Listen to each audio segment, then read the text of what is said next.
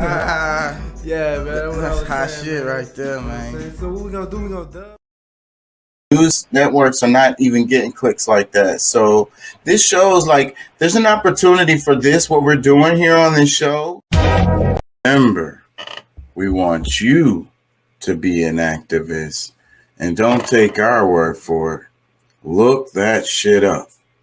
Pulley.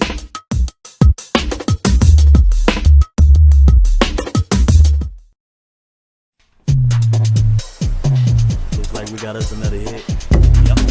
EUX. I'm dyslexic. The King Chuck ENTDEUX. That's the backup page. Please check us out there. Help us out a lot. You know, like, share, and subscribe.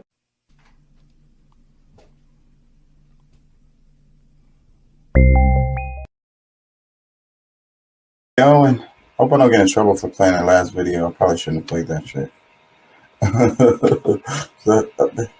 I'm always testing the damn waters, bro. That shit gonna get me. You are now. This is copyright.gov, U.S. Copyright Office. More information on fair use. Fair use is a legal doctrine that promotes freedom of expression by permitting the unlicensed use of copyright-protected works in certain circumstances. Section 107 of the Copyright Act provides the statutory framework for determining whether something is a fair use and identifies certain types of uses such as criticism, comment, news reporting, teaching, scholarship, and research as examples of activities that may qualify as fair use. Section 107 calls for consideration of the following 4 factors in evaluating a question of fair use: purpose and character of the use, including whether the use of the commercial nature or is for nonprofit educational purposes, nature of the copyrighted work, amount and substantiality of the portion used in relation to the copyrighted work as a whole, effect of the use upon the potential market for or value of the copyrighted work. Okay, so anything I use for you guys, hit me up if you want me to remove it, edit it, or whatever. Nothing is used to infringe on anybody's intellectual property. I don't intend on doing that, and I don't intend on profiting from anyone's intellectual property. So I'm glad to edit or delete anything that's any of my videos that I've used of anybody. So that's it.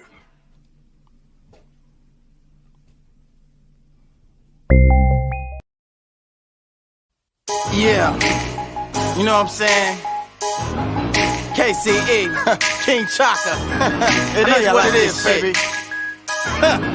You really not feeling me? Let me find out. Yo, question my ability. Let me find out. Invest in my enemy. Let me find out. There ain't no telling what you finna see. You finna find out. It's something that enters me. You finna find out. Then exit with energy. You finna find out. Riding flows like centipede. You finna find out. Screw those that's pinning me. Let me find out. Get the big lips.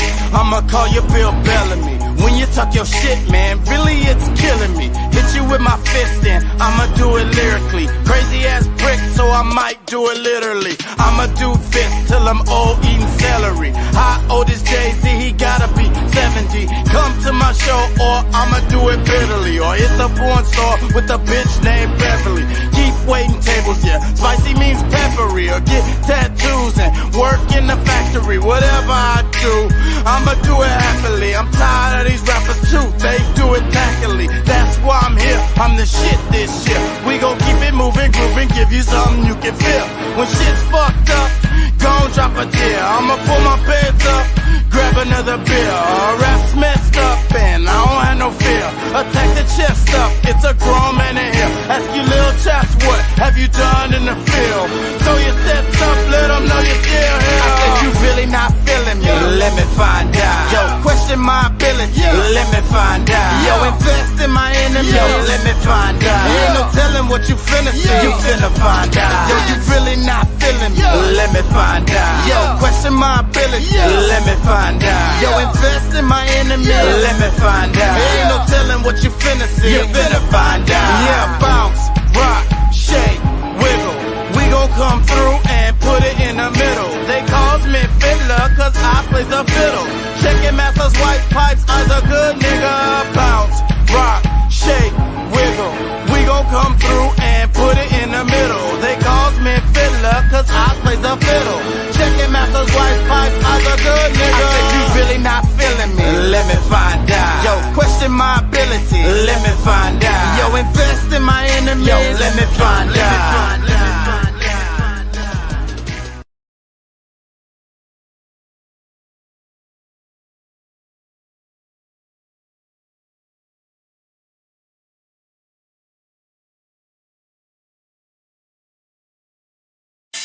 Yeah, this is what it is. It's what it is. All talent on trapping and rapping and moving muscle. If it ain't about the hustle, then I don't wanna tussle. All talent on trapping and rapping and moving muscle. If it ain't about the hustle, then I don't wanna tussle. All talent on trapping and rapping and moving muscle. If it ain't about the hustle, then I don't wanna tussle. All talent on trapping and rapping and moving muscle. If it ain't about the hustle, then I don't wanna tussle. I done played the block and it's time to stop. Pop the block, then drop the top. But I have to say fuck the cop. They keep it hot up on my block. Keep it not up in my pocket. You know the G and it can't be stopped. Flip the script with serving hill. Keep the heat on Silent Hill. You know when I know that feel water just so cold. Riding on boats, slamming wood dough. Sipping on drink, fucking these hoes. Riding on boats, pushing kilos. Me and my boys ball out of control. Got so much ice you can balance football. Me, Lil G, I can't be hoe. Look at my mouth, see number gold. Fucking with a knife, will make you fold. Look at my room, see number polo. Step in the bed and in the studio. Over your nose, and smell of smoke. Over your mouth, and start to blow. Now you know we got that dope. Me and my boys ball out of control. We keyed up and G'd up. And we should've lost straight speed up. We should've decided to pull my heat up. Lost in going big, I'm fucked up. Nigga, we keyed up and G'd up. Once should've lost straight speed up. We should've decided to pull my heat up. Lost in going back, I'm fucked up. All talent on trapping and rapping and moving muscle. If it ain't about the hustle, then I don't wanna tussle. All talent on trapping and rapping and moving muscle. If it ain't about the hustle, then I don't wanna tussle. All talent on trapping and rapping and moving muscle. If it ain't about the hustle, then I don't wanna tussle. All talent on trapping and rapping and moving muscle. If it ain't about the hustle, then I don't wanna tussle. Hitting niggas in they fucking head with a crack. Bustin', I'm bustin' back with a gap that spits venom, you sitting black. And when the bottom of the knife and it's smack, Iblis, the cat's wax and I'm back. cause he ain't suffered enough, hustled enough, scuffling cuffs his hand to a cop, nothing discussed, cutting his nuts to his cock, something to shock a spark out your heart when you stop jogging in the park, and you meet a nigga dog that fight ball, blood spilling on the sidewalk, staying in the light is smart, despite staying on course, of course, cause the smell of death escaping out of corpse is rough, top half man and I be damned if they bottom half horse, hush, lost souls rushing to touch the black hole, wishing to be dust gagging and fuss, cause the demon face leaking pus. All talent on trapping and rapping and moving muscle. If it ain't about the hustle, then I don't wanna tussle. All talent on trapping and rapping and moving muscle. If it ain't about the hustle, then I don't wanna tussle. All talent on trapping and rapping and moving muscle. If it ain't about the hustle, then I don't wanna tussle. All talent on trapping and rapping and moving muscle. If it ain't about the hustle, then I don't wanna tussle. Trapping and rapping ain't about the hustle. I don't wanna tussle. All trapping and rapping ain't about the hustle. I don't wanna tussle out.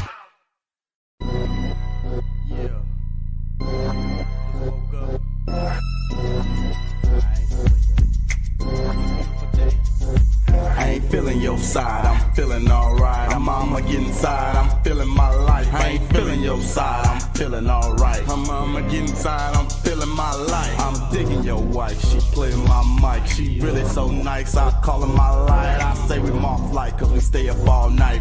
Bet you ain't know she to take it all tight. Tell her, bend it over, let me take a small bite. Been waiting since October, see that ass fall right. Look around the room, see passport eyes. And adrenaline feeling like a NASCAR ride. When the people ask about this, your ass gon' lie. Cause the truth is you did what you do in your life. Can't nobody tell you what to do with your life. Girl, gon' turn it over cause I know what you like. It's hard in the color of the asphalt, right? Just lay back and wonder what the past was like. While you looking at your panties ripped in half, that's right. While you looking at your panties ripped in half, that's right. I ain't feeling your side, I ain't feeling your side. I'm feeling alright, I'm feeling alright. I'ma get inside, I'm feeling my life. I'ma get inside, I'm feeling my life. I ain't feeling your side, I ain't feeling your side. I ain't feeling alright, I'm feeling alright.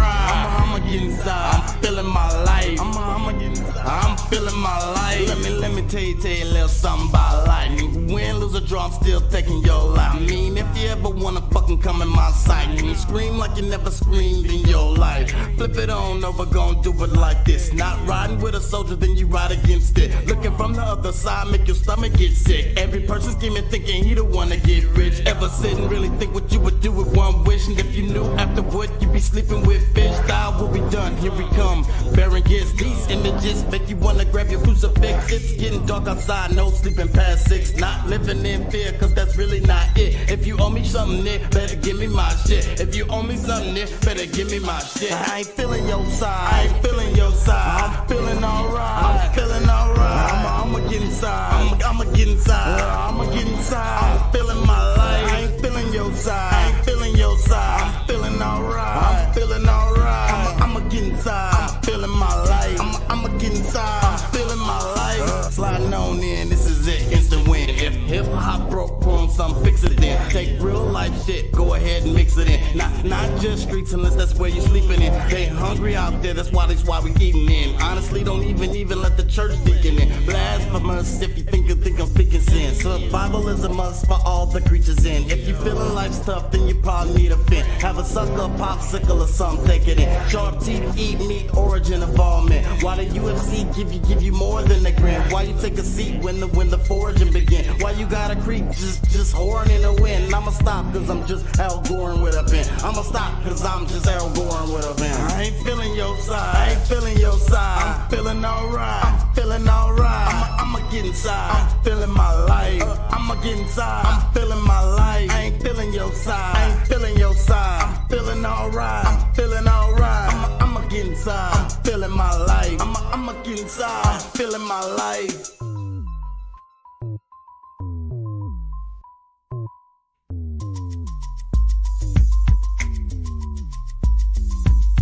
Hitting niggas in they fucking head with a crack. You bustin', I'm bustin' back with a gas that spits venom. Hitting niggas in they fucking head with a crack. You bustin', I'm bustin' back with a gas that spits venom. Hitting niggas in they fucking head with a crack. You bustin', I'm bustin' back with a gas that spits venom. Hitting niggas in they fucking head with a crack. You bustin', I'm bustin' back with a gas that spits venom. You sending black, and when the bottom of the ninth in this mag, you police the cats waxing them back. Waxing them.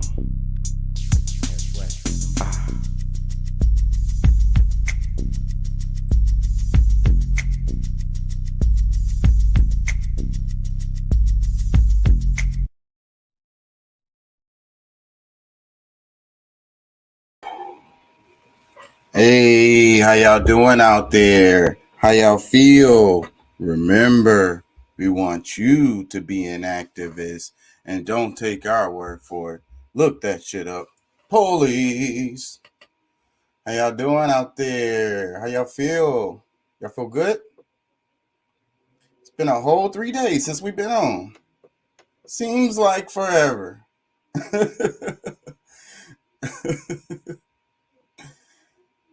Let me read this right here. It says, people who waited until marriage to have sex are sharing what the first time was like, and they were very honest. This one comment says, it was uncomfortable, and we ended up not going through with it. I cried afterward. Damn, that's a bad experience. It says, we recently asked BuzzFeed community to tell us what their first time having sex with their partner was like if they waited until marriage. I still felt like I was doing something bad anytime we had sex for years.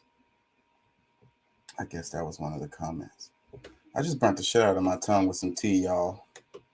My tongue is not right.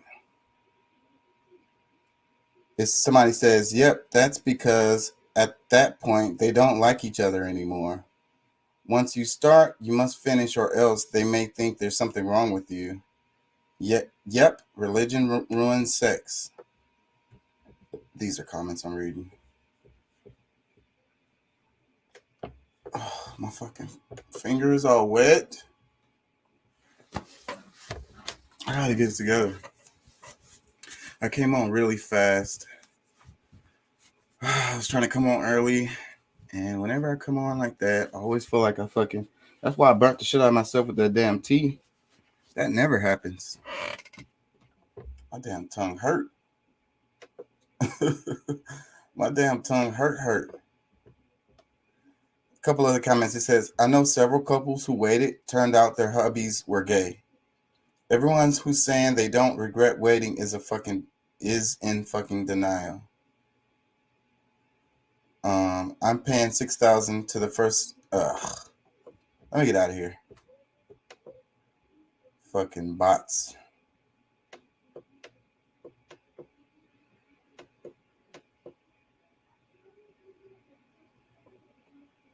That's pretty funny. Like it's another chick under the bed, probably.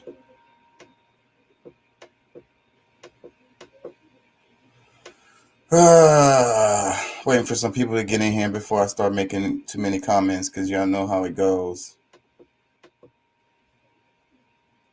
I ain't gonna lie, bruh. You don't see what I see.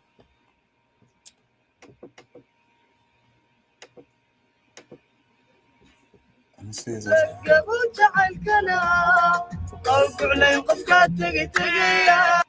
don't know what song that is, but I don't want to get in trouble, so.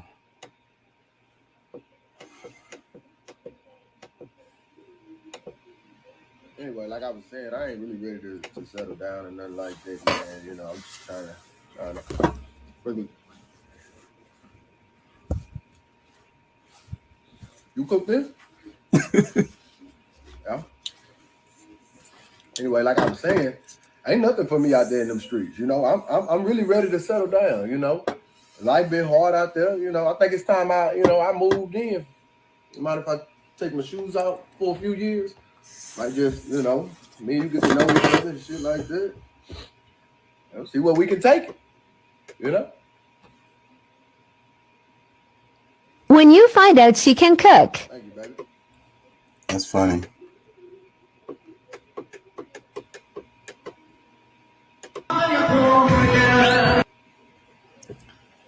Yeah, I'm just stalling, y'all. I fight mamas. Only me, cause I'm tired of his mouth. And he quite too much. I fight kids. I fight mamas.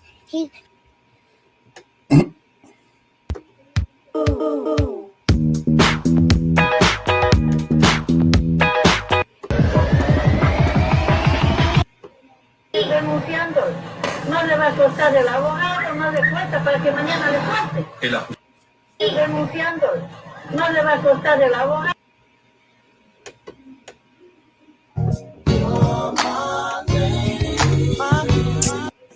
And I just was like, what is this really happening? And then someone showed me on a video, it was like, yeah, he smacked Chris. And I just felt so awful for my friend, you know, Chris. And it was sickening. It was absolutely, I physically felt ill, and I'm still a little traumatized by it. Me too. Oh my God. Yeah, because and for them to let him stay in that room and enjoy the rest of the show and accept his award, I was like, how gross is this? This is just the wrong message, you know? Like, you assault somebody, you get escorted out the building, and that's it, you know? But for them to let him continue, I thought it was gross. And I just was like, what is this really happening? And then someone showed me on a video, it was like, yeah, he smacked Chris. And I just felt so awful for my friend, you know, Chris. And it was sickening. It was absolutely, I physically. They physically traumatized behind Chris getting slapped. They got traumatized behind Chris getting slapped. So fucking crazy, bro. This world we live in is crazy, crazy, crazy. Said that shit with a straight fucking face. No, that doesn't make any sense. You're sitting at home. Somebody played you a video of Chris getting slapped. Oh my God. You're traumatized now.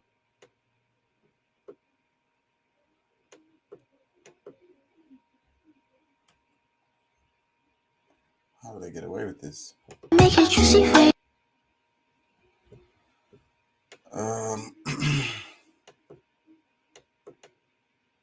There's a song I really want to play, and all these other songs keep popping in here. It says Black Californians who can prove a direct lineage to enslaved ancestors will be eligible for reparations. After more than 6 hours of debate Tuesday, California's Reparations Task Force voted that only Black Californians who can prove a direct lineage to enslaved ancestors will be eligible for statewide and first in the nation initiative to address the harms and enduring legacy of slavery. Let me read that again because I fucking chopped that up. My tongue is all fucked up. Black Californians who can prove a direct lineage to enslaved ancestors will be eligible for reparations. After more than 6 hours of debate Tuesday, California's Reparations Task Force voted that only Black Californians who can prove a direct lineage to enslaved ancestors will be eligible for statewide and first in the nation initiative to address the harms and enduring legacy of slavery. That's very, very interesting. I ain't gonna lie. I wouldn't mind talking about this. So California is talking about reparations. So we're going to see, the other states are going to see how this works out, and they're going to follow suit. You know, I live in Texas, that will probably be the last state.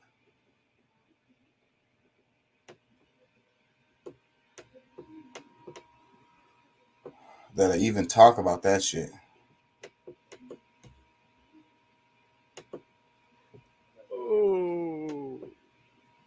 Sort him là.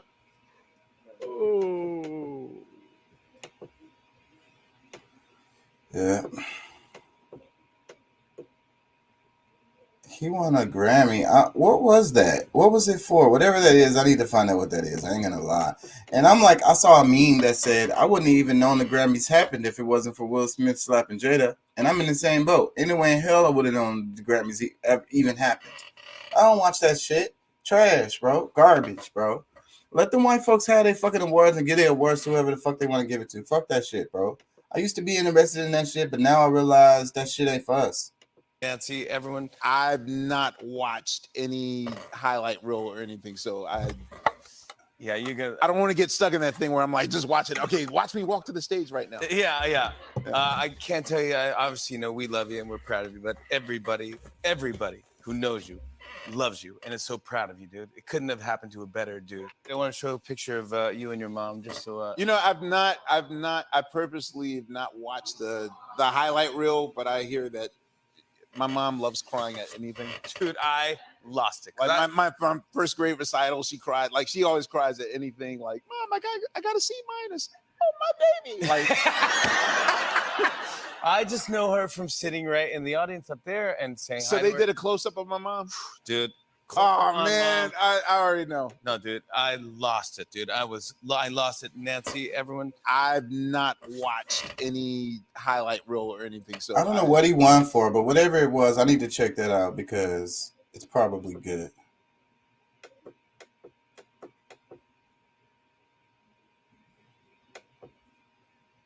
Doodoo, Akuna Schnura, Azigan Dushnu, Arabian Gunun Voodoo. Narzibanuto, Ashiganada, Rama Doodoo, Akuna Schnura, Azigan Dushnu, Arabian Gunun People try to say languages they don't know how to say, or they just saying it like a douchebag. What's up, Pat? What's up? What's up? Yeah, man. Can you hear me pretty good? Yeah, you sound good to me. Okay, cool. Yeah. So what's popping? Same old, bro. I just went by a post talking about California and reparations. Did you hear about that? Yeah. Well, they was just political education. Hold on. This is huge. Black people in the state of California are about to get reparations. The important thing to understand in this is it's a state government sanction. That means local government. I keep trying to tell you that the local government matters more, but you can't seem to get past the president, which makes you seem like you don't know what the hell you're talking about when you're talking about politics. I know. That's what I be saying This all the isn't a time. Joe Biden thing. Every state has the ability to do this.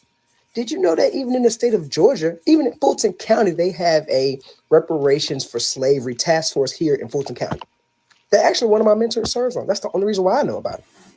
But you got to get involved with what's going on in your community and stop talking about the president and the federal election. That shit really don't matter that much. Can I interrupt your Jada, Will, Chris Rock conversations for some important political education? This is huge. Okay, what you think about this? Yeah, well, I already heard about the California reparations stuff, and they were actually about to, because they made it lineage based. Like that was the whole, like this council that came together. It was whether all black people, whether you were a foreigner or not, and they made it. They actually judged to where it was lineage based, so that people who were actually like ancestors who were, was in slavery here in the United States,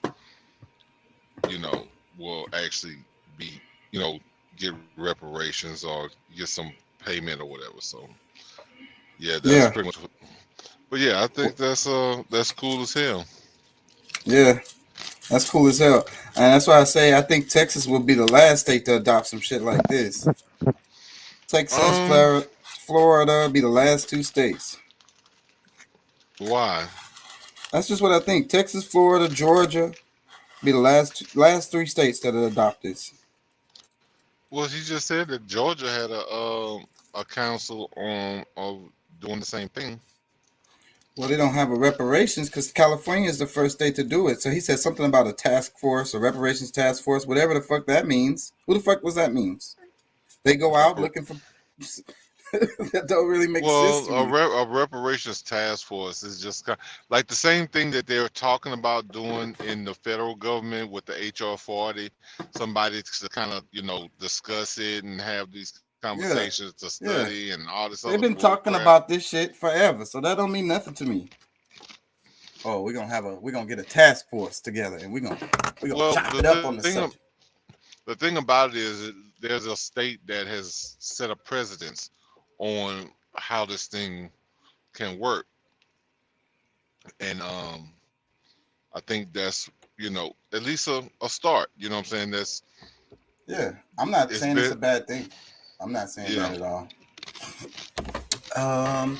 It was something else like that I just heard. It was damn it, I can't remember.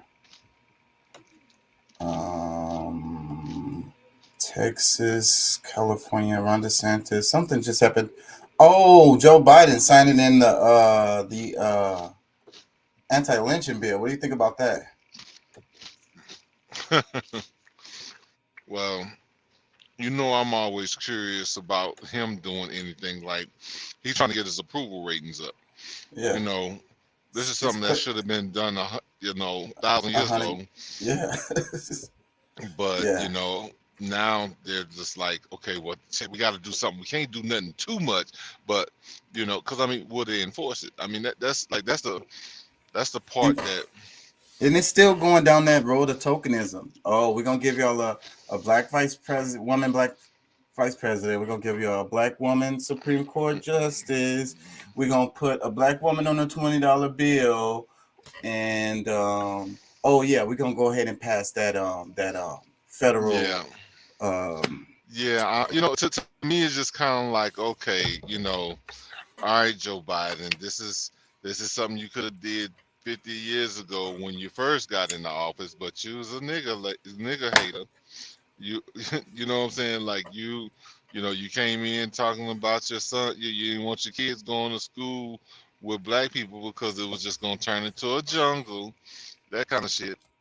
So it's like I still believe he's the same dude, bro. But okay, for those that this will. Well, what I'm saying is that stuff don't. The only thing that does, the California thing is different. That actually is something. But the tokenism you know, is nothing really. Like, how does that help the black community really? Like, you know what I'm saying? Come on now, putting a black woman on a $20 bill, putting a black woman in the Supreme Court justice or whatever. But it, you know, I understand the image thing of like a little black girl saying, okay, now I could be a Supreme Court justice or whatever. But the way I look at shit now, like, I mean, like, I don't, just like the Oscars, like I was saying, I don't think I would know the Oscars even happened if it wasn't for the Jada and Will slap. Like, I'm not interested in that shit. I would not have known. I mean,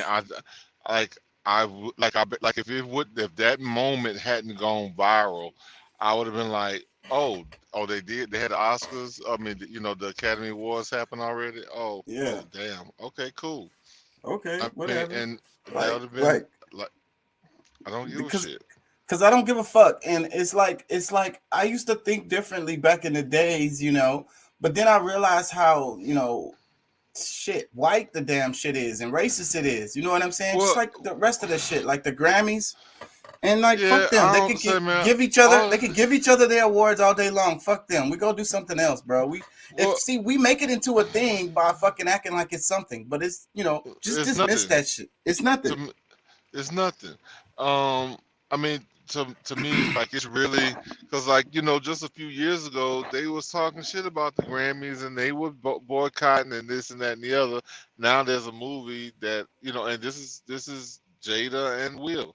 About what, 2, 3, I don't remember. Well, no, this was before the pandemic and all, so it had to be like 3 or 4 years ago when they was talking so much shit about the Oscars that they're boycotting and this and the other. Now, I guess, you know, because of this last movie, it was, you know, I guess Oscar worthy, and they got nominated, so they're like, now they want to go to. Yeah, and honestly, like, I really feel like the whole slap thing was put together so that they give can the Oscars some ratings. Get some ratings, yeah. Because they've been in the shithole for ratings for years. Anybody watching that shit is trash. Like, I mean, I don't even give a damn about all these actors and, like, I mean, you know, it's cool. Like, I love the arts, but at the same time, it's a bunch of bullcrap. Like, I don't. Like, I mean, the movies that they put out, and the type of stuff that they're. I haven't even seen no movies. Yeah, well, I haven't even seen no movies lately. Very few. Like, I'm watching fewer and fewer movies. I made sure I went and saw The Matrix. You know, I found out later that the lady, I can't think of her name right now. She didn't have anything to do with this last one. Like, they just kind of just put some. So the story was. You know, it was over after. If I knew that beforehand, I wouldn't have supported it. Well, it didn't. I don't know that the other ones really brought her money. I mean, she won her suit, but whatever money I don't know. I don't know how that works though. Maybe she did get money off of those other films. I don't know. I don't know if that's something that she's still fighting to get, but I assume she was a billionaire, but. Yeah, she won. They had to pay her because they owe. I mean, you know, they used her shit, so they had to pay her. But she had to sue to get it. But I don't know if they actually. It's not like they don't have the money. Yeah, they made so much money off of that shit, and then it don't even matter because they stole it, so they got to pay anyways. Yeah. But yeah, man, I don't really waste a whole bunch of time with it because it's like. You know, everything is just propaganda, really. Like, I see everything mostly as propaganda. It's something to try to sell me something, to make me believe a certain way, or, you know, direct my mind to, you know, accept certain things. So I'm just like, man, whatever.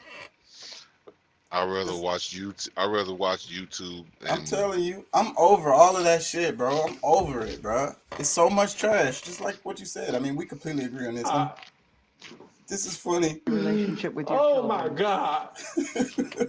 It says, imagine being in a zombie apocalypse, but instead of them trying to eat folks, they clap your cheeks. And then they play this relationship with your children. My God. Relationship with your children. My God.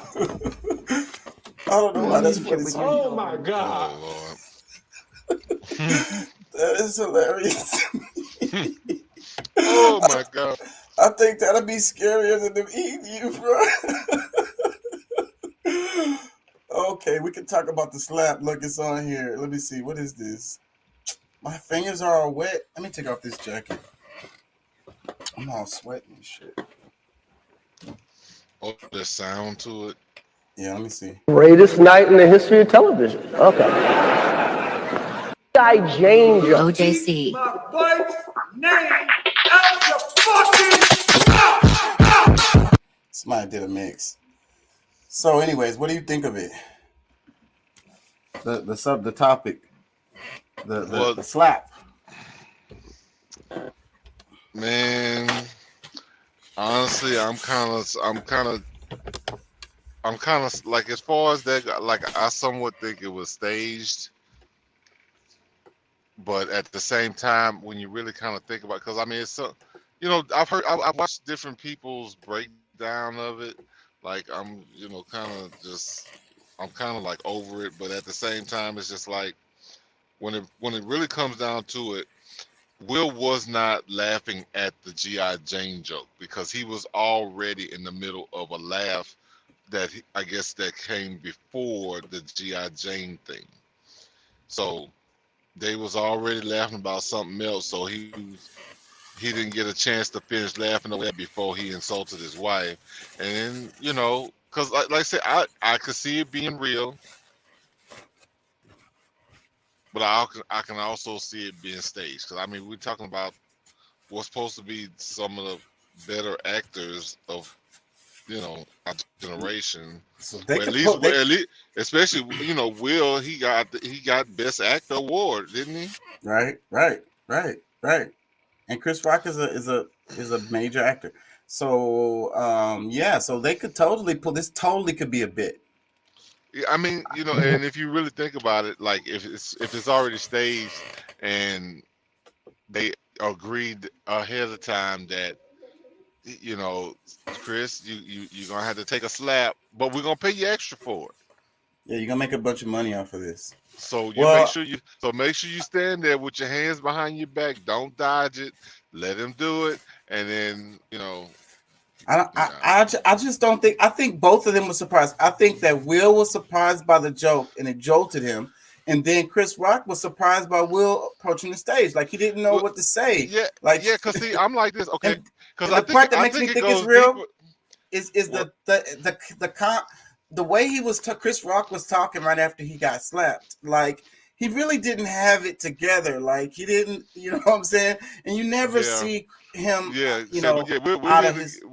here to give away a slap. No, I mean, you know, something, whatever he said something and said, oh no, I mean an Oscar to something, whatever. Yeah, he didn't have it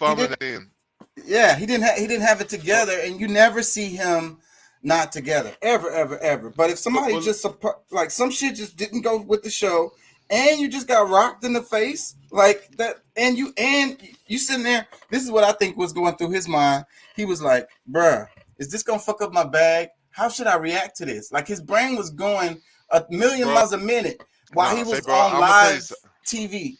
Let me tell you something. This is the big viewpoint because I've reanalyzed it over and over again. I really feel like what went through his head more is, okay, you know, okay, if it's white, you know, the alopecia thing may be a thing.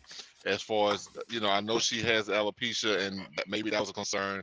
He's been telling her that, you know, you're beautiful. You don't, you know, that shit don't matter. You banging with that short hair. You know what I'm saying? But you got somebody that's got her questioning it because you know how women are. They, you know, they self-conscious. Plus, she's a celebrity, so people are going to be talking about her on, you know. Yeah, but she, I ain't gonna lie, she looks good to me. I remember when she was young and she had that real short hair. It wasn't like maybe not quite as short as it. She been rocking the short hair thing like her whole career. Yeah, so she looks great. But either way, when, you know, somebody knows they got a certain thing or whatever, like they're real self-conscious of it. And when he thought about it, that's one part of it. But the major part was, I can't let some other man talk shit about my wife in front of me so that my son and my sons and my daughter will be Right. like, damn, you let somebody talk shit about mom Yep. in front of the world? Yep. And you didn't react. Yeah, I think I was talking about what Chris was going through his mind, but I think that is what was going through Will's mind, and I think that's the reason why that's why I think it's real, because it's like, you know, the internet already had been roasting Will for the longest, talking about he was a wuss and his wife is running him and all of this shit. I'm sure I had never saw him. He didn't do no reactions to none of that shit, but I'm sure he saw that shit. Yeah, it was all over the internet. It's always say, bro. I mean, for a father, like, yeah, you love your wife, but one of the things that you being a father and setting an example for your sons is that, you know what I'm saying, you don't be no bitch in front of your kids, and you let somebody talk shit about mom in front of you, and in front of the world, in front of her too. And, yeah, embarrassing. Yeah, so like he should. Hey man, I look. You know, like it's so fucked up that I mean you can't. I don't think you can have just one real view about it because it's, you know, he shouldn't have put his hands on him. Chris Rock shouldn't have been talking shit about the man's wife. Like that's another thing too. It's just like, okay, him and Chris Rock probably really cool. They probably, they gotta have somewhat of a relationship. But wives and kids are off limits. Like, yeah, you could talk shit about me, but no, bro, that ain't gonna go down. I don't care how, you've been over to the house and we laughed and clowned and whatever, had fun, all of us together. But I mean, you start going, you pinpointing shit out about my wife, and you put it on the world stage. No, I gotta smack you. And that's why I think it's real. After he slapped him, he was like, wow. And he was like, wow. He had to get himself together. It took him a while. And then he started talking because he's a professional. And that's what you do as a professional. You just, the show must go on. So you just start talking. And he just started saying whatever. And you could tell he didn't have it together. Like, Chris Rock is a really intelligent person. Like, he writes all of that shit that he does. This dude is intelligent. No, you know what? And look, the thing that he said before, because he saw her squirming in her seat and upset, and he made the comment after that, because like that was a good one. Like, damn, I could have went hard on your ass, pretty much. You know what I'm saying? Like I had some other shit I could have said. Nah, I think his mind was like, damn, is this gonna fuck up my money? That's what he was thinking. Who? I swear that I'm sure Chris Rock. He was like, is this gonna fuck up my check for tonight? You know what I'm saying? Like, are they gonna be mad at me? You know what I'm saying? Did I fuck up? Yeah, no. Even though he was the one who got slapped, I'm sure that's what he was thinking. Will's going out as the bad guy in all of this. Yeah.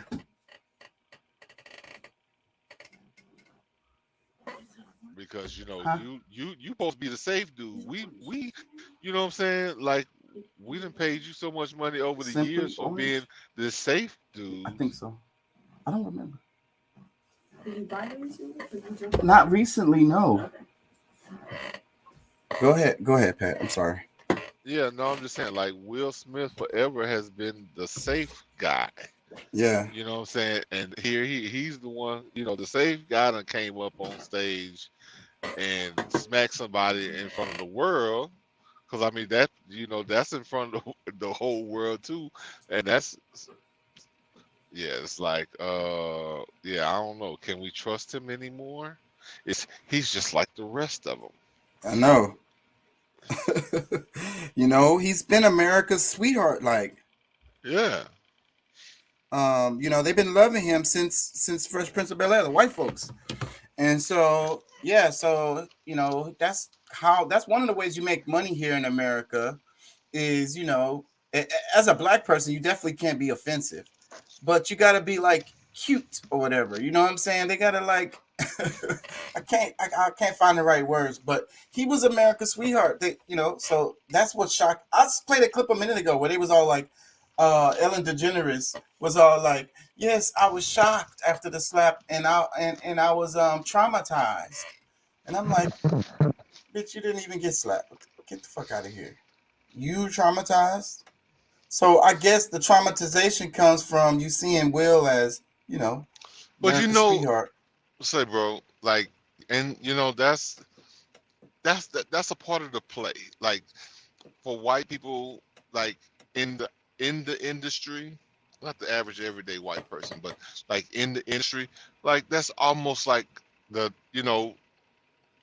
the thing to say, because hey, one less job that he get, maybe that's a higher possibility for me to get a different job. 'Cause I mean, just I don't know. Like, I mean, Ellen DeGeneres really don't have nothing to worry about, but at the same time, for them and their crowd, their audience, yeah, that's the thing to say, instead of agreeing with it or trying to make excuses for it. You know what I'm saying? Like, oh my God, yeah, I couldn't believe it. Like, here I am, I'm watching such and such. No, it's not like, yeah, it's good. Will Smith smacked the hell out of him. He should have did that, instead of, letting him talk shit about his wife. Even though some of them might actually feel like that, for their audience, they have to play it safe. And the safest thing is to be like, oh my God, I just couldn't believe it. My jewels, clutch my pearls.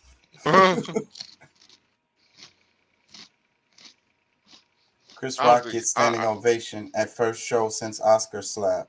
I'm still kind of processing what happened. This is posted by 50 Cent.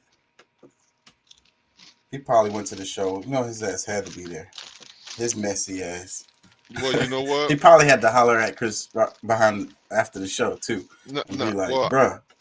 That sounds like 50's publicist wrote that. Yeah, it probably, maybe. Yeah. Because somebody. Like, ooh, he smacked the shit. Just a regular Curtis Jackson. 50 Cent, he'd have been, how messy that motherfucker is. Yeah. So maybe I missed some posts. Maybe I should go back because him. So he might have posted a bunch of shit. Okay, wait a minute. Hold on. I just saw the picture with Will and Jaden or whatever. What does that say? Because like I said, that's one of the points that I would have been looking at, was like, because I mean, for a son, I'm sure he's like, yeah, he funny, but he ain't that damn funny. You know what I'm saying? Like, yeah, you should have smacked the shit out of him.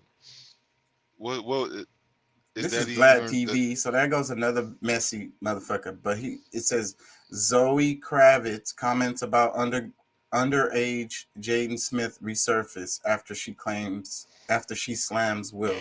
So I don't even know how that's like, it's not even connected, I don't think. See, yeah, because some people are gonna use this as a moment to bring up old shit, or like, it depends on how bad some people really, because like, I mean, shit, he's not really like the nice guy.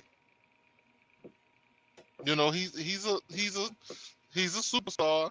He done turned people down for autographs. He done, like, look, dudes. He done slapped people before in the past. He done smacked people around. Like, I remember when he smacked up the little reporter on the red carpet, but the dude was stupid, bro. Like, he deserved it. You know what I'm saying? I saw that clip. Yeah. And he didn't like assault him. He just kind of like, he just like gave him a little pat. Yeah, he just little, like a little small smacking around. Like, come on, look, get the fuck out of here with that bullshit. You know what I'm saying? Like, yeah. Be a real journalist at some point. You know what I'm saying? Yeah. Like, but but so I mean, regardless, I mean, you don't get into that type of slot without pissing somebody off. Along the way, whether it's just your day-to-day life, because it's like, look, I'm still a fucking human. I know I was. I saw. I'm gonna bring it up in a second. Well, let me. While I'm thinking about it, I'm gonna say it. Somebody wrote. the enemy of head of state against the enemy of the state. Oh, the movies. Yeah. Yeah. Those two. But I mean, you don't piss you don't get to be Will Smith without pissing some people off, because it's like, look, I still have a life. Like, can you respect my shit? I'm having dinner. Can I eat fucking dinner? Right. No, I'm not signing fucking autographs right now. Get Right. out of my face. Right. You know And what I'm another saying? aspect of that, I would say, is that most of the really successful people you see in the world got big egos already. Like, what I'm trying to say is these aren't really nice people. Like, you don't get to be like the person who wins every time. Like, I'm trying to find a way to say this, but the winner is not really a nice guy, bro. I'm sorry. No, and that's really a good point. I mean, that's a definite, because like you gonna, I mean, and even if you're not really trying to, like some people, you know, they have this in their mind, yeah, they're gonna be an asshole, they whatever, blah blah blah. But sometimes, just as protection for yourself, you have to have that kind of shield up. You have to kind of take that stance. So, you know, you in most cases you done stepped on some, from the big toe to the little toe, many times. What's up, Curse? What's up, bro? Long time no see. Yeah, man, you look good, Where you been, man? Man, hustling and grinding. That's what I'm talking about. That's what I'm talking about.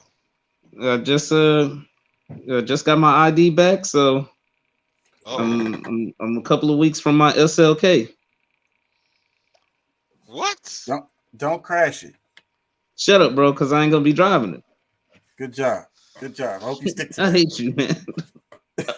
Man, I miss you though, bro. I ain't got nobody to pass insults with no more. They don't understand me. They don't get me. I know what you mean, bro.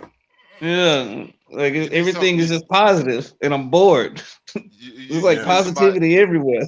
You missing somebody cussing you out from time to time? Yeah, man, it's needed. It needs somebody to embrace the darkness. All this fake, all this happiness ain't real. Hey, remember, you can't have light without darkness, bro. Darkness was here before. Hey. I know this. I know There this. is no light. There is no light without darkness. Yes, that's what I said. That's exactly what I said.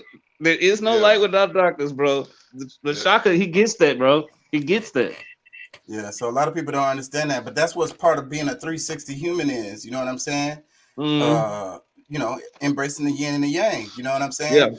Yeah. And also, like, you know, like I be talking about violence, like avoiding violence, but sometimes there's a need for violence, even. So there's always. There's a need for war. You put it that way. There's a need for war. Without war, you can't have peace. So, you know, even as a man, I understand that sometimes I'm going to get in some shit. I'm not looking for it. I'm not trying to dive into it. But, man, you want peace, you got to fight for that. Yeah, I agree with you on that. Yeah, Let me play Kamala Harris' little clip that's been playing in the background, because I hate to tease the audience and not. The issue of public health, but also the economy. We also recognize, just as it has been in the United States for Jamaica, one of the issues that has been Jamaica is moving to in the way of impact has been the pandemic. not be a colony no more, So like to that Barbados. end, we are announcing today real? also that we will assist Jamaica in COVID Oh, recovery, that's what they was talking about. by Man, on my way assisting in home, I terms of saw the that. recovery efforts in Jamaica that have been. I don't know what essential she's to, I talking believe, about, what is but- necessary to strengthen not only the issue of public health, but also the economy.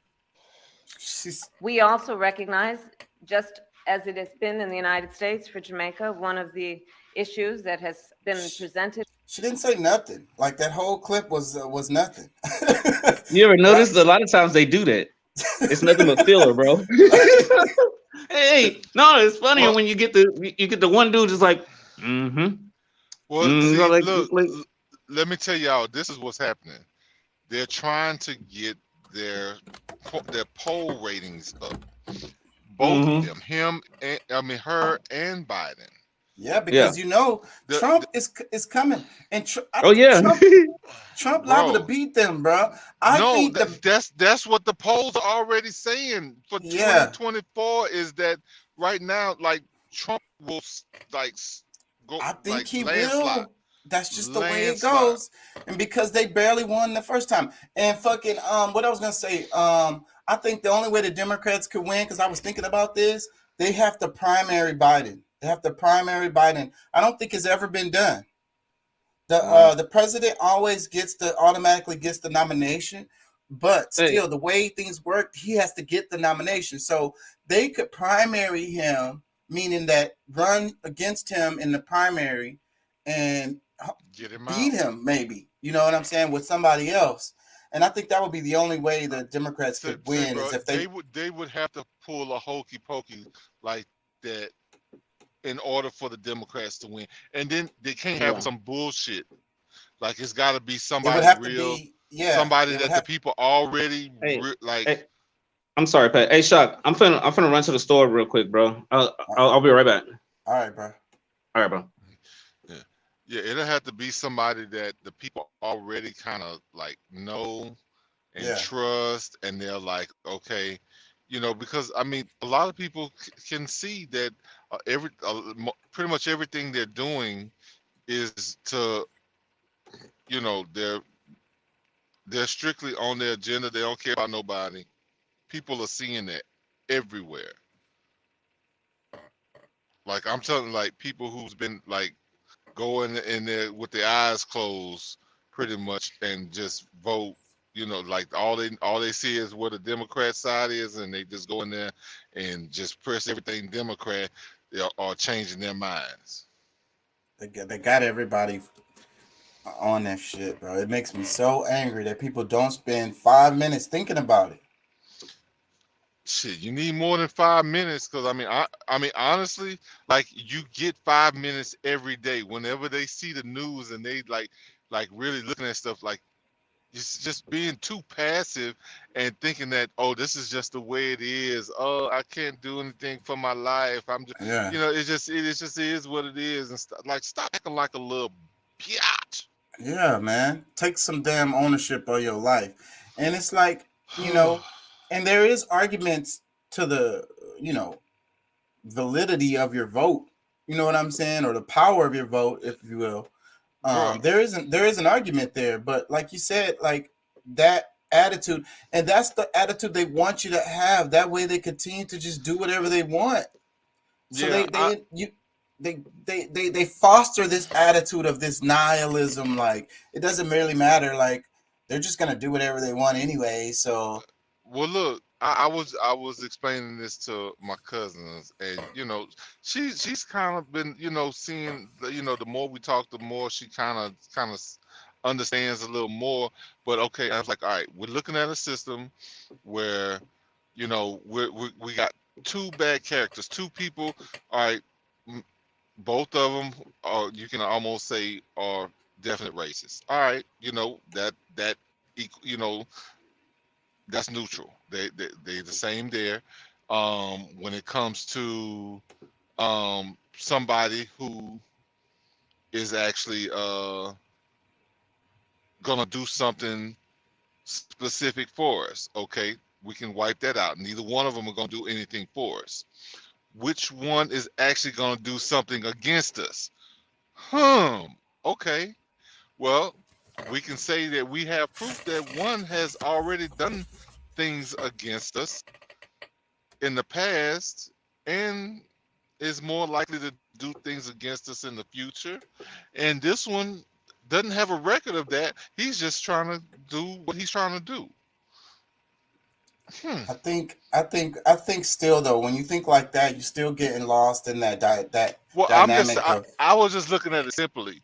I mean, you know, just, you know, this is just like no, there's got to be deeper, really should be more dynamics, but at the same time, when somebody's looking at it as simple as that, because I've heard too many times, oh, I'm picking the better out of the two evils. You know what I'm saying? Okay, well, if that's what you're thinking of, then okay, which one is more evil? The one that sent millions of people to prison, or the one who's, he's trying to get those same people that was locked up 20 years ago out? I mean, which one? I mean, it's just, but yeah, I really hope people really pay more attention.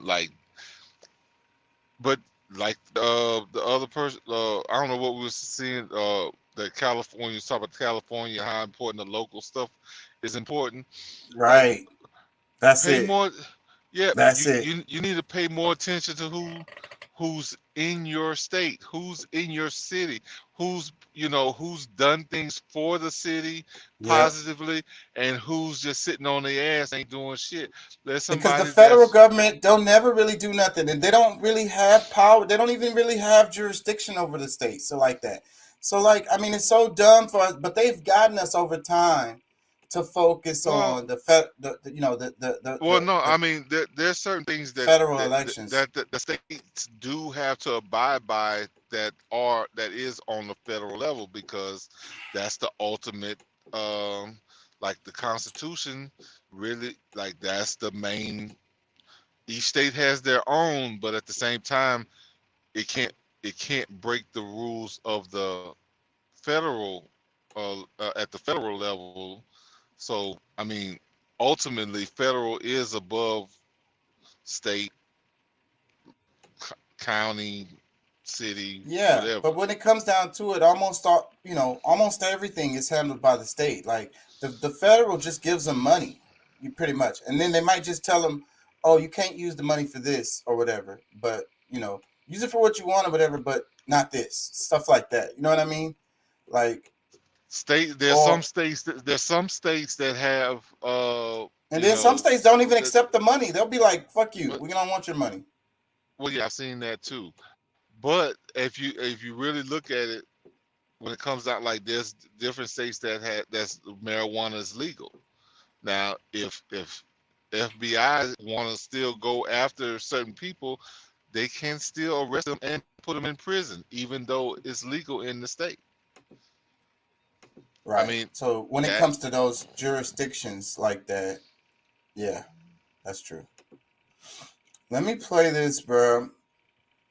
I didn't send this video to you because it's really long, and I didn't want to overload y'all this week.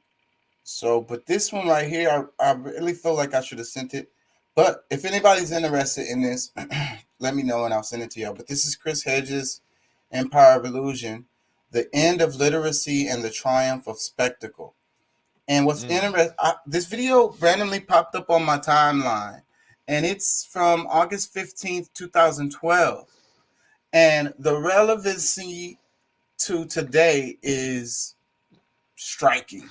Yeah, I mean, this is a decade in the making of this, but I mean, it was happening before then.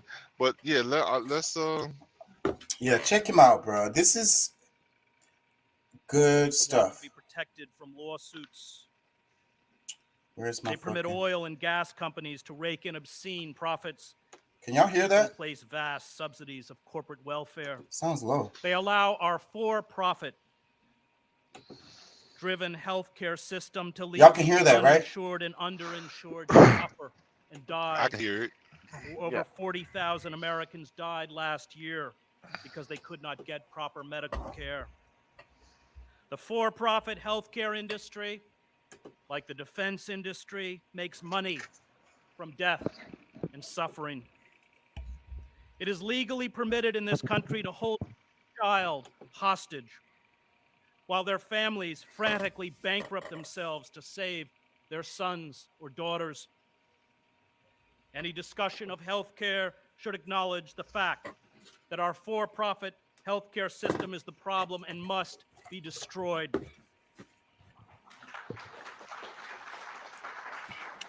Only then can we have an honest debate about what comes next. But this will never happen It will never happen because the industry's money and lobbyists drive the discussion, as well as the shape of the so-called health care reform bill. America is devolving into a third world nation, and if we do not immediately halt our elite's rapacious looting of the public treasury and our bizarre state socialism for corporations, we will be left with trillions in debts which can never be repaid, and widespread human misery which we will be helpless to ameliorate. Tens of millions of people, brutally controlled, will live in perpetual poverty, a state of neo-feudalism. This is the inevitable result of unchecked corporate capitalism. In his book, The Great Transformation, written in 1944, Karl Polanyi laid out the devastating consequences, the depressions, wars, and inevitable totalitarianism that grow out of a so-called self-regulated free market. Polanyi grasped that fascism, like socialism, was rooted in a market society that refused to function. He warned that a financial system always devolved without heavy government control into a mafia capitalism and a mafia political system. A self-regulated market inevitably turns human beings, as well as the natural environment, into commodities, a situation that ensures the destruction of both society and the natural world. The free market's assumption that nature and human beings are objects whose worth is determined by the market allows each to be exploited for profit until exhaustion or collapse. A society that no longer recognizes that nature and human life have a sacred dimension, an intrinsic value beyond monetary value, commits collective suicide. Such societies cannibalize themselves until they die. We have been borrowing at a rate Listen to of more this. than $2 billion a day over the last 10 years, and at some point, it has to end. This was By 2012. 2010, because of the bailouts, stimulus packages, giveaways, and short-term debt, we will have to finance $5 trillion in debt. That is about $96 billion in debt auctioned off every week. If China and the oil-rich states do not buy this debt, the buyer of last resort will be the Federal Reserve. And this will have the effect of essentially printing endless amounts of money.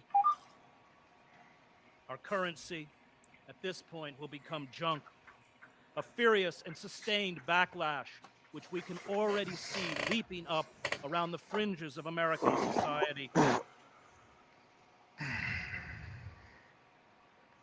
Will be sustained by a betrayed and angry populace, one unprepared intellectually, emotionally, and psychologically for collapse. This populist revolt will sweep aside the Democrats and most of the Republicans. It was the economic collapse in Yugoslavia that gave us Slobodan Milosevic. Listen to that. It was the Weimar Republic that vomited up Adolf Hitler. And it was the breakdown in Tsarist Russia that opened the door for Lenin and the Bolsheviks. A cobble of proto-fascist misfits, from Christian demagogues to loudmouth talk show hosts who we naively dismiss as buffoons, will find a following with promises of revenge, moral renewal, and new glory. How will we cope with our decline? Will we cling to the absurd dreams of an imperial superpower and the fantasies of a glorious tomorrow?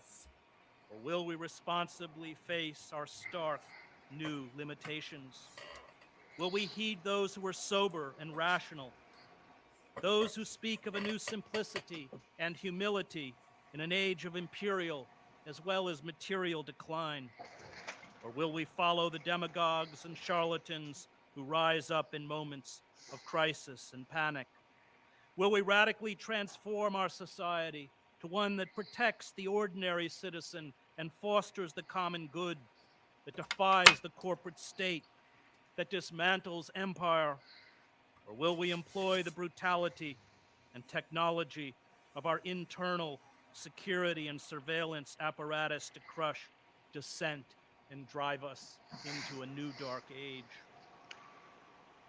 Social and political reform.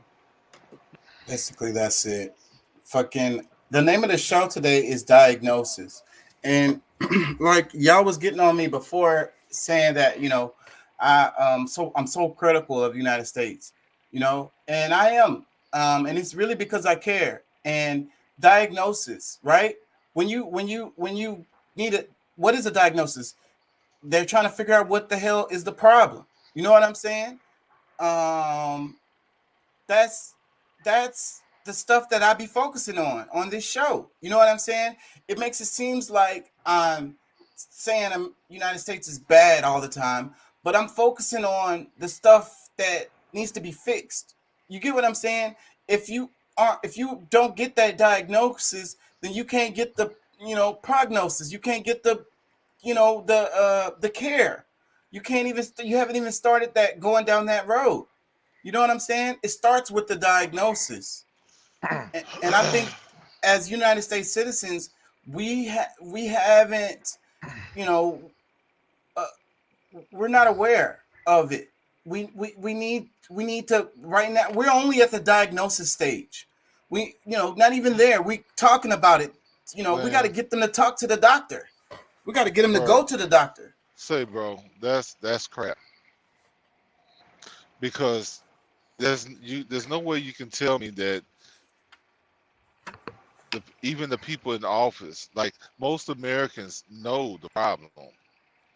So you can see, like, the diagnosis has been in for decades, but the thing is that, you know, you have our country so split on everything that nobody can agree on. You know, like a lot of people believe everything they say in the news, and you know, so that's the half of the people. The other half is like, okay, this is some bullshit. You know what? At least if we go with these people here, at least they'll kind of get us in this direction. Like, we're always trying to, you know, find a solution or some kind of you know, way around to use one politician to try to at least go in one direction. But say, bro, a lot of people know, like, it doesn't. There's no way that people don't know that our country is sick. Everybody knows that maybe if they actually charge taxes to the uber rich, or, you know, the big corporations, that we could have paid the debt off 50 years ago and we wouldn't need to be in debt. Like, I mean, there's many people that know all this stuff, but it's too the biggest problem is people thinking that, you know, oh, it's just gonna fix itself. Yeah. That's our biggest problem. Yeah. And that's what I'm saying. It's pretty much saying the same thing, because I'm saying we're trying to get them to go to the doctor. And that's the same thing that niggas do. They don't go to the doctor. They be like, they think it's just gonna fix itself, whatever issue they having, whatever symptoms they're having. You get what I'm saying? It's the same thing. And then it's kind of a fear. You're afraid of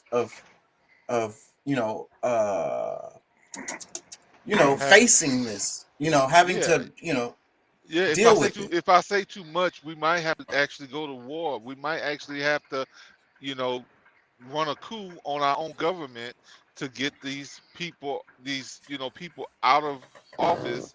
You know what some people tried to do January 6th of last year, or they didn't really try to do it, but something similar to that, where we actually get these people out of office and replace it with people who really believe in justice.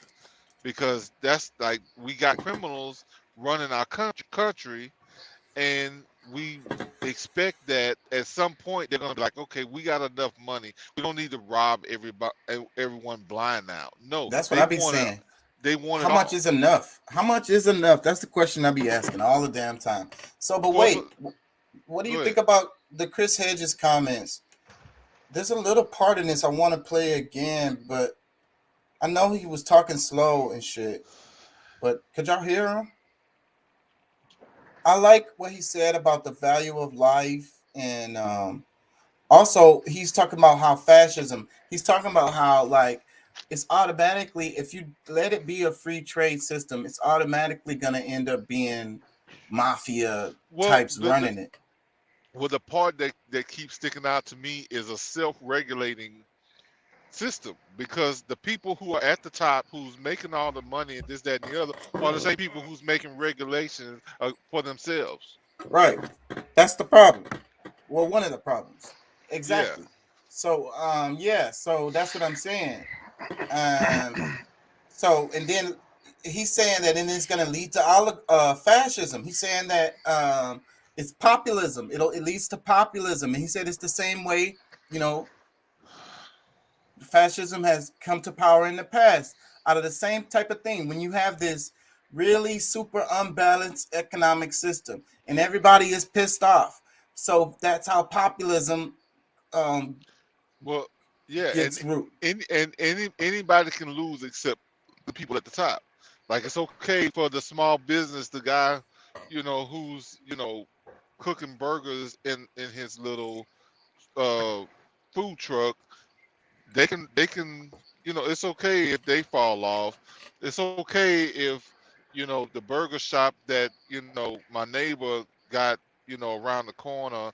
It's okay if all these the little guys, if they're in and out of business, but they they all have support systems for themselves that have billions of dollars already.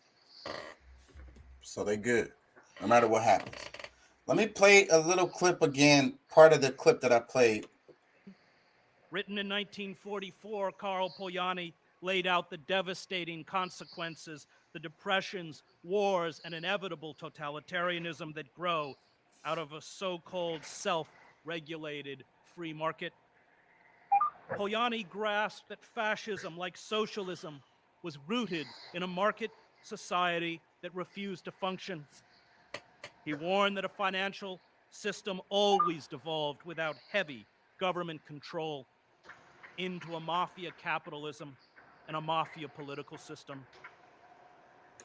Mafia capitalism, mafia political system. That sounds like what we have. That's exactly what we have.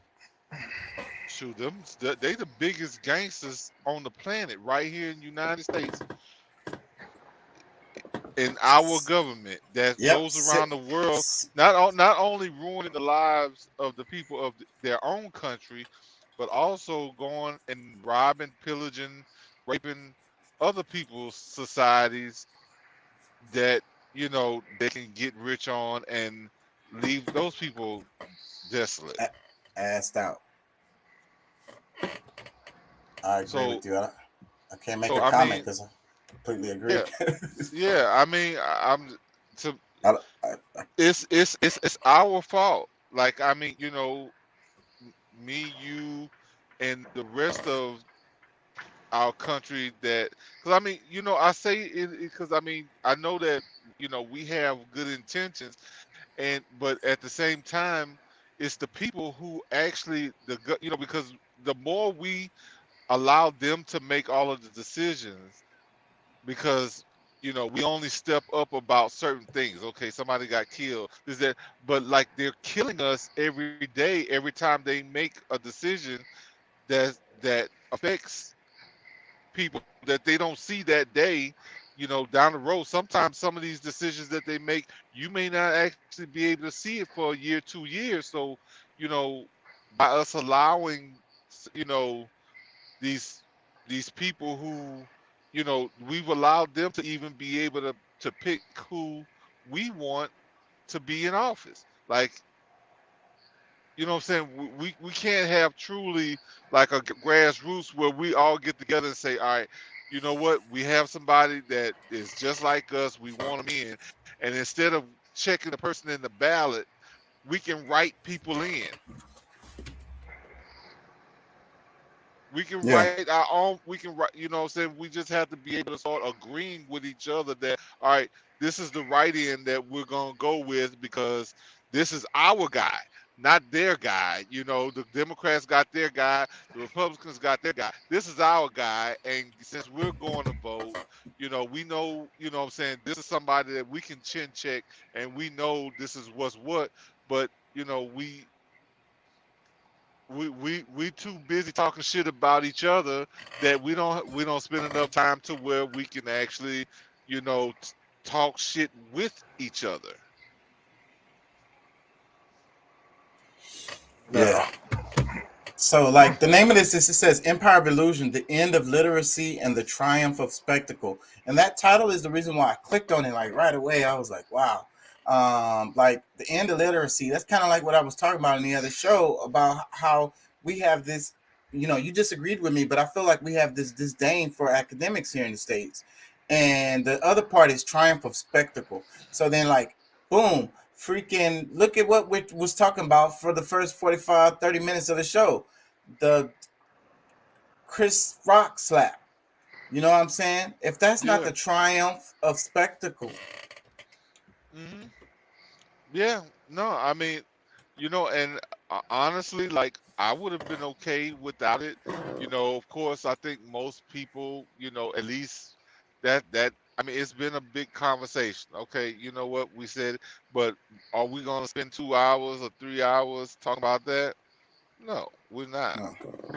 Because we know that we know that we have a bigger job than that. Yeah, there's more going on than that. Yeah. Let me play a little bit more of that clip, same clip. A self-regulated market inevitably turns human beings as well as the natural environment into commodities. It turns human beings as well as the environment into commodities.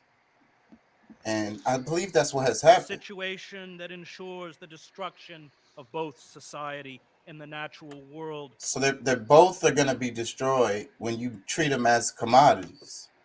The free market's assumption that nature and human beings are objects whose worth is determined by the market allows each to be exploited for profit.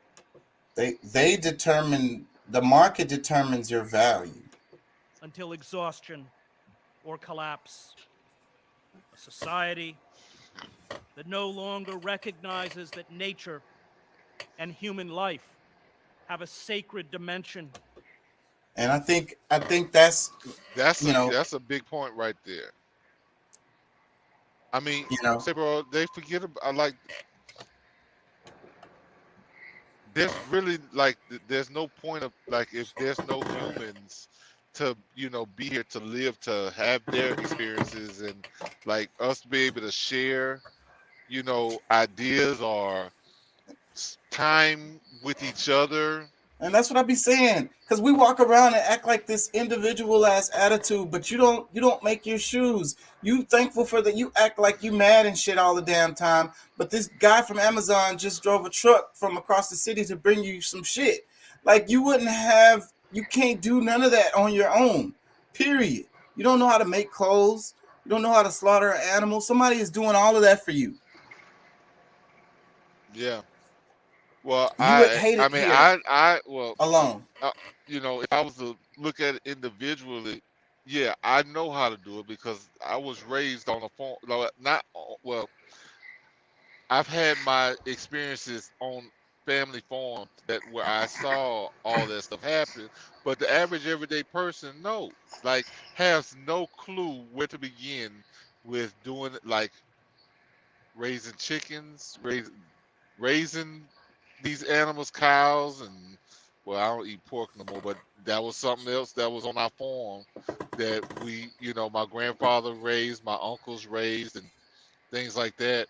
Growing the food. They don't have no idea.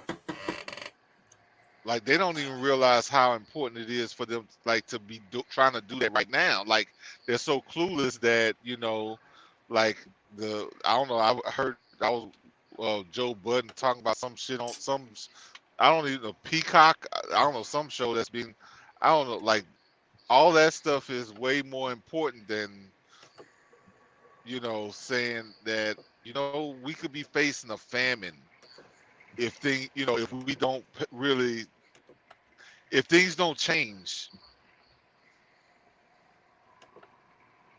we're screwed. Like the majority Really of quickly, us will be things screwed. need to change really quickly for us to even have a chance.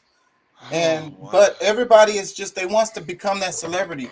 You know, I want to go back to the Oscars a bit because I saw a clip from Tiffany Haddish where she was bashing on the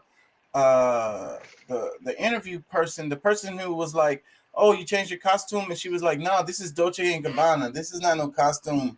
Like, what I'm trying to say is, and Tiffany Haddish, like, what I'm trying to say is, like, everybody wants to switch over to the other side and be the elite. So they I guess they can move to Mars or whatever the hell, go live in the space station. Did y'all see the space station clip where the Russian gave over command of the space station to American United States scientists, and they did like a little speech, and it was like, you know, this is what needs to be happening. Like we work together out here on the space station, so hopefully we could be an event, you know, an example for the rest of the world. You know what I'm saying? I thought that was a really cool thing, and it's crazy that the media is not spreading that shit around. That should be something they're playing. No, because that's against the narrative, and we need you. We need your minds. We need to filter you guys with some negative things about it, because we still have an agenda. They still have an agenda that they have to, because if you, for the majority of people get a glimpse that Russia has a heart and that they actually, you know, care about the world, like if people get a glimpse of that, that'll ruin everything that we have planned. We're gonna have to start from square one on ruining these people's minds again. That's like, that's really, you know what I'm saying? Like, they can't let that come out, no matter how significant that really is. I don't know, bro. What you say? What's happening with you dudes? I ain't gonna lie. I saw you there for a minute, but you know, I'm ranting and shit. So. Oh nah, man, I'm good. I'm good, bro. How y'all doing tonight? Man, you know, shit. Chocolate done got me crunk over here, man. That's my job. Yeah, that shit is crazy, bro. You know, I think that's kind of like my go-to term now. You know, shit is crazy, man. It's ridiculous, but yeah, I feel like at the end of the day, what this man has spoke, the part of the video that I came in on, from what I've heard, you know, the people that's running the country, the people that's in charge, they know, you know, they don't give a fuck because of their motives. It's a part of their greed. The greed, yeah, it's a plan, and they gotta fulfill their plan, you know, and the greed, you know, and it's like at the end of the day, you can't really trust any sides of the government because everybody has their own ulterior motives. Everybody has their plan that them and their group are trying to get pushed. You know what I'm saying? And I hope my agenda works. Like, I really hope that people will start to think for themselves instead of believing all the crap that they see in the news or on TV, you know, just thinking that everything is just all cool and dandy. And then, you know, like they shit, a lot of times they think that, shoot, America just can kick everybody's ass and we're just going to be good and gravy. We'll just go steal the shit we want from other countries, and I hate that attitude. I hate that attitude. Like seeing before. Say what? Like twice, World War I, World War II. It got lucky that, you know, that Europe was demolished, Russia was demolished. You know, that's how United States came out on top. That's why we was the main manufacturing, because the other countries had their infrastructures destroyed. Well, America was deliberately protected because of the resources that's here that they need from Europe and this, that, and the other. Okay, yeah, we're fucked up over here, but at least everything that all the things that they depend on in America and Africa and different places, that stuff is protected. We'll be okay. Yes, we can rebuild. We pretty much control people's minds thinking that, because I mean a lot of it is still it's like optics, like it's the visuals, like making people, like it's a lot of shit that people don't realize is that some of the wars and some of the stuff that they say happened didn't really happen. Like it's a narrative that they came up with to say, okay, well, hey, we're the big bad wolf on the block and we can't be stopped. Right. And what I'm saying, And all people these believe it. So that's the reason why they walk around talking about America. And then it's like, whatever happens, nigga, we'll beat Russia's ass. We'll beat China's ass. Like, well, yeah, America's been maybe protected that for a long time because it was illegal for anybody to come on our soil to bring war, and that was agreed upon on the international stage. So, like, I don't know if they realize this, but this was changed during Obama's term, where somebody can come over here and they can start whooping our ass if they, if of course it's gonna have to be a declared war, but still in all, it can happen. yeah, bro. That United States is not unfallible. United States is not unbeatable. You know what I'm saying? United States isn't impenetrable. Say, bro, there's like, out of all of America, like there's only certain, like a certain, like almost I say like a handful. There's some people who prepared that, ready to go to war. But there's the majority that's just like, so even clueless to what's going on. Like don't have one. They don't have a fucking slingshot to fucking defend nothing. To go or catch some food. That's a fishing pole.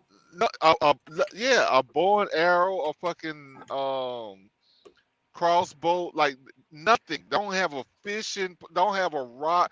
Don't look. Yeah, don't have. Yeah, because I would say a rod and reel, but yeah, they don't even have a fucking cane pole and some string. Yeah, some yarn to catch some crabs or crawfish. Let me play this clip. A new world order. The title of this session: Are we ready for a new world order? The title of this session. So, did y'all hear the clip, the Biden clip? So, and they said he went off.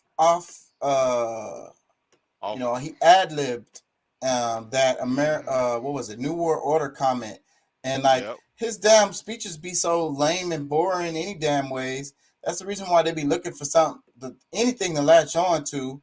So, but that thing kind of blew up. It was like a little slip, huh? Because the White House came out and said, nah. He didn't really mean it like that. Like, you know what I'm saying? Da. That was off script. No, he meant that, and that's what happens when you have a senile president who, jumped from 1985 back to 2020, 22, throughout the middle of a day.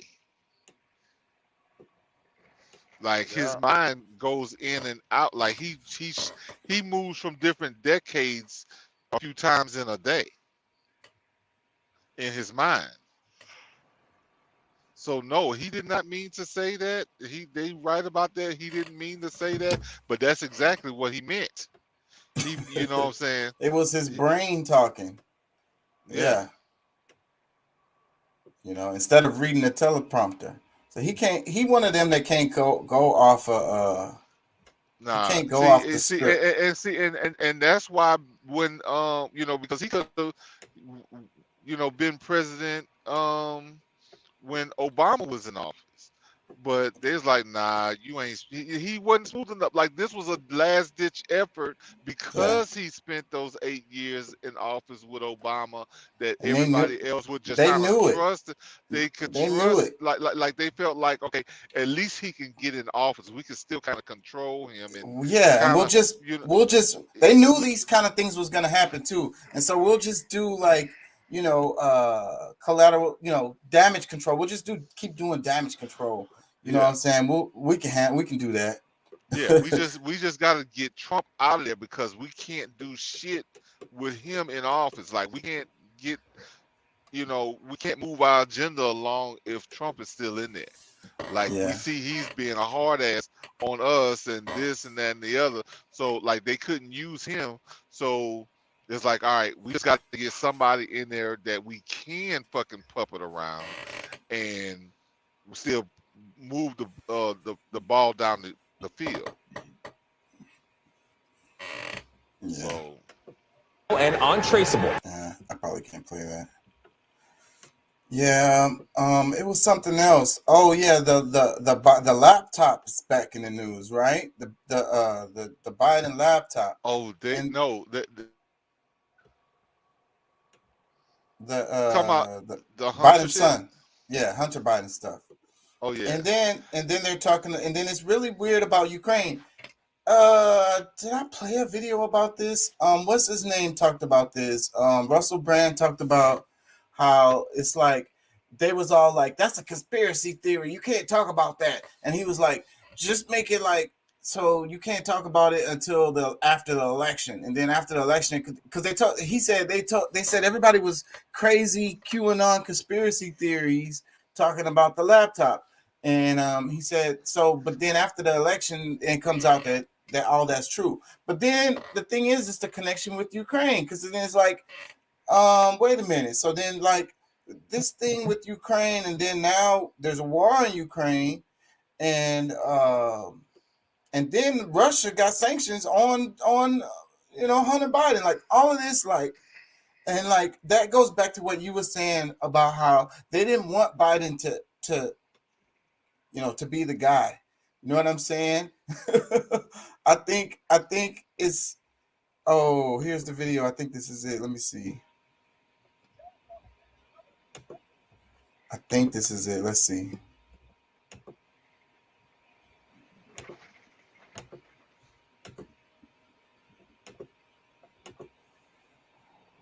The name of this is The End Game by Russell Brand. Journey, don't we, against the odds, in spite of the obstacles. You know they want you dumb, don't you? That they need you docile and compliant. You noticed it when you was at school. You've seen it your whole life. It continues still. The endless bombardment of muddying information. A little while ago on the telly or whatever, Joe Biden goes, I want a new world order. And he also said, I want a regime change in Russia. And the mainstream media, those guys, the corporate media, the legacy media, you use your phrase, let me know in the comments what you prefer, said, the conspiracy theorists, just because Joe Biden's saying he wants a new world order and a regime change, they're thinking he wants a regime change and a new world order. I mean, it's not as if America has a long, rich history of changing regimes and trying to establish a new world order, is it? Joe Biden either said those things by mistake, or he said them because they're sort of on his mind, and that the way you sort of, if you've like just ate a donut, you might say, this is a sweet situation with a hole in the middle of it. It might be in the middle of your mind. I don't know. Hey, listen, I'm still on to it. If you want to come and sign up, you can. If you want to sign up to my mailing list, click the link at the end, because I need to have direct contact with you, because we are going to continue to do pretty unusual stuff, and I want to be able to connect with you directly, just in case there was suddenly an obstacle. All right, so click on the link if you want to come see me live. You can see me live. Now, should we have a little look at Joe Biden? We are at an inflection point, I believe, in the world economy. Not just the world economy, in the world. It occurs every 3 or 4 generations. God, Joe Biden's a bit boring, isn't he? It's quite hard to watch, isn't it? I'm really trying to concentrate, but I've got that feeling when someone boring starts talking to you, you think, oh, shit. Oh, no, they're not going to stop. You sort of have to sort of steel yourself, like organise your face. What face should I do while this boring person talks? But inside you're thinking, shut up! This is boring. Are you being deliberately boring? Are you trying to bore the life right out of me? I'm not being critical of him because he's old and that. Old people who don't love an old person. I'm saying that he's making geopolitics and a potential world war seem like a really tiresome thing, like he's describing something that happened to him in a bowling alley in 1950. Oh, then I reckon 80% went down. Oh, shut up! And now's a time when things are shifting. There's gonna be a new world order out there. Oh, what? Hang about. There's gonna be a new world order out there. Ixnay on the New World Order, Nay! Ixnay on the New World Order! Now, let's face it, this channel has been subject to some criticism over recent weeks for talking about what are dubbed conspiracy theories. What I would call them are alternative narratives, often narratives that prove fruitful and true. You only need to look at the last couple of years to see the trends in media and the censorship around certain issues that have eventually become permissible to discuss. We've got to lead it. We've got to unite the rest of the free world. What he said there, albeit in a way that was a bit boring to listen to, is that the rest of the free world should galvanize against Russia and create a new world order. Here's some headlines that were generated by that. Joe Biden's new world order comment jumped on by a conspiracy theorist. Like, that's the story. Like, the story is that, rather than a trend and a history of opportunism by the United States of America. Read Naomi Klein's shock doctrine about CIA activity in Latin America and then decide whether or not this is a conspiracy theory or a description of events that occurred. Oh no, Joe Biden said New World Order and conspiracy theorists are losing it.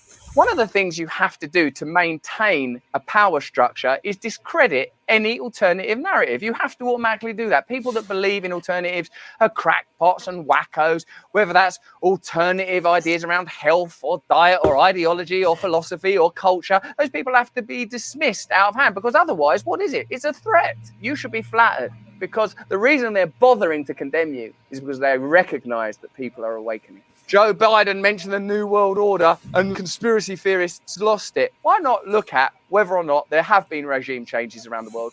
Why not have a look at whether or not there are allied forces globally that are operating coherently? So the first thing they'll do is try to hit you on the head with a conspiracy theorist hammer. Oh, you're a conspiracy theorist. You're saying stuff. You're saying stuff that's not on proper news. Shut up, conspiracy theorist. And then, like, if that don't work, if you go, no, actually, this is not conspiracy theorist, I can rationally explain to you exactly what I mean. Ah, well, you don't care about Ukrainian people, do you? What about Ukrainian people? I do care about Ukrainian people. I'm just actually trying to understand this situation using information outside of the sources issued to me by people that possibly benefit from a sustained state of war globally, continually. As Glenn Greenwald said, the things that are tragic about the war in Ukraine are common to all wars. It's terrible that people are suffering. It's terrible that a refugee crisis is being induced. This is true of all wars, even wars that overtly, financially, and politically benefit sanctioned nations. We will have a different future, a brighter future, rooted in democracy and principle, hope and light, of decency and dignity, of freedom and possibilities. For God's sake, this man cannot remain. What? Capping a series of diplomatic summits in Europe, Mr. Biden delivered a speech on Saturday in Poland about the war in Ukraine and apparently ad-libbed remarks at the conclusion of his address. For God's sake, this man cannot remain in power. Quickly eclipsed the rest of his speech. Ad-lib, not Miles Davis. Ad-lib it may well have been, but it's an ad-lib that is somewhat in keeping with American foreign policy in the last 50, 60 years or so. Administration officials and lawmakers stressed that the United States was not seeking regime change in Russia. We do not have a strategy of regime change in Russia or anywhere else for that matter. Really? Regime change in Russia? No, I mean, over in Yemen. I mean, nowhere. In Syria. No, we don't do regime change. What does that even mean? I've never even heard that. Regime change. Oh, yeah, no, we wouldn't do that, said Secretary of State Antony J. Blinken. The remarks were the most explicit yet from the US president that he sees no future for Putin as Russia's head of state. What is exactly the aim? Asked former Greek finance minister Yanis Varoufakis in an interview. Is it regime change? What'd you say? If something happens to Putin, like, that's probably going to be a lot of trouble for the United States. Yeah, man, nobody wants that. You need stable powers anyways. You know what I'm saying? That, I mean, and it probably would work better for the U.S. if there was, I somewhat disagree with, like, especially in the Senate. Like, I don't know, like, that's something that I guess, like, for a lot of other countries, that shit works. But as far as like here, it's not, like consistently changing different people who are running the country. Our Senate staying the same for 20, 40, 50 years it's just has not worked for us. You know what I'm saying? So it's kind of. Wait, hold on, Doc. You found a way to get on, huh? Can you turn the TV down or whatever you got playing in the background? Go ahead, Pat. Yeah, no, I'm just saying, like, I mean, because if we're gonna continue with this democracy, like, we can't allow, like, the Senate, the people that's been, like, in our Senate, to be there for no 20, 30, 40 years. Like, that's just insane, because especially when things are not operating properly, because it's, they get too much power. They break the system and they figure out how to make their pockets fat, and the rest of the country in mass is suffering. You know what I'm saying?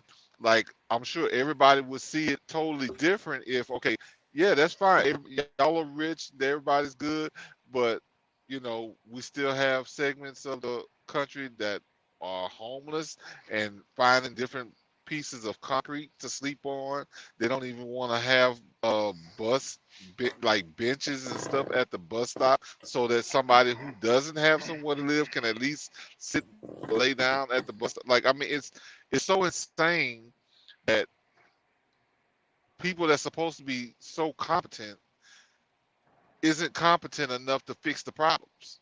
Like, and then they feel like they're more competent than everybody else. That's the killer. Like, they walk around with this arrogance. You know what I'm saying? Like, I was elected for a reason. You know what I'm saying? You can't do the job. Yeah, deceit, lies and deceit. Because I mean, this is like, because I talked about that guy that was sitting in his chair in the middle of the damn field smoking a blunt. I'm like, y'all need to be fucking weary of this dude. Did he win? I don't know. I don't know if he won, if he didn't, or whatever. But I was just like, look, this shit don't feel right to me. Like, this is not, even if he gets in because people want him in for marijuana regulations, Stupid but ass. at the same time, it's like, this is not the only thing he's gonna decide on while he's in office. Like, what does he think about on other shit? You know what I'm saying? Like, does he care about affordable health care? Does he care about our schools, Louisiana schools becoming what the students actually learn shit, like where they can actually read? There's like, I mean, what else does he care about other than pot? I mean, you know what I'm saying? Like, and we need to look at every politician that's under the same magnifying glass. So it's just like, you get, like, too many people get caught up in the damn hype, and what's really important just kind of just goes right by them, because shit, maybe they most of them are probably just trying to get high. I don't know. I don't get it. I don't get it. I'm reading the article. It doesn't say.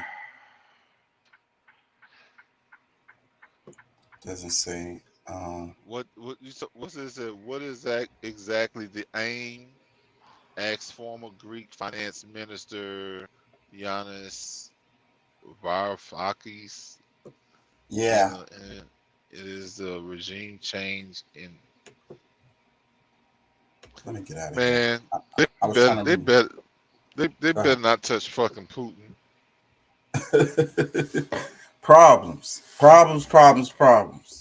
Like, they just don't understand. Like, bro, like, if they try to run a coup on Russia like that, bro. I think that's kind of what they're trying to do. I mean, like, United States think they're so big and bad that they can do a damn regime change in Russia, bro.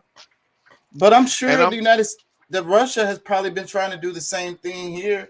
I mean, we can't. That's one thing I want to focus on, because it seems like people think I just be trying to beat up on the United States. You know what I'm saying? But like I say, I care about the United States. I don't know much about Russia as far as like that. You know what I'm saying? Like I care about the United States. So I'm gonna diagnose the United States. But Russia is not an issue until we make them an issue. That's what I'm saying. They way on the other side of the fucking.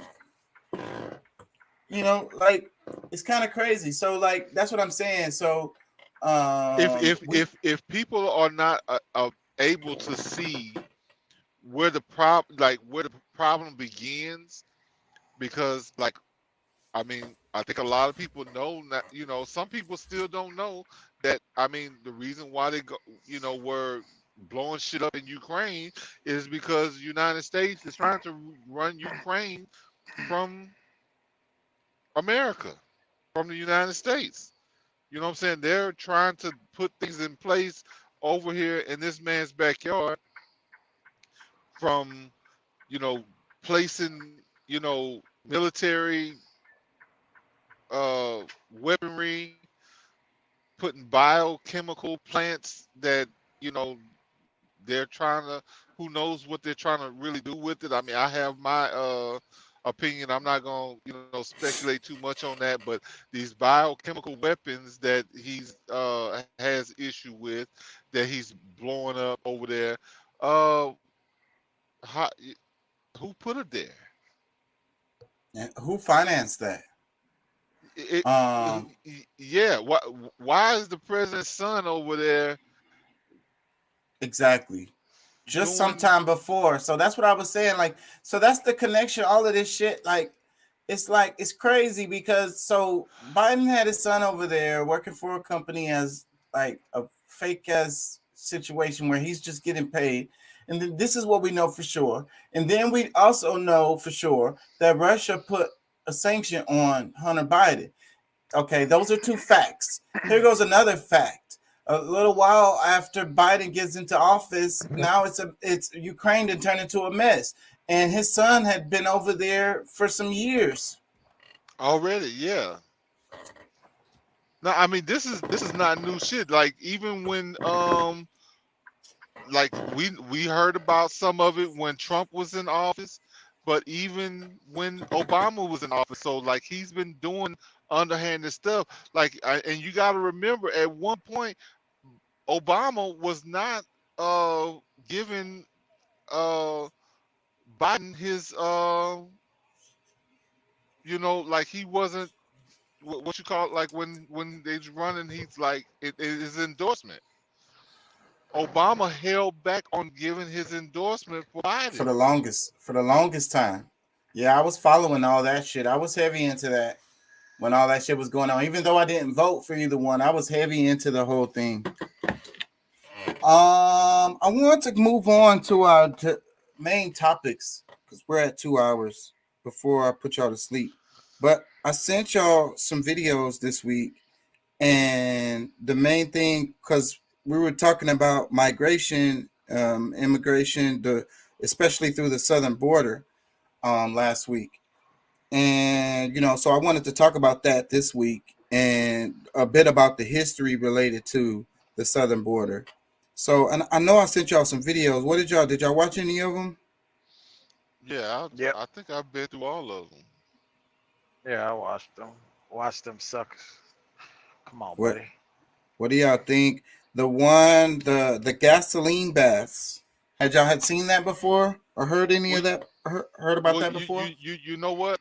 That's one I think that I got caught up in the middle of. I probably would have to watch that one again. But a lot of it, when you know the Mexican, like a lot of the immigration stuff, I was totally into all of that. Yeah, but so it was the brief political history of the U.S.-Mexican border and dark history of gasoline baths at the border.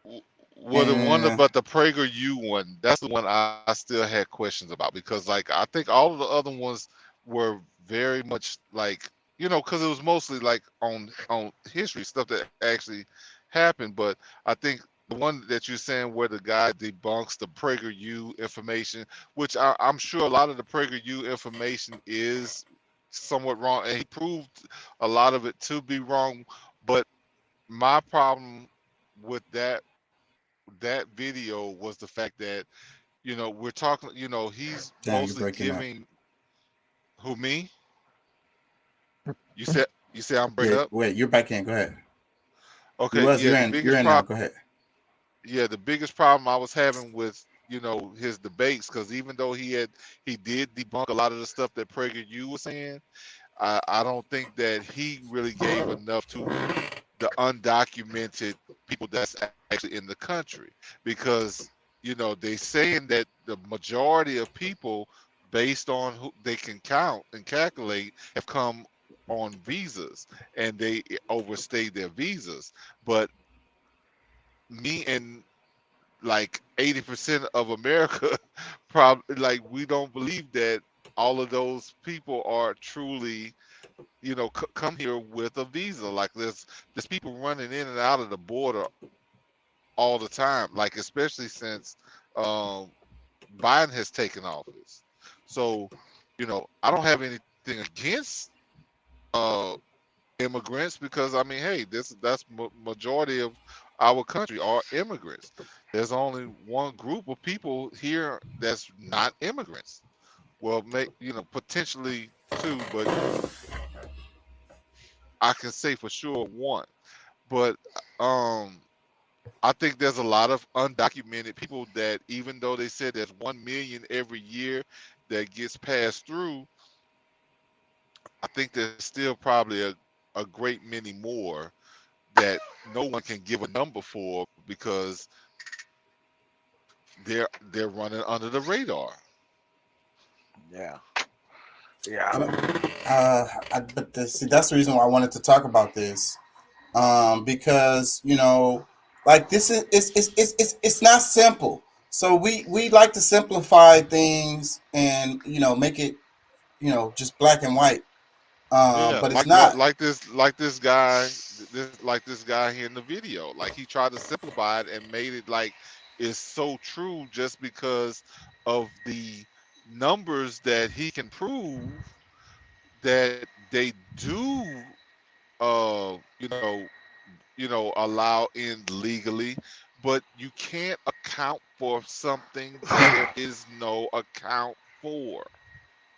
Like, there's people who come that do not get accounted for, so you can't. So but I'm wondering how do okay, so we have all of these illegals, right? So what systems are in place where these illegals, they come here and they get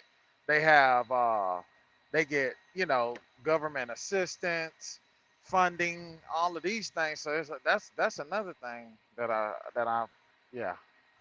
Yeah, so but that's Pat's argument. I want to argue back is but if you're just speculating, the numbers, you're just like, okay, so it's a river of people coming through, and we know it's true because we don't have no numbers for it.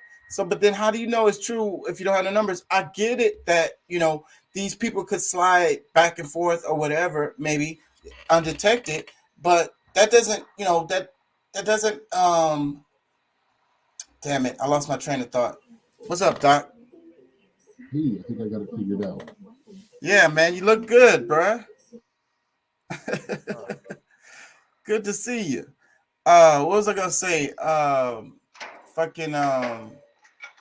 lost it. Oh yeah, I was rebuttaling Pat. The numbers. So Pat, you're like, so there's no numbers for these people, so there's a flood of them. So that's like a total reach speculation when you're saying, oh, there's a river of them coming across the border, but there's no numbers that show it. Okay, so how do we know there's a river coming over?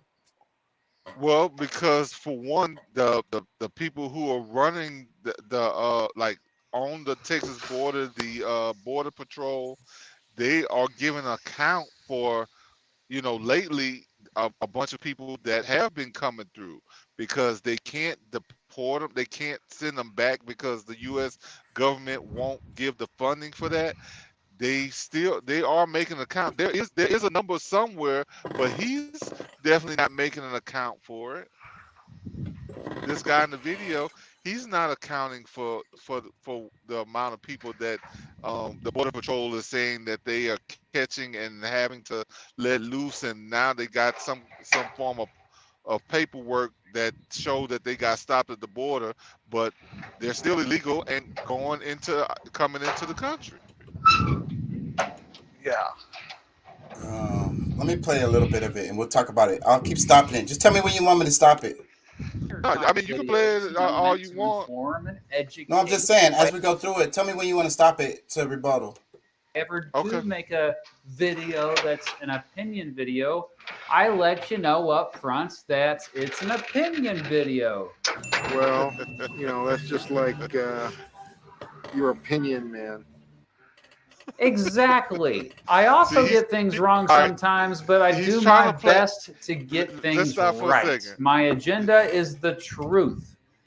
Go ahead. He's already playing on the fact that, okay, most of y'all are stupid. You don't even know what an opinion is. And he's saying it's based on truth. I think majority of it is based on truth. He presented a lot of facts. Most of it I think is fact.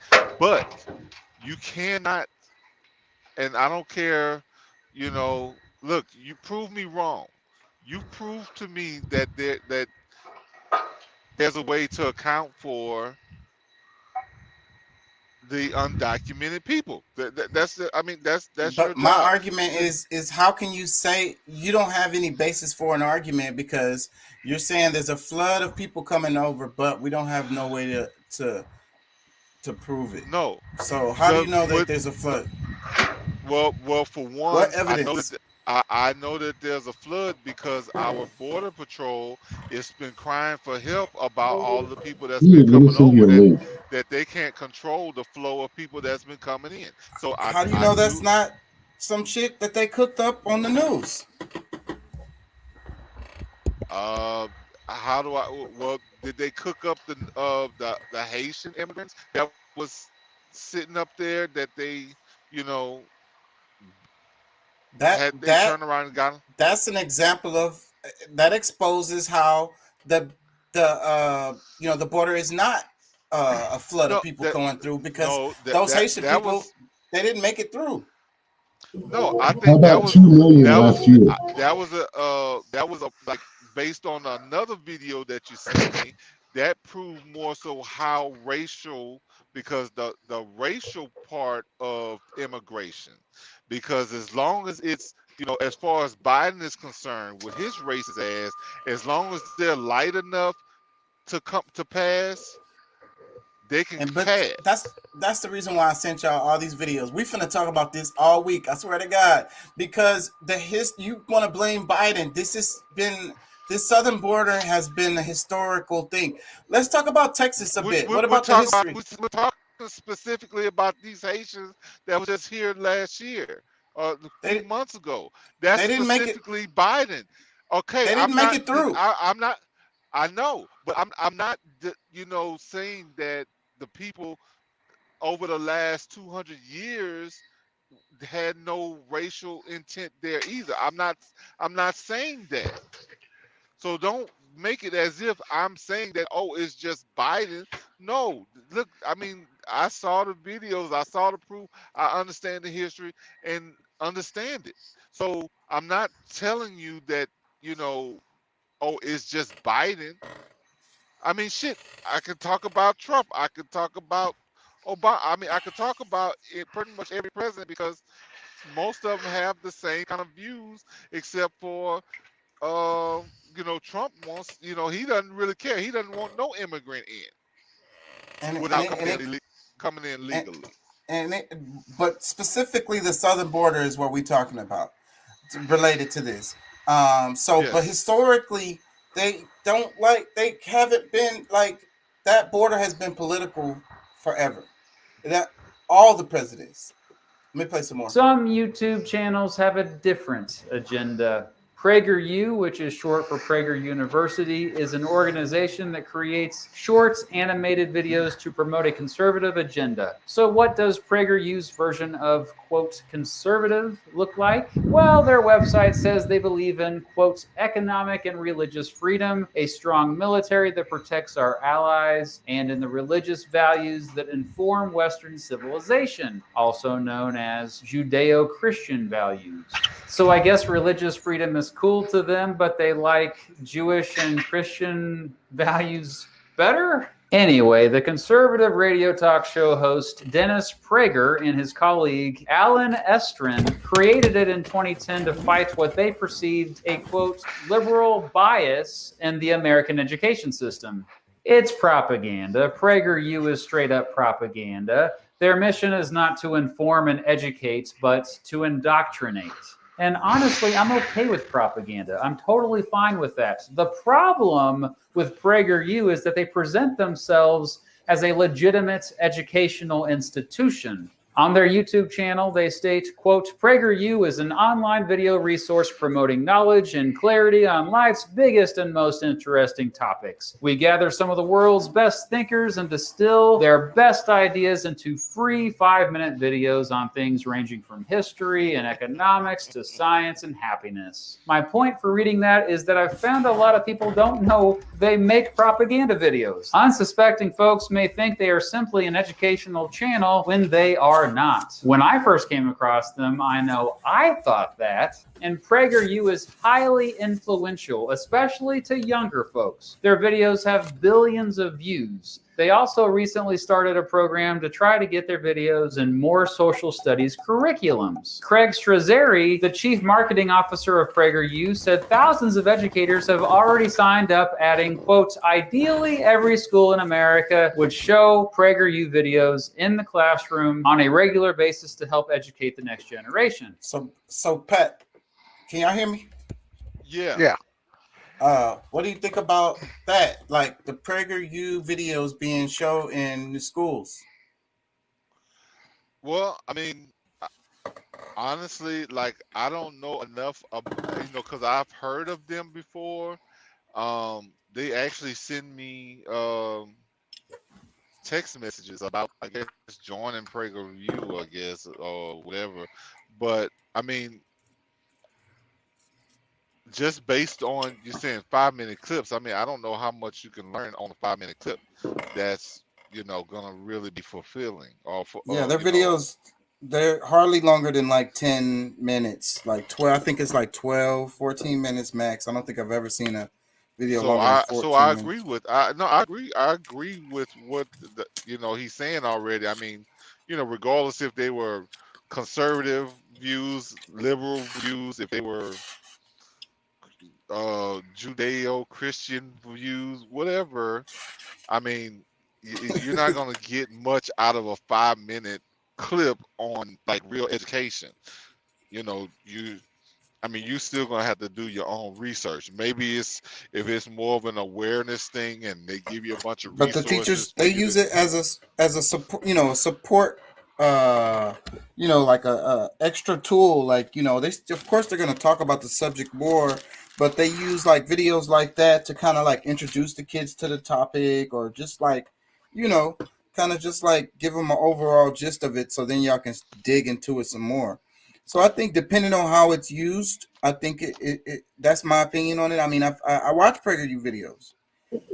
So depending on how it's used, how the teacher uses it, then it could be a good thing.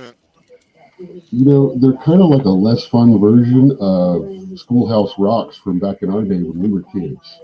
Yeah. So as long as you set up a point counterpoint, so hey, here's this side, hey, here's that side, I actually would encourage using them. Yeah. So you could definitely use them in that way. Yeah. So that's what I mean. You could totally use them in a good way. Yeah. So, but this guy is explaining. See, he's a high school teacher or whatever, history teacher, geography, social studies teacher. Right? Yeah, that was his thing. And then he does history videos and stuff. So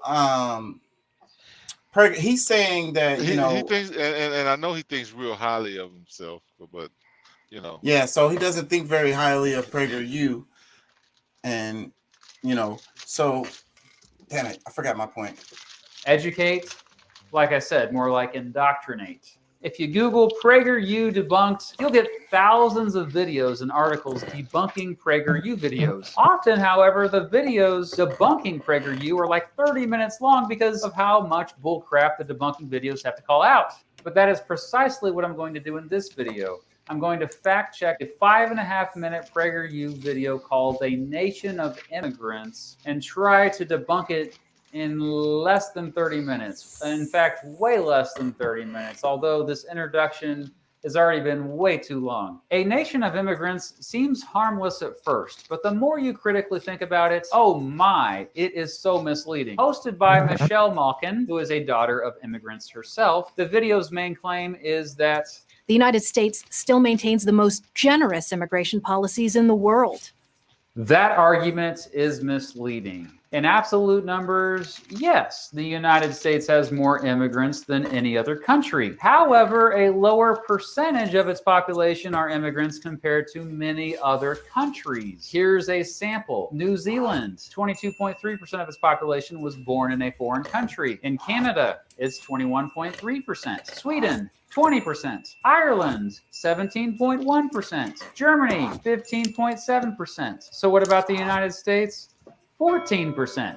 Well, based on all that data, you could argue that New Zealand, Canada, Sweden, Ireland, and Germany all have more generous immigration policies compared to the United States. Today, the United States has more immigrants as a percentage of its total population than at any time since 1890. She's right, but context is definitely needed here. For a big chunk of the previous century, immigration levels were kept very low due to xenophobia. When the American government did allow immigration during that time, it allowed immigrants to only come from Northern European countries. For most of the early history of the United States, it basically had no immigration laws. Borders were open, and anyone who could afford the boat ticket could enter the country. That all began to change in the late 1800s when the first major immigration laws were passed to exclude criminals, poor folks, and those classified as, quote, lunatics or, quote, idiots. Then, of course, there was the infamous Chinese Exclusion Act, which went into effect on May 6, 1882, which banned Chinese workers. The Chinese Exclusion Act was actually the only law to prevent all members of a specific ethnic or national group from immigrating to the United States. Still, most immigrants could easily enter the country, and that's why so many came in the late 1800s.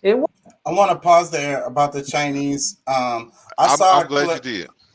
I saw a clip earlier that showed this dude. He was from New Orleans, and he was joking about it's a dish that they make there, and it's a type of pho. I can't remember, and he was mispronouncing it, but because they pronounce it different because it's really Chinese. Anyways, but it's different.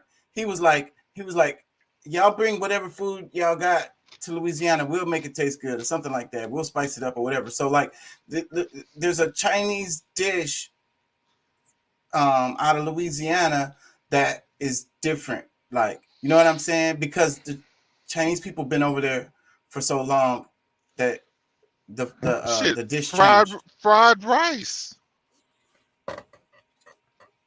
Man, we got Cajun fried rice. You never experience. If you've been to places in Houston that sell seafood and stuff. I don't think fried rice is authentic Chinese food. I think it's just like an Americanized, like they don't even really eat rice like that. So much rice. That's not true. They do. That's like one of their main. That's their main meal. They fucking eat rice with everything. They eat rice with vegetables. But not like us. This is what I'm trying to say. They eat more rice than us, dude. I had a co-driver that I drove with for 6 years that was Chinese, and this dude had a an aroma rice pot, and I'm talking about, bro, he would make rice in the morning and just eat rice. Would eat rice with I forget those little onion looking things. They're like real small. He would just wake up and eat that, like literally all Yeah, day. I'm talking about the amount per setting. And I bet you he ate plain white rice, and it wasn't like fried rice. It was man.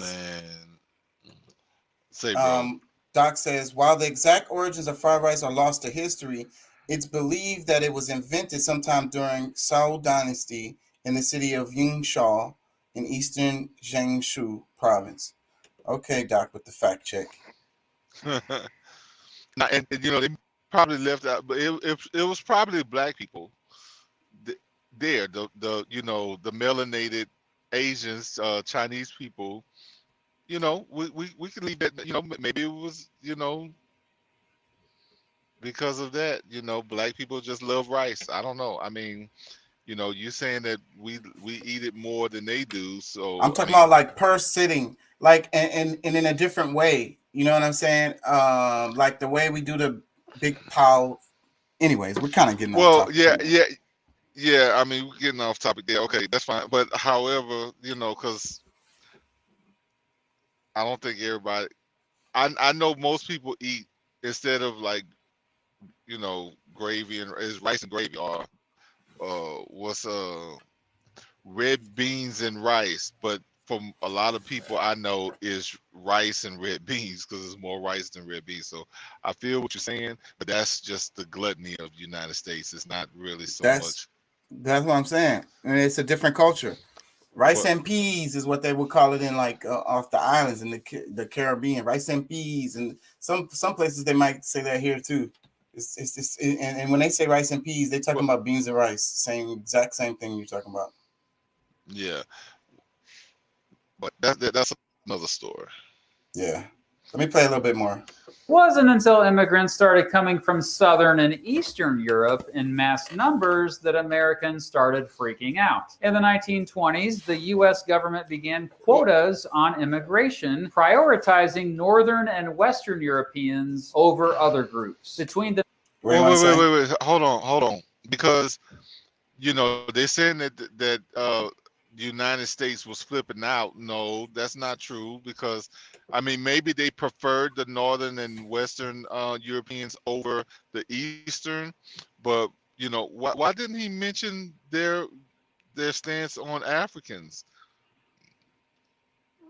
Like or you know, these melanated groups that's been wanting to come here for decades for certain, that didn't really even get a chance from the 1800s up until, like, I mean, they were able to come here through slavery, but they weren't able to come to the Americas up until like 1970s or something, in the 80s, when they probably mostly started coming. But he didn't mention any of that, so I don't know. I just wonder how much of his study. Well, he just left it out. He's an academic. Let me read Doc's comment. It says, American fried rice, Konging Suraping Mang Yawat, the wife of Cao Krung, newspaper's pioneer editor Vilas Manawat, claimed to the Sakul Thai magazine that the American fried rice is her creation. She was a manager of Ratchathani restaurant, the restaurant of Don Mueang Airport, which cooked meals for several airlines. And I would think that it would be more Thai. It seems more Thai than Chinese. And Thai is not Chinese. No, that's Thai. I mean, it's Asian, but it's I mean, but you know what? Most Americans attribute, because I mean, a lot of what we call Chinese restaurants are ran by Vietnamese people. So, and this is what I'll be trying to say, is that, like, you know, this is our American United States ignorance of other cultures. Every Asian is Chinese. But they're smart enough to realize, like, oh, they want Chinese food. Okay, we're gonna say it's Chinese, but yeah. And that's what they're doing. That's what they do. Yep, that's exactly what they do. The food may not be Chinese food, but they know that that's what Americans are looking for. So that's what they call it. Or at least how they identify, because any Asian you see, regardless if it's Japanese, Vietnamese, Chinese. I don't know what it is. Whatever Asian you are, that's how you're gonna be identified is Chinese. Yeah, because Americans are ignorant of other cultures. Let me play some more. The 1920s and 1950s, residents of only 3 countries, Ireland, Germany, and the United Kingdom, got nearly 70% of the quota visas available to enter the U.S., and immigration dropped to some of the lowest levels we have ever seen in American history. The U.S. government turned down millions, like the Jewish refugees who fled Nazi Germany in the years right before and during World War II. Many later ended up dying during the Holocaust. In 1965, Pause. So you mean to tell me the United States, with all these monuments we have to the Holocaust, didn't even let them come over here when they was trying to escape that shit? See, so that's there we go with some bullshit. And you mean to tell me, no, I believe this is true. No, we couldn't take the side. That's the problem. That would have drawn us in. And America at that time did not want to be involved in that war. Finally, they bombed us, and we said, fuck this, we're in. And I think that was a false flag event. But still, look, the United States, let's just take some facts. The United States was, for whatever reason, didn't allow the Jews to come over to escape the Nazis. But fact 2, they allowed the Nazis to come over here after World War II to escape punishment. Well, yeah, because I mean, but it could have been a certain class of them. Exactly, it was a certain class that they did allow. So I mean, you know, they created a whole new state in Africa for the majority of them to be able to go, which today we call Israel. Yeah, so that's I think that's revealing. Let me play a little bit more. Congress passed the Immigration and Nationality Act, which made immigration more fair and open. It undid the preference for Northern Europe, putting all countries on a level playing field, and opened up immigration to the rest of the world. This is still the system the country has today. 176 different languages are spoken among students in the New York City school system. Did you know that there are at least 430 languages actively spoken in the United States? 167 of those are Native American languages. The United States has no official language, and there has always been language diversity within the United States. Immigrants today also speak English at a greater rate than immigrants 100 years ago. 84% of recent immigrants speak English, compared with only about half who came through during the late 1800s. America grants permanent residence to 1 million people every single year. 1 million sounds like a lot, but remember, America's population is over 330 million. 86% of Americans were born in the United States, and 3.8 million Americans are born there each year. Family-based immigration is part of its current immigration system and is aimed to help immigrant families immigrate together, because maintaining a family unit is better for both the immigrants and society at large. However, this system is often attacked by anti-immigrant groups. Pause. And I like that he mentioned the Native American languages. So what do y'all think about that? Damn it, I lost it. What he just said, he said, oh yeah, the family group. The families. So, yeah, so that was big in the news not that long ago. They really started talking about it with Obama, because that's when I first started hearing about it a lot. Was they were saying Obama's separating families, and then so the left was using that as their vehicle or whatever to sway the public, about Obama or whatever. You know what I'm saying? So separating families. So that's a really hot topic, and so like a lot of times they're like, because that's what Trump said in his speech. He was like, oh, they're going to bring their mom, they're going to bring their dad, they're going to bring their kids. They're gonna bring their uncle, grandpa, and everybody. Y'all know what I'm talking about? Y'all hearing me? Yeah, some visas they can. Wait, I didn't. Some visas they can. That's the thing. He's narrowing it down to specific visas. Just like in the very beginning of this whole thing, he started off saying, let's ignore how many immigrants these countries have and just look at the percentages. We let in 1 million a year. Well, New Zealand's entire population of immigrants is 1.2 million total. You know, we let in 46 million immigrants every year, which is just a little shy of double the total of all 5 of the other countries. That's why he wants you to base it on percentage and not numbers. That's him biasing the facts now. Well, the total population of the United States is what, like 300 million.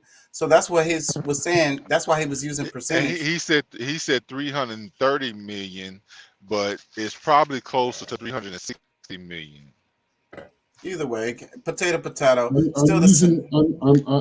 looked up population of each of these countries and used them to extrapolate the total number of immigrants in the country. I didn't use a chart. I used math, public schools math. That's still math, and that's how I got with us having roughly 46.2, but the real number is like 50 million is what we have.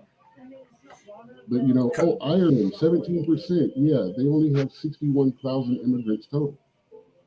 Yeah, New so that's Zealand, they're the best. They're the most friendly to foreign-born people, right? Okay, 23%. They have a population of 5 million, 1.2. We are within proportion to our population. But now, if you add the 2 million border encounters every year, not counting how many got through, how many more are we adding? See, these are things that this is what he's not addressing in this. Okay, that's fair. I was gonna say something. I lost it. I'm having a hard time really hearing him. And I'm doing I'm trying. I know my ears probably. I got some big ass ears, but they sometimes don't pick up everything. Like I need them to be more like antennas. But That's a big ears. Yeah, they just they can still malfunction. They look like they hear everything. You know what I'm saying? But nah, but I was damn.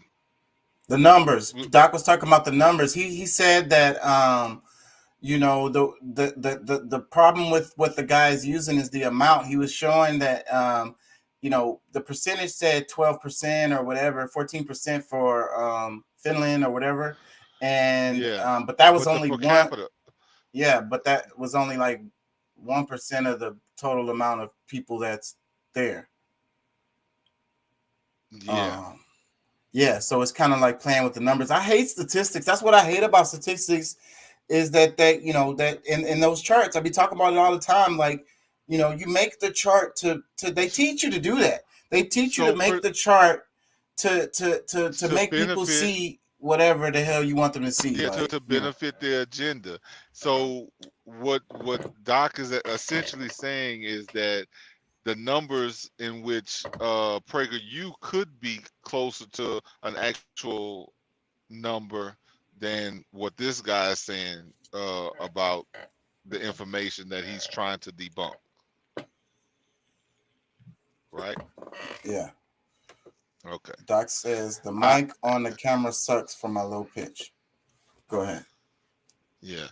Well, not. Yeah, we're gonna work it out. I'm like I said, I'm trying. So you know, I might, you know, Chaka might have to be my translator at some points.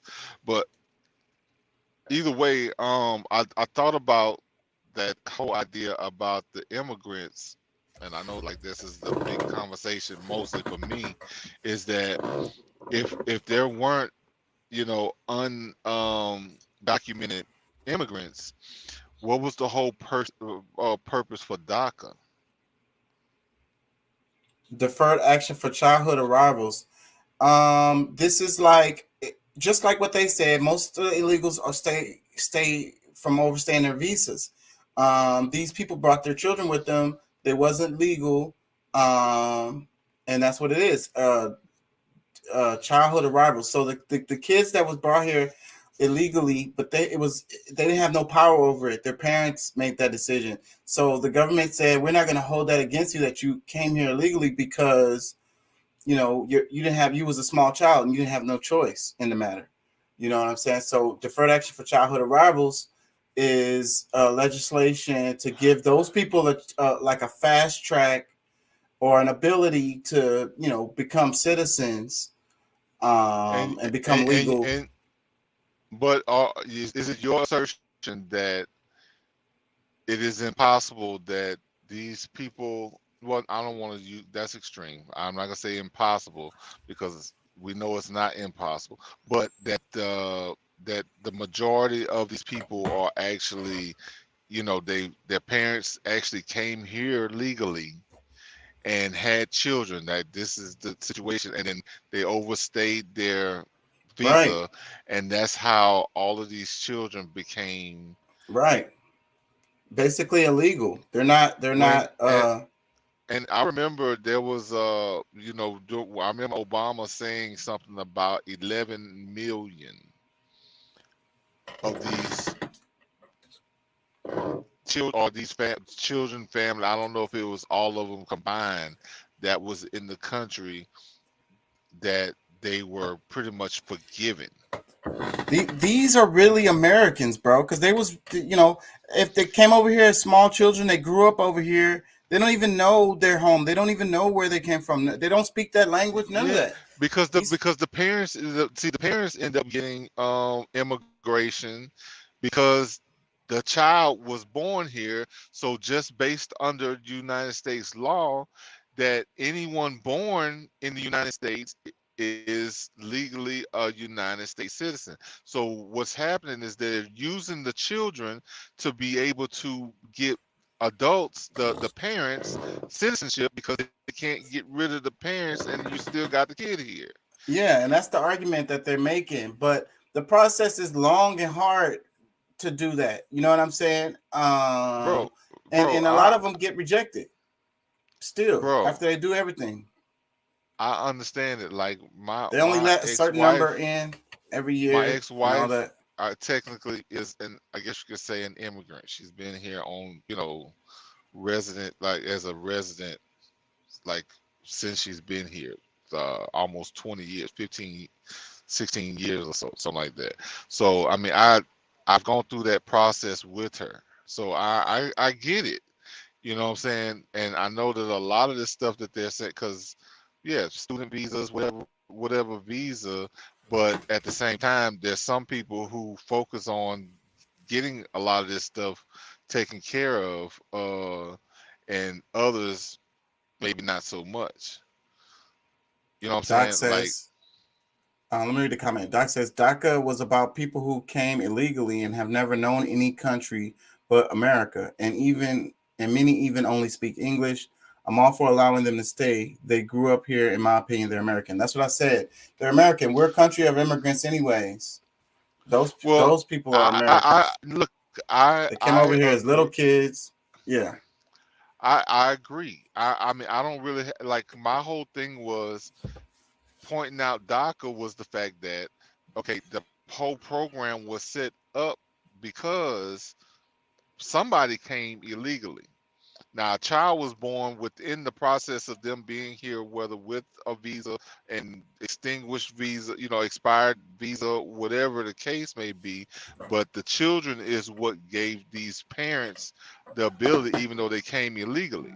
So this process is happening like that. That's not even saying that because those kids really, if they were born, see, DACA is for people who came that wasn't born here, but if you're born here, you're United States citizen. So yeah, that's what problems come in, where the kid is a citizen, but the parent is not. So that's where that breaking up families thing come in. But see, to me, mama gets sent home, Poppy gets sent home. A lot of that stuff I don't believe should even be a problem because, I mean, most of the people that's coming in and out, coming out through from the southern border are, you know, they are Americans when they were born in South America. Hey, that's my or argument. Mexico, or even That's my Canada. argument. Like most people separate them as being Americans because they weren't born in the United States, but they're all Americans. That's what I'm saying. When we talk about coming from Europe and Africa and Asia, now to me that's where the conversation really should begin. But that's either not what we way, talk about politically. We always talk about the southern border, and then it's still about Indians, and it's still about brown people. And really, these are the same people, like black folks, Native the ones Americans, Mexicans. These are all the same people. Yeah, but I mean, me and your argument started with the whole thing about, you know, because of how pretty much how racist the view, you know, when we saw, like, all right, Texas has been talking about ever since last year of how uncontrollable it was. And, you know, I said, oh no, it's no big deal. I was like, okay, like, I know, like, these people make these videos proving a point that really avoids what the real subject was for me anyway. Because, okay, if most of those people were coming from South America, okay, if this is a problem, all right, whatever. And plus, my other point was the fact that when a lot of these immigrants, what quote unquote immigrants, come into the country, they were stealing a lot of resources, or I say stealing not as a, you know, like pretty much saying like being able to receive resources that we can't as black people be able to really use, because that's what they end up allocating these things for, deporting or, you know, whatever, blah blah blah, however they decide to use it. That was the comment I actually made, where a lot of this that I think really upset you. But I'm like, bro, we agree on most of it. Most of these people are already Americans. You know, okay, we're gonna separate it being a United States citizen. That's okay, that's debatable, but I think that was really the whole thing. Like, I'm clueless about what immigration really is about, and it's like, no, I understand it very well. I do, but I mean, it, you know, are they mad? Like, is Texas just talking shit about the people that they, you know, like they getting cut off on finances for Border Patrol, and they can't control? Like, what was the whole thing? I mean, they just wasting people's time talking about, you know, people that's coming in and out of the southern border, or They're mostly coming in. It's a political vehicle. It's a political tool, and has been forever. Let me read the comments. Doc says, with what point? All right, go ahead. The point is oppressing like brutalizing the Indians, like the the damn fucking gasoline bath video I sent y'all. Let me Oh read the yeah, comments. now that I remember, yeah, that whole, yes, okay, the yeah, I forget it was some other chemical or whatever they was using. Yeah. But yeah. All right, yeah. Now I remember that part. Yeah. Let me read the comments. Doc says, we also have to find a way to be fair to all people that have gone through the legal process of immigration. We cannot lessen their accomplishment. He says, they try to come over pregnant and try to have kids here. The child is a citizen, and the government will not deport the child's sole means of support. I don't know about that, Doc. I saw a lot of videos where ICE was picking up parents when they was picking up their kids from school, waiting for them to pick up their kids from school and arresting them. Well, look, I'm gonna tell you.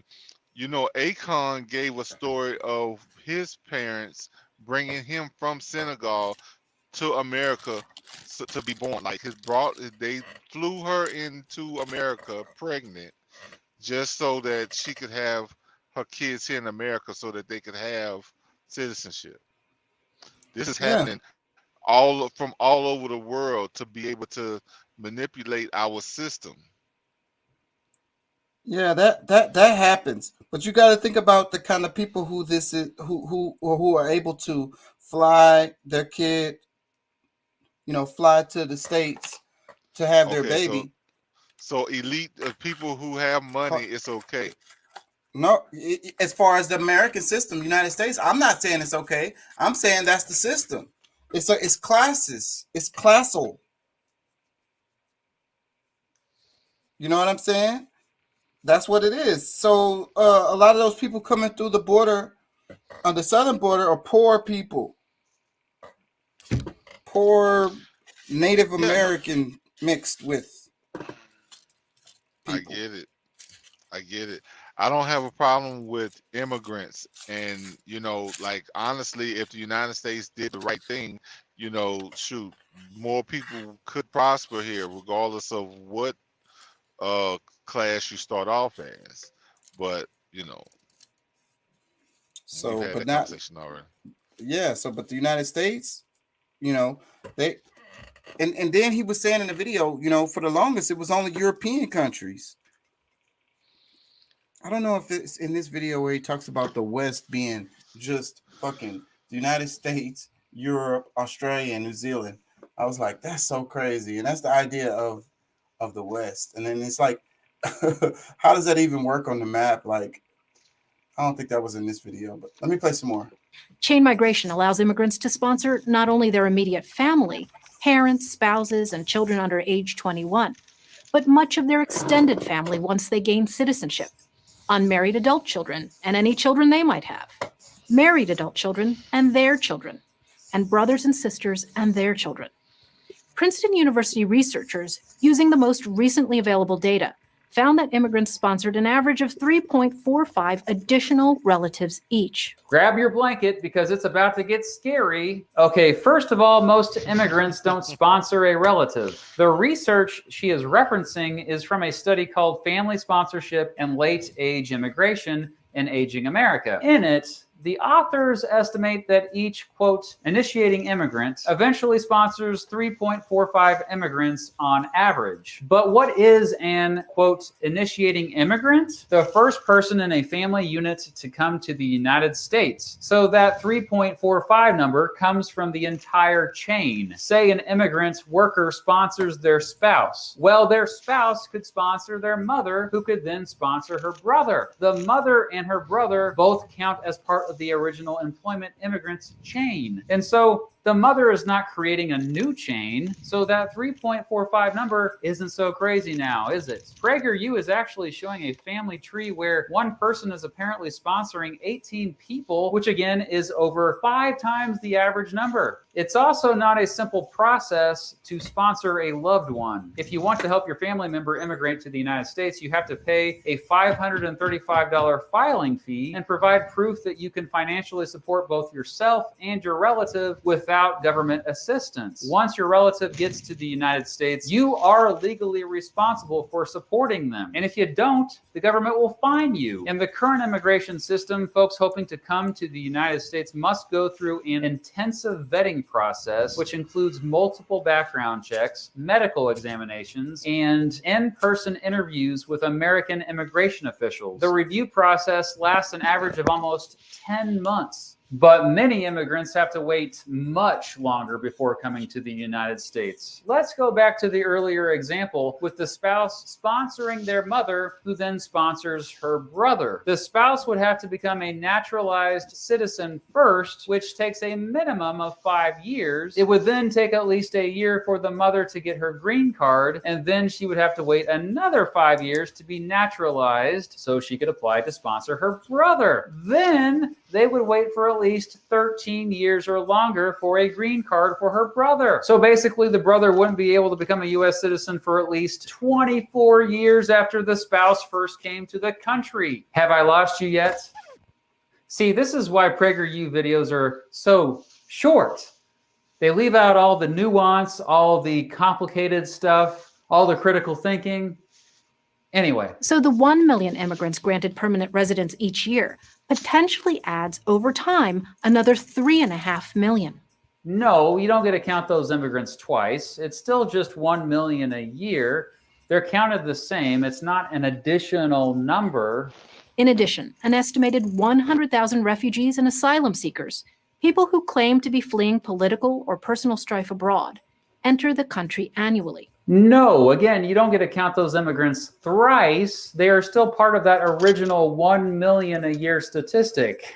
And refugees also go through a very rigorous vetting process. In that same time frame, nearly 500,000 more people came to America through the diversity visa lottery. There you go again. No, you don't get to count those immigrants quadrice. Wait, I don't think that's a word yet. But yeah, it's still just 1 million a year. Oh, and plus the number she actually gives is for 10 years. The US grants only around 50,000 diversity visas each year. And again, that's part of the original 1 million number. Diversity visa applicants don't need a high school education, job skills, or pretty much anything.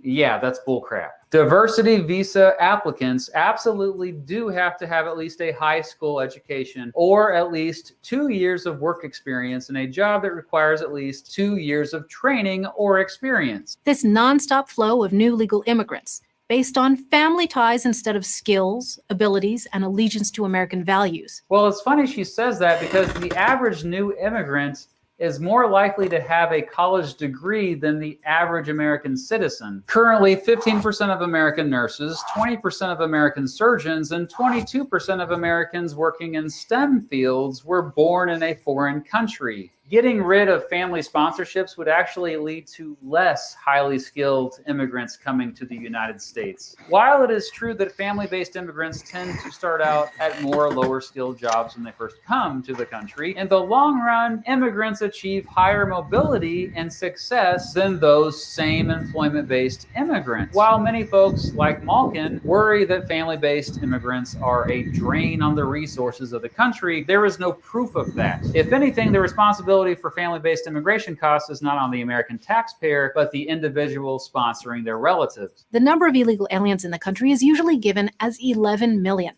But have you noticed that number never seems to change? Oh, but it does change, Michelle. The undocumented population peaked in 2007 at 12.2 million and is less than 10.5 million today. Building a high-tech border barrier would certainly help stem this flow. Despite spending over $3.5 billion a year on border security, there is no evidence that high-tech border security would actually help end illegal immigration.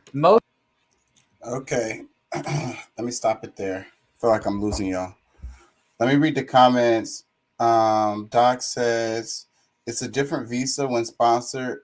It does add to totals. He says, diversity applicants do need the qualifications they say, but it's a lottery system that is only for people with no family or connections already here. Family-based does better over time because they grow generational wealth. Removing that factor, they do start and stay more poor. Doc, you need to help. You need to help Chaka figure out how to debunk my whole undocumented question. Like the undocumented, how do you account for, or how does that negate that this is just not a real thing of people coming in undocumented?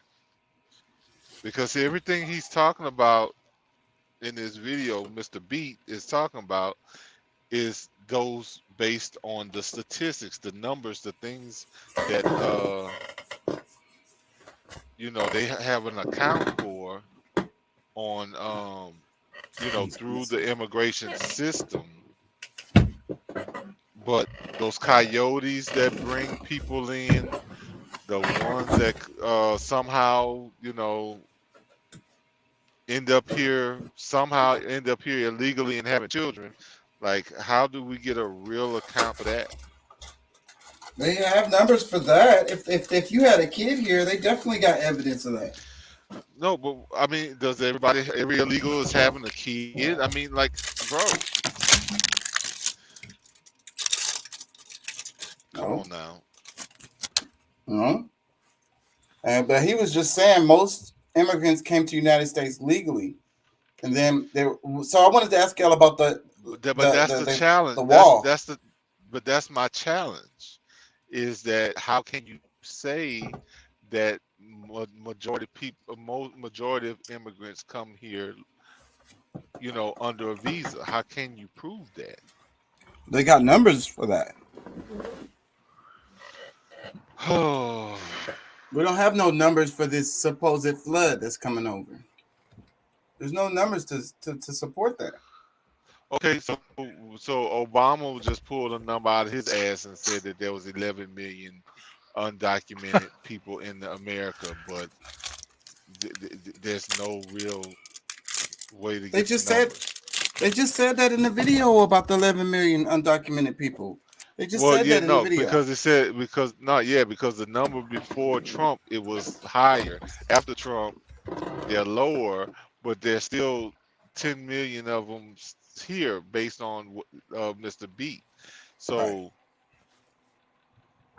how did those people, all of those 10 million were documented, and this is over what period of time?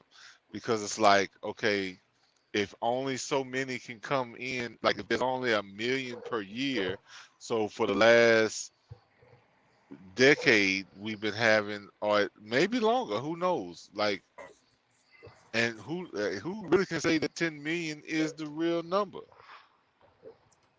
Going by the numbers that they have. Well, You know, I get that, but I mean, can we have is it even possible to have a real account of all the undocumented people? I don't think so. I mean, that would be tough. I ain't gonna lie. Okay, But how much would they be off though? That's the thing. So like, and then like your argument is just like there's no substance to it. You don't have anything to back that up. Well, no, I don't need anything to back it up, because I mean you just said it. you're- That's probably not. But you're saying that 11 million number, yeah, like y'all throwing around that 11 million number. That's the same number of the people who overstay their visas. That's what that number is. Check your check your comments. And they have to. I'm gonna read them right now. And they have to. That's what they do. They kick these people out. So that's why that number doesn't move around that much. Is because these people are still here.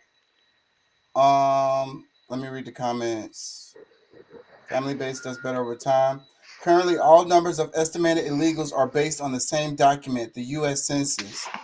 According to their extrapolation of the data, we have 11 to 12 million illegals. I sent a link. So that's still the same number. So illegal immigrants actually fill out the census paper and say, "Hey, I'm illegal and I'm here. Account for me too." Yeah. I don't know about that. Yeah. He says to the 2 million encounters, he says Yale University used a more accurate method where they ran 1 million projections and came up with an average of 22 million illegals. Well, I never saw that. I'd have to see that. See, my whole point is that was the problem I had with his video, is because it has to be speculation. Everything else, I was like, all right, that's cool, you know, that's good information.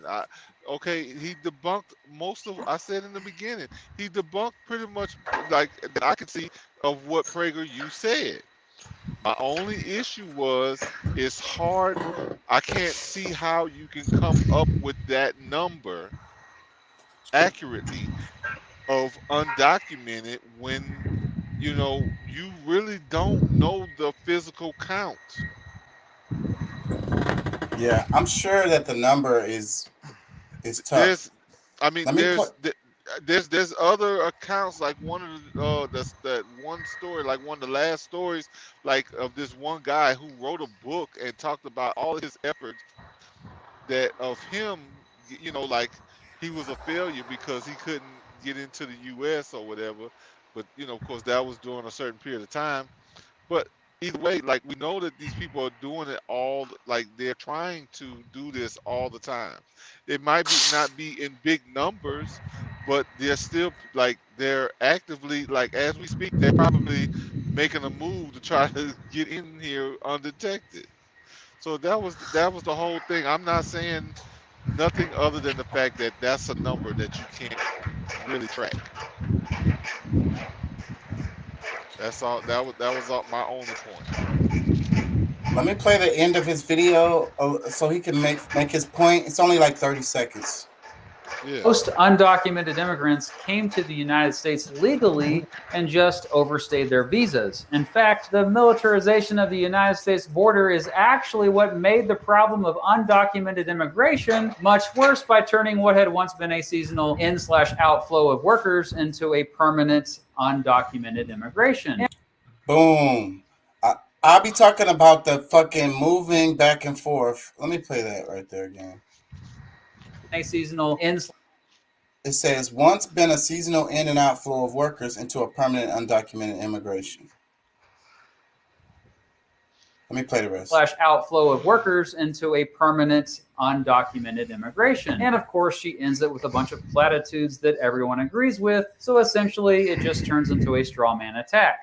But overall, just remember that some of what she said was actually true. Some of what she said was straight up false. Most of what she said was misleading. So hopefully watching this long video gave you some more context and nuance. You were paying attention, weren't you? Yeah, so exactly. I know that you guys aren't gonna move on your position, but Deuce, Doc, Pat, all y'all on the other side on this from me. And I know you're probably not gonna move, but hopefully by the end of this week we can all be a little more educated on the topic. What are they and you know, move on your thoughts of the topic. Well, I think you created an idea outside of, because I mean, which you know happens from time to time between us, which I somewhat enjoy sometimes. But however, I think that you made a narrative of my thoughts that isn't really accurate, because I mean, honestly, I don't have a problem with the immigrants or whatever. I honestly, if I was to say, like, I mean, there's proof that most of the Mexicans didn't cross the border crossed them. So, you know, when we talk about, and then of course the terminology I think can get mixed up too, because one thing we're calling an illegal immigrant, but I think using the same term when we're saying undocumented, because that was something that I was hoping that maybe you would catch, and maybe you did, maybe you didn't, but you didn't really speak on it. But okay, undocumented and illegal can be the same thing, but isn't always the same thing. Yeah. Doc says migrant passes and visas have always been allowed. The caravan shit is not migrants, and they are a new phenomenon. Not a new phenomenon. I completely disagree with you, Doc. Doc sent me this article right here. It's migrant encounters top 2 million in calendar year 2021, on pace for repeat in 2022. But without me even reading this article, just from the title, what I think about is it says migrant encounters top 2 million. Does that mean that these migrants made it over here, or does that mean that they sent them the other way? You know what I'm saying? That title is misleading, because people go away with titles like this thinking they know something. Migrant encounters top 2 million. So 2 million migrants came in 2021. It's on pace for 2022. That's what your brain, like we was talking about in the other show, how, like I say, your brain computes stuff, like twisted kind of in your mind, like, you know what I'm saying? And they know the psychology of this stuff. Well, yeah, I mean, you know, some people read something and think that they read something that wasn't actually there. Yeah. Or even hear certain things that somebody said that you just kind of took off of, you know, because, you know, you lean to one side more than another, that sometimes your brain allows you to hear it one way than how it was actually said. So I somewhat try to account for that, but I can't, you know what I'm saying? Like, in some cases, it's just really just not worth the fight. But either way, you know, I do still stand on what I said, which my only problem with his argument was that, you know, these, you know, it's impossible to come up with a true account of these illegal or undocumented, because all of them, I don't believe all of the undocumented are actually, you know, just have expired visas. I believe some of them are just people who just like, I'm out. You know, I'm not waiting for them to approve me for shit. I'm out. I'm in America. I'm in United States now. I just believe that. Yeah. And if you wanted to know what the migrants, you would have to look at the records over years to look at the trends to be able to have any information. From 21 to 22, that's not going to tell you anything. Anybody knows this. If you run a business, you know what I'm saying, you compare your numbers to last year, 5 years, and maybe 10 years or something. I don't believe there's anybody at the border saying tag. All right, your turn. You come in. I'm going out. You know, I mean, it's just no, because they can't, because they they can, but they have trouble because of the yeah. Okay. It's meant to be a joke. Okay. let me read a little bit more. I'm all sensitive on the topic. Right here it says I know. CBP reports nearly 500,000, because these are us, bro. And I swear to God, bro, I wish people would stop it with the division, because it's really us that they persecuting at the border. Let me read this. It says CBP reports nearly 500,000 migrants encounters at southern border in first quarter of new fiscal year. So here goes another one, like, because this is in bold. It says nearly 500,000 migrants. So border first quarter. Again, that plays with your mind, that little thing. Let me read this a little bit more. It says El Paso, Texas border report. U.S. authorities stopped another 178,000 unauthorized migrants at the southern border in December, a 2% increase over the previous month. A U.S. Customs and Border percentage figures now that show that more than 2 million unauthorized migrants came across the Mexican border in the calendar year and were apprehended or turned themselves in addition to those not stopped or detected. So look, another thing, Doc, because you're saying this is only showing a 2% increase. Like, that's nothing. Change. Like, they're playing with the numbers, like y'all said Mr. Beat was. The latest figures came amid accusations from Republicans that the Biden administration somehow purported that mass migration hasn't done enough to stem it. They also came amid an outcry from advocates unhappy with the hundreds of thousands of asylum seekers and economic migrants being summarily expelled under the Title 42 public health order to prevent cross-border spread of COVID-19. However, the December figures show only 44% of the encounters resulted in Title 42 expulsion, 78,500, compared to 100,200 processed under Title 8, which may or may not result in detention. So basically, this paragraph is trying to get you to feel like, okay, well, actually, a bunch of them did stay. It wasn't just encounters at the border. Half of them got to stay. It says CBP said less than 20% of all family unit members were expelled under Title 42 in December. 15% more family unions came across the border last month than in November, but the number of unaccompanied minors fell by 14%. The agency said only 252 minors were in its custody on an average day in December, compared to 926 in November. The numbers show 496,000 migrant encounters in the past 3 months. The first quarter of fiscal year 2022.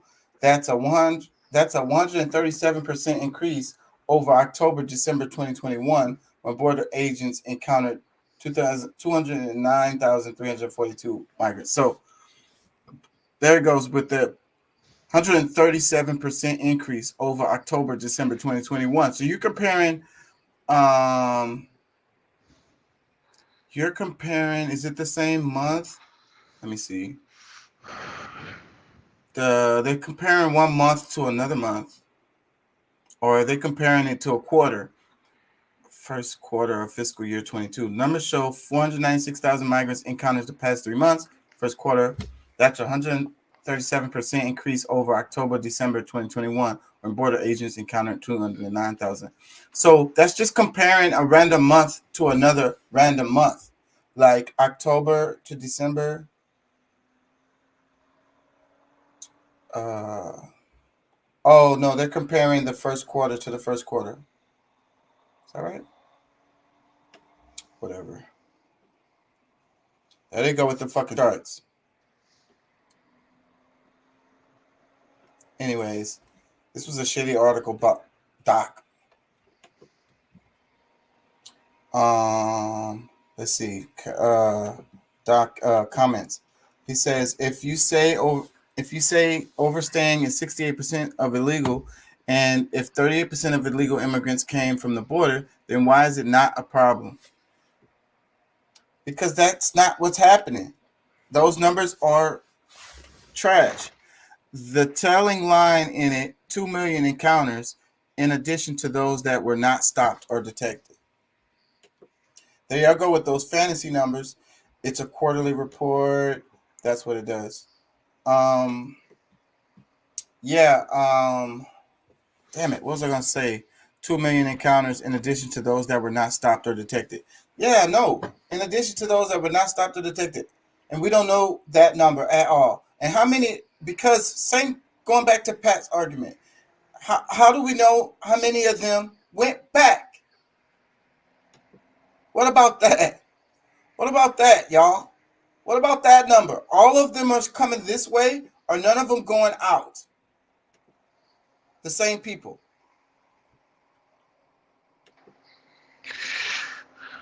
You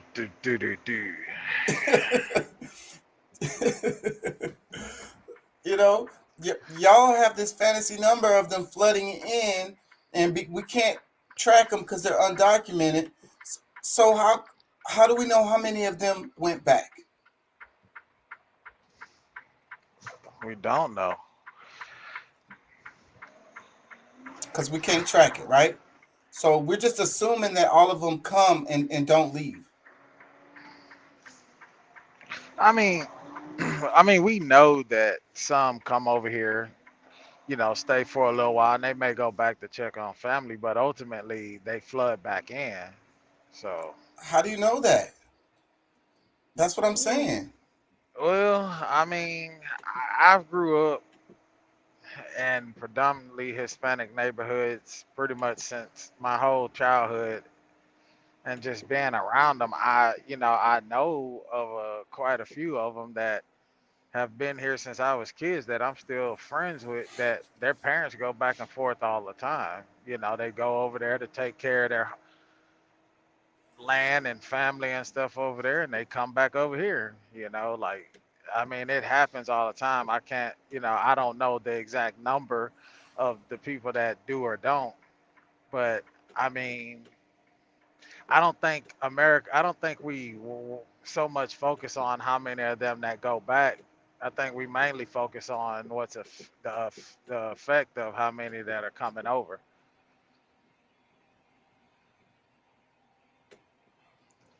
Yeah, so that's what I'm saying. That's what I'm saying. Y'all are using these fantasy numbers, and like I say, you don't know how many of them going back. It's all just an assumption. It's all just there's no data to support it. Your personal experience can't be used as a representative of all the people that come. You get what I'm saying? Yeah. I get that, and that's why I just gave you a little scenario of what but I wouldn't even expect my personal experience to be a valid point in this argument. I'm just saying, we know that there's probably several that go back, but we also know that they don't stay. Majority of them don't stay. They come back. you know, I don't know. I guess I'm basing it off of a common sense type of deal, but I mean, I don't know. It's just, but I mean, the effect of how many of them that are coming over, you know. I used to do this. If y'all can see the screen, not exactly what this guy is doing, but very, very similar. I used to drill into metal like that. You call it drill and tap. That's what he's doing, drilling and tap it. Because you have to drill it first and then you tap it. You give it the groove. You go in forward and then you come out backwards, and it puts those grooves in there for the screws to fit tight. So it's always gonna be. I wouldn't be doing that shit with my feet all bare feet next to the shit. Like, but anyways, I just wanted to say that like I'm watching this little video and it just reminds me of a job I used to work in a warehouse. I kind of like working with drills like that. It's kind of cool making stuff. I got a friend of mine that works in a warehouse, and that's what he does all day. He do measurements and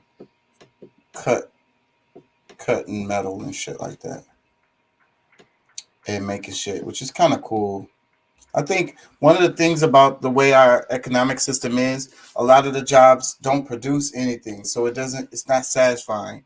You know what I mean? As humans, I think we want to like make something. You know what I mean? But let me ask you this here: the question that you posed about the number of that go back, from our viewpoint, does that, I mean, and does that really matter when you're worried about the ones that are coming in and the money that's going out to fund that? It matters when you're throwing these numbers, these hypothetical numbers around. It matters because those numbers are padding the other numbers, like what Doc was saying earlier, 11 million plus however many that came that we don't know about. Well, however many we came that we don't know about, how many of those went back that we don't know about? And you know, and so I'm just saying, there's a normal migration that happens. There's a normal like fluctuation that happens back and forth, and a lot of those people, you know, don't come here to stay. A lot of those people would rather live at home, and maybe they stay here for a certain amount of time, like I was saying in the video, building up money, build a house, Costa Rica, and then go back home and chill. You didn't saved up a nest egg. You didn't built a house. You've built a garden. You bought a car. You bought all the stuff that you need. You don't need nothing else. You tend your garden. Maybe you have some little hustle that you do, and you good. A lot of them have pride. That's another thing with the arrogance of the United States. They have pride where they're from too, and a lot of them don't really want, you know, that we think because we're United States citizens, greatest country in the world, everybody has to be wanting to come over here. Of course, they want to come here and stay. We're the greatest country in the world. Okay, let me pull up the Yale article then. I mean, I don't know. I don't think that question that you posed would. I don't think they're looking at that. I don't even think they even care. They're just wondering about what's affecting our border crossing every day.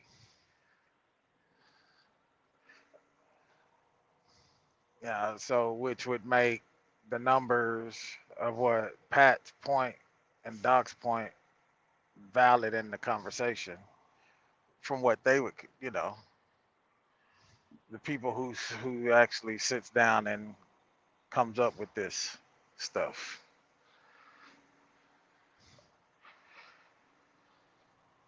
Right? No?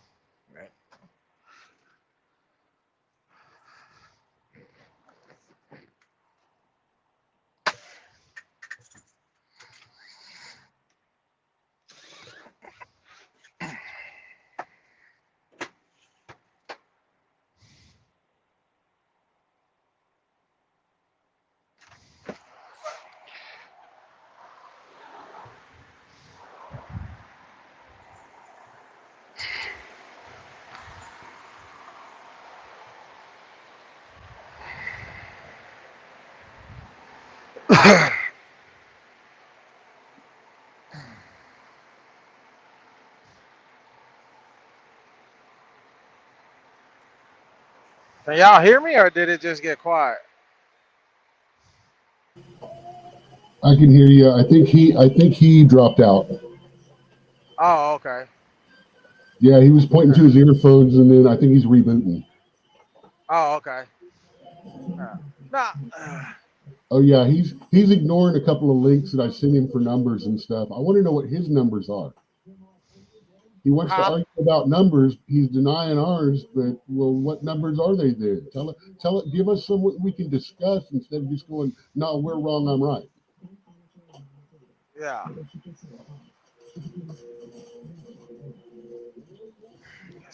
Damn fuel pump. Sorry, guy. Yeah.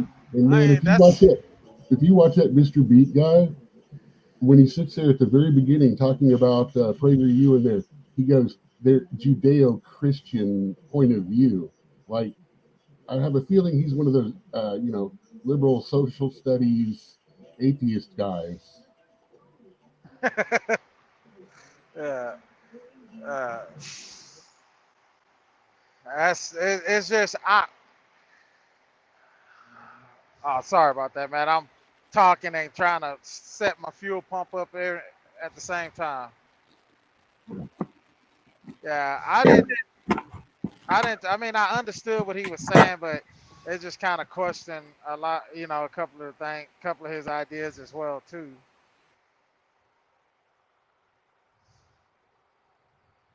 6'5".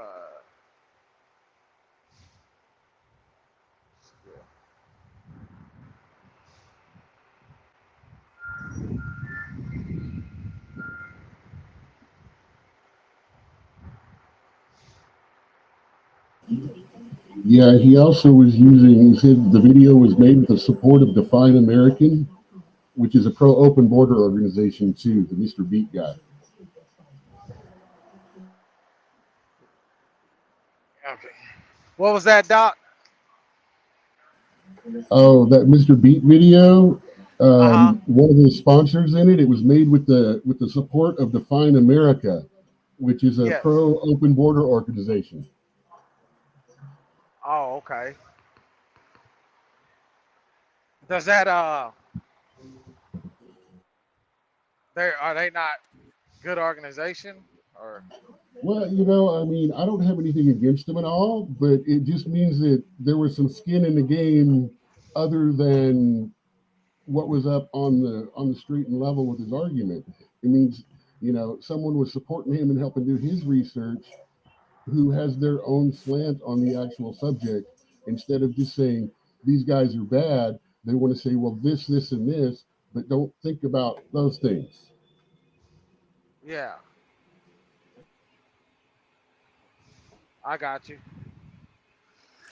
Can y'all hear? Can y'all hear me? Yeah, we got you. I can hear you. Yeah. Can y'all see me? Yes. Man, my screen is black. I was pressing too many damn buttons again. You're invisible. We can't see your ass. You just like them undocumented motherfuckers that's going back to their country. I had to get out of Firefox and go into Chrome to be able to pull my camera up. Firefox, for some reason, wouldn't do it. Firefox is trash. The school tells us not to use it. They're pushing their agenda on you, Chaka. That's because it's the one that's got the least ability to track stuff in. All the other ones have more tracking stuff in them, and school wants to be tracked. Once you I believe that. Yeah, I believe that. They always got Firefox was originally made by people who wrote web stuff that wanted to be able to do it that way instead of like the standard programming way, and they kind of lost out because while they at the time when they first came out, there were less viruses that you could get through Firefox because of some thing they did. I don't know if it's like that anymore. I think they're just money now. Yeah, something about the pop-ups or something that was more secure. Because they was recommending Firefox for a while, and then all of a sudden they stopped. So this is the article right here. Yale study finds twice as many undocumented immigrants as previous estimates. Generally accepted estimates put the population of undocumented immigrants in the United States at approximately 11.3 million. A new study using mathematical modeling on range of demographic and immigration operations data suggests that the actual undocumented immigrant population may be more than 22 million. Do they say what these people make up? Immigration is the focus of fierce political policy debate in the United States. Among the most contentious issues is how the country should address undocumented immigrants. Like a tornado, they won't dissipate. Arguments have spun around and around for years. At the center lies a fairly stable and largely unquestionable number, 11.3 million undocumented immigrants reside in the U.S. But a paper by 3 Yale-affiliated researchers suggests all the perceptions and arguments based on that number may have a faulty foundation. The actual population of undocumented immigrants residing in the country is much larger than that, perhaps twice as high, and has been underestimated for decades. Using mathematical modeling on range of demographic of immigration operations data, the research estimates that there are 22 million undocumented immigrants in the United States. Even using parameters intentionally aimed at producing an extremely conservative estimate, they found a population of 16.7 million undocumented immigrants. I would like to see what they used. It says the number of documents immigrants in the United States estimates based on demographic modeling with data from 1990 to 2016. Demographic modeling. See, I need to know more about that. The result published in PLOS One surprised the author themselves. They started with extremely conservative model and expected the results to be well below 11.3 million. Our original idea was just to do a sanity check on existing number, says Edward Instead of a number which was smaller, we got a number that was 50% higher that caused us to scratch our heads. I think I'm gonna call bullshit on this. I know this is from Yale, but still, what I'm saying is like agendas for research projects be slanted from the beginning. Like they're saying that they wasn't expecting it to be low. I'm calling bullshit on that.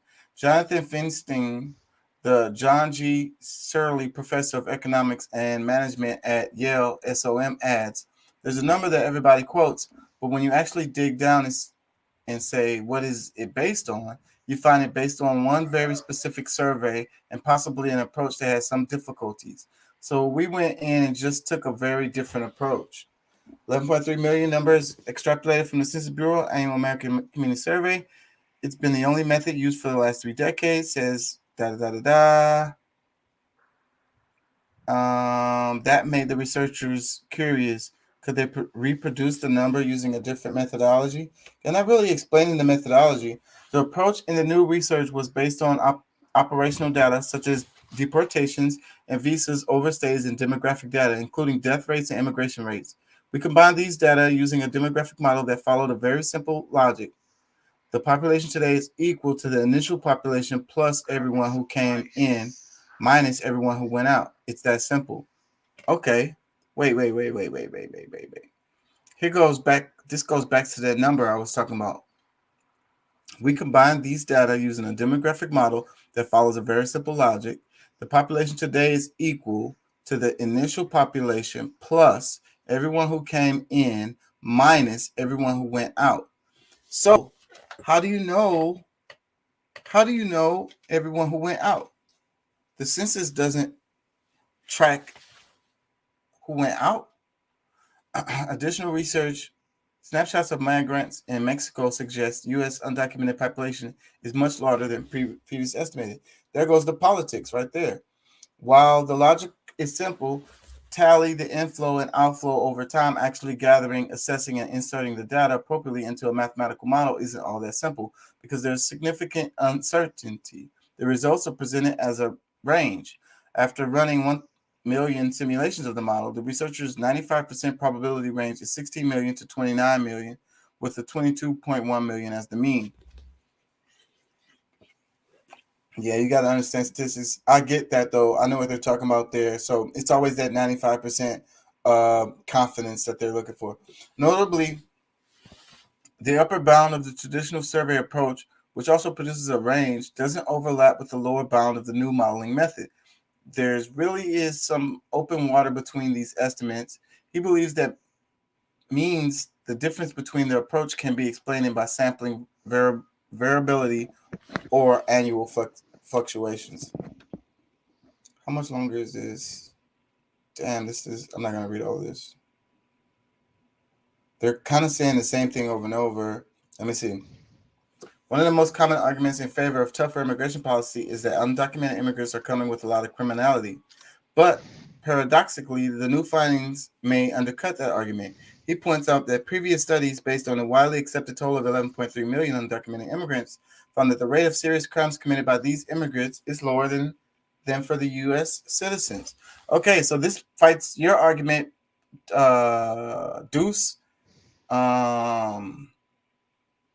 Yeah, so what is the problem with them coming over? They're not committing no crimes. If they're paying taxes, they follow the, Let me read some more. The new findings suggest that the rate is even lower than previously believed. You have the same number of crimes, but now spread over twice as many people as we believed before, which right away means that the crime rate among undocumented immigrants is essentially half whatever was previously believed. With respect to the idea that undocumented immigrants take job opportunities from citizens, Kaplan points to different possible interpretations of the new findings. The fact that there are actually more people here than we thought before might explain that. But you can also look at the other way. Whatever job displacement there has been happened with twice as many undocumented immigrants as we thought. That caused you to rethink just how much pressure there is. As a typical with academic work, this findings is not an endpoint. Hopefully these results spur further thinking. Yeah, that's how you end the article that wasn't, That's crazy. Anyways. I don't know how I feel about that article, Doc. Just because it's Yale doesn't mean that. And also the damn, like I say, statistics research, the damn charts. I'd have to see what they used to come up with this. Like, I would want to see what their model was. They said geographical data or whatever. Like, what the fuck is that?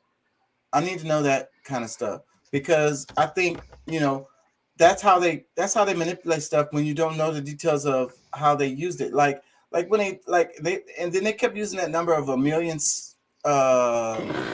simulations. Sure. So that's like saying, okay, this has got to be accurate since we simulated it a million times.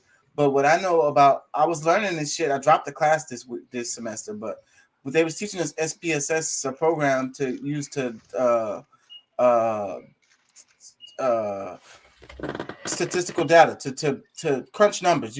But the teacher kept saying at the beginning of the class, she was like, trash in, trash out. It's all about the data and how you arrange it. You know what I'm saying? The computer is just going to do what you tell it to do. The math, it's what they do. And I like how they also explain the problem with it as well. It's the science. Then do a deep dive. I'm just shining a light on the information. And it's good information. I hadn't heard that number before. And just like what Pat was saying earlier, I don't think that, that how accurate could the 11 million number be, and then it, like census data, how, again, what Pat was saying earlier, so I'm an undocumented immigrant. I'm finna, the census guy comes around, I'm finna run outside and fill out the paperwork. That don't really make sense to me.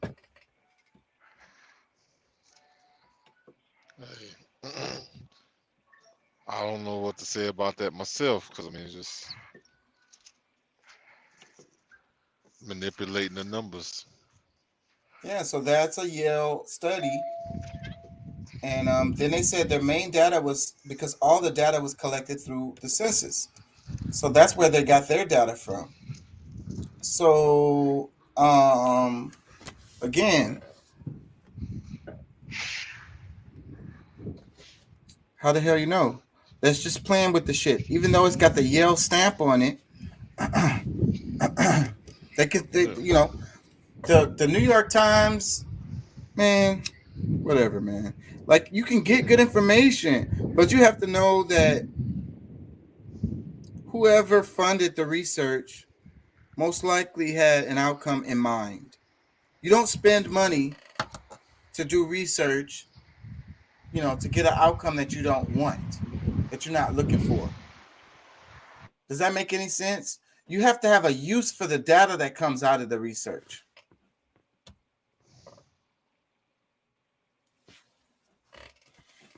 Does that make sense what I'm saying?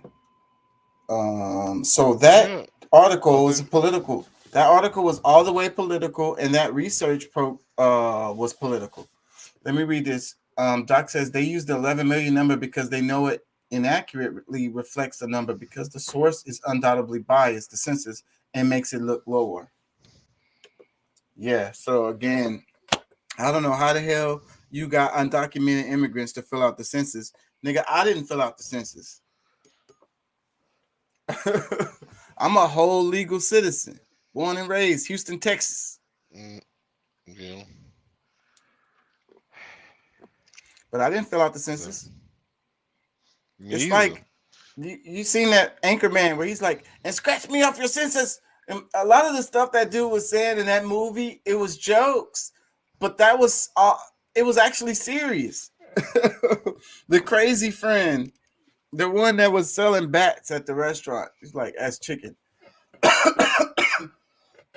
That movie was funny as fuck, and also I think it was very, very revealing of our political state and our, and also our media state, because the politics and the media is all intertwined, right?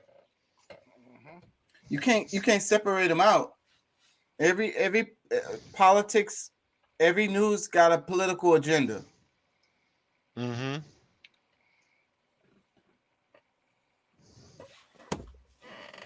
Yeah, so he was like, and scratch me off your census. And then the guy from the guy, I think he was from Texas or something too, that character. And then you had the guy, is it Boomhauer or whatever from King of the Hill?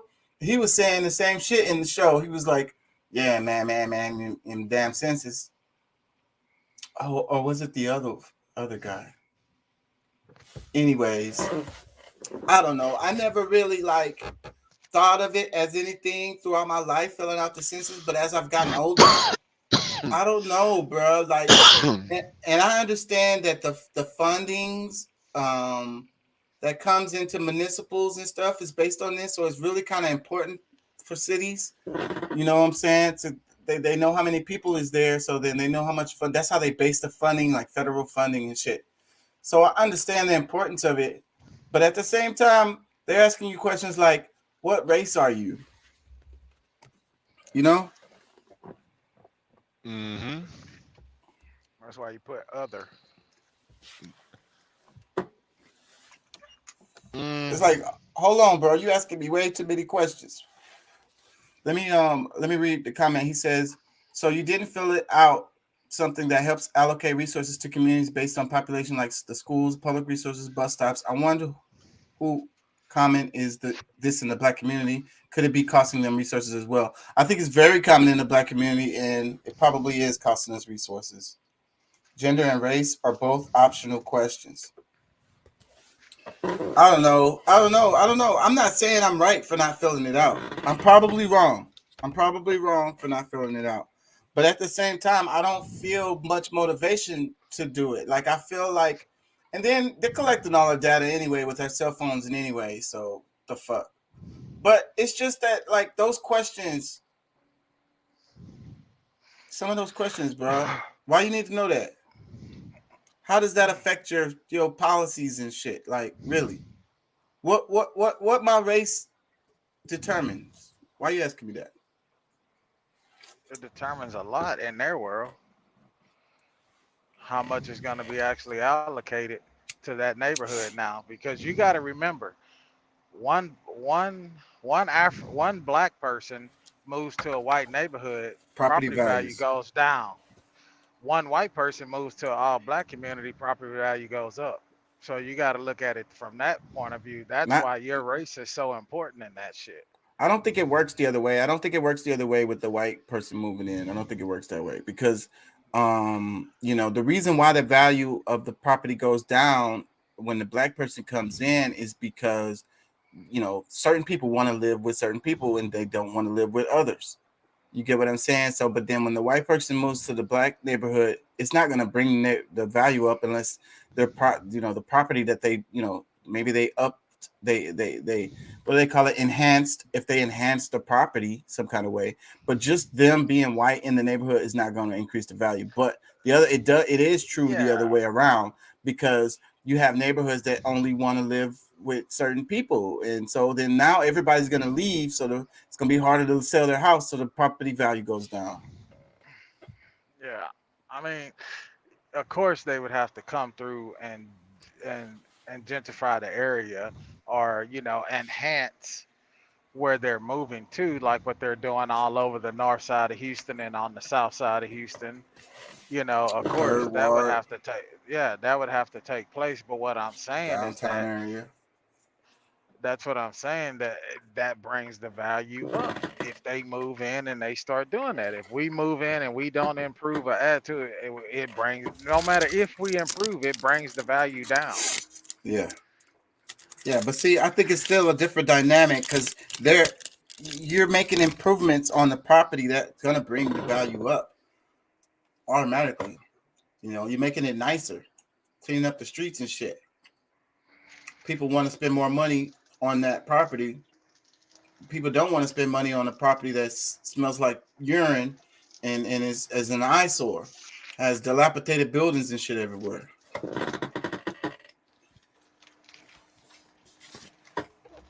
He said, Doc says white people will gentrify an area if they have all their teeth.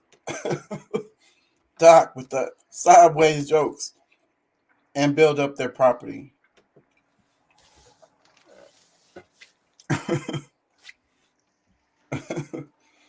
They must have kicked Pat out. I feel like I'm losing y'all, and we're almost at 4 hours. So let me see. I think I'm gonna just wrap it with some scrolling on Insta, or do we want to do another? No, I ain't gonna do another video because I'm gonna put y'all to sleep.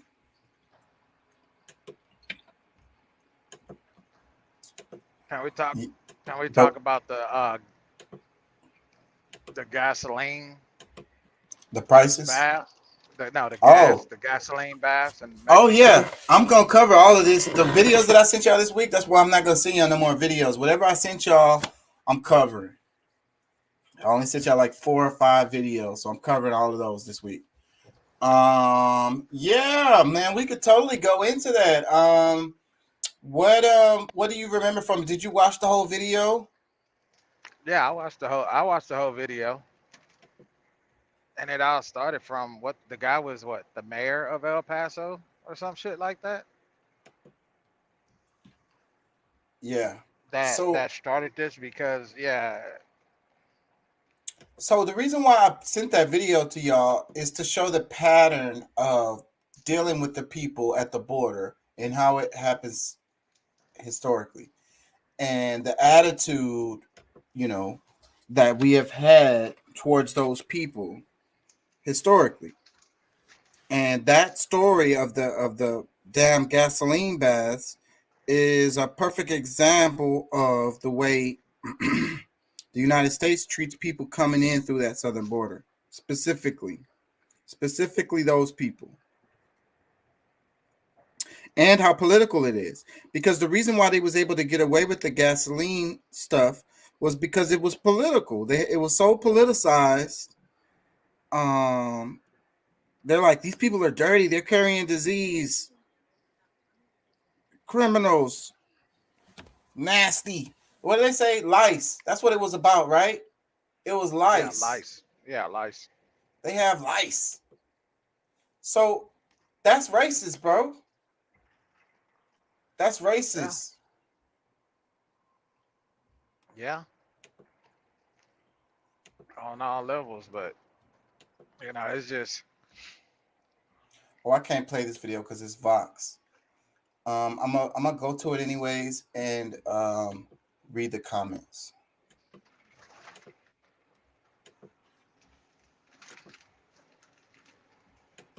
Yeah, Vox ain't gonna let me play it. I think they'll end up editing this out of my video or giving me a hard time because they're a major ass channel. So this is the name of it is The Dark History of Gasoline Baths at the Border. Vox did this video July 29th, 2019. So let me see. Did they put a caption? It says, an alarming U.S. border policy forced fumigations on migrants at the U.S.-Mexico border. Help our reporting on hidden stories. In 1917, American health officials launched a campaign to use noxious, often toxic chemicals to delouse immigrants seeking to enter at the U.S.-Mexico border. The same practice had caused a fire in an El Paso jail the year before and killed 27 people. 17-year-old Juarez Maid Carmelita Torres refused to go through it, sparking a protest of thousands of Mexicans at the El Paso border. Although they briefly shut down the border, the campaign would continue for decades and go on to inspire Nazi scientists.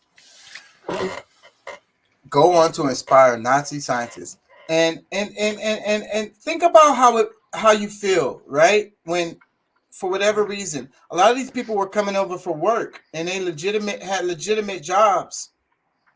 And think about how it makes you feel, how it would make you feel as a person, as a human, for them to be like, you probably got lice, so we got to pour gasoline on you for you to come in. Yeah, they were bathing them in kerosene and vinegar, and that's fuck that, dude. It would make you feel horrible. But the funny thing is that their own country was sending them over here to continue to go to work, knowing what was taking place. Well, these people are desperate. You know what I'm saying? You have to be a desperate person to go through some shit like that. But also, you have to understand that the United States created these conditions by their way of exploitation. That's why I sent y'all the video about Texas. I don't want to get into that right now, though. But we're going to get into that later because that's connected to all of this. How Texas became... We're like the only state that was a republic. Like, we was a whole country before. That's the reason why they say Texas is like the only state that can really succeed from the Union, because we came in as a country. But anyways, they had this practice. So the reason why I wanted to talk about this is because the attitude that we have towards these people coming in is the reason why you can get away with stuff like this. You're making it all political and you're saying these people are whatever. You know, you're making them the other. You're saying they're criminals or whatever. You're saying they're taking your jobs or whatever. So because of that alienation of them, that criminalization of them, then that gives you that politicalization of them. That gives you the ability to be able to do horrible ass shit like this. And it's interesting. At the end it says, and go on to inspire Nazi scientists. Yeah. and this is Vox, so they're being soft as hell. Because we studied some of this in some of my classes, and they in the books they showed some personal accounts of people going through this. Some people's parents may be still alive right now that went through this. Let me see. Let me read some comments, because I don't want to play it. It says, American history is truly the most scary thing, and the most horrifying part is the way it's covered up. Wow. I got to give this guy a like. I don't like comments often.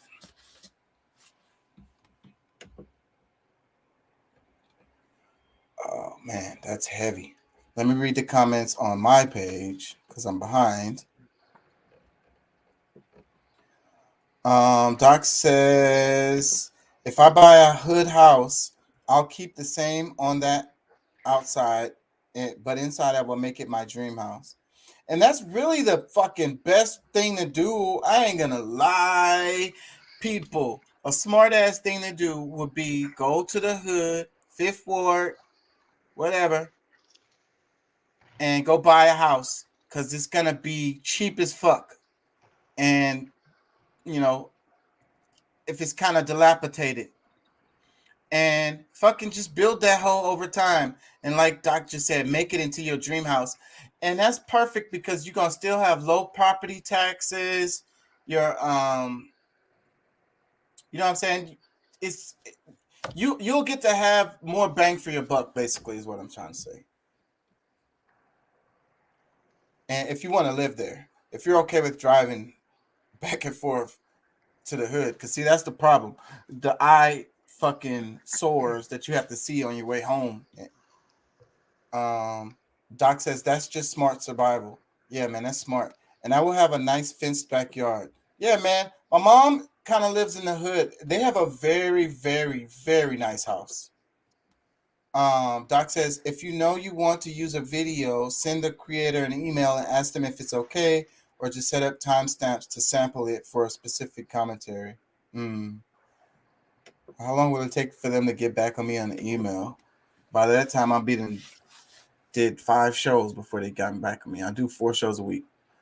He says, it's part of our agreement with the U.S. We can vote to succeed, not that the U.S. will allow it. Look into the Texas movement, and I might be able to get Daniel Miller to come on the show if you want to talk about Texas separation movement. I'm definitely talking about Texas tomorrow or the next day. One of these days this week. I'm not going to do it today because that's a whole thing. And we already almost at 4 hours. So, but yeah, so I don't really want to go into that. Yeah, we're definitely going to talk about that at some point later this week. So whoever wants to come talk about it, totally. Because it's very related to this topic of this southern border. Texas is the damn southern border. Let me read some more comments. That dude, the one I liked, he said American. This is underneath the video, the Vox video. These are comments underneath the Vox video. He says American history is truly the most scary thing, and the most horrifying part is the way it's covered up. And this is why I study history. I want to know the truth. I want to know what really happened, because that helps me understand what's going on right now. And I think one of the biggest problems with the United States citizens is that we've been lied to about our history, that therefore we have a damn skewed ass perception of ourselves as a community. And it's skewing our decisions, it's skewing the way we think. You know what I'm saying? That's one of our biggest problems. We need to reckon with our American United States history. We need to reckon with that shit. Next comment, it says, I was never taught about this in school. Why? This seems like a hella important event to understand and remember. Yeah, I wasn't taught about it until I got to college. It says, this is horrifying. They need to be teaching this in schools. I agree. They hate us, but love our food.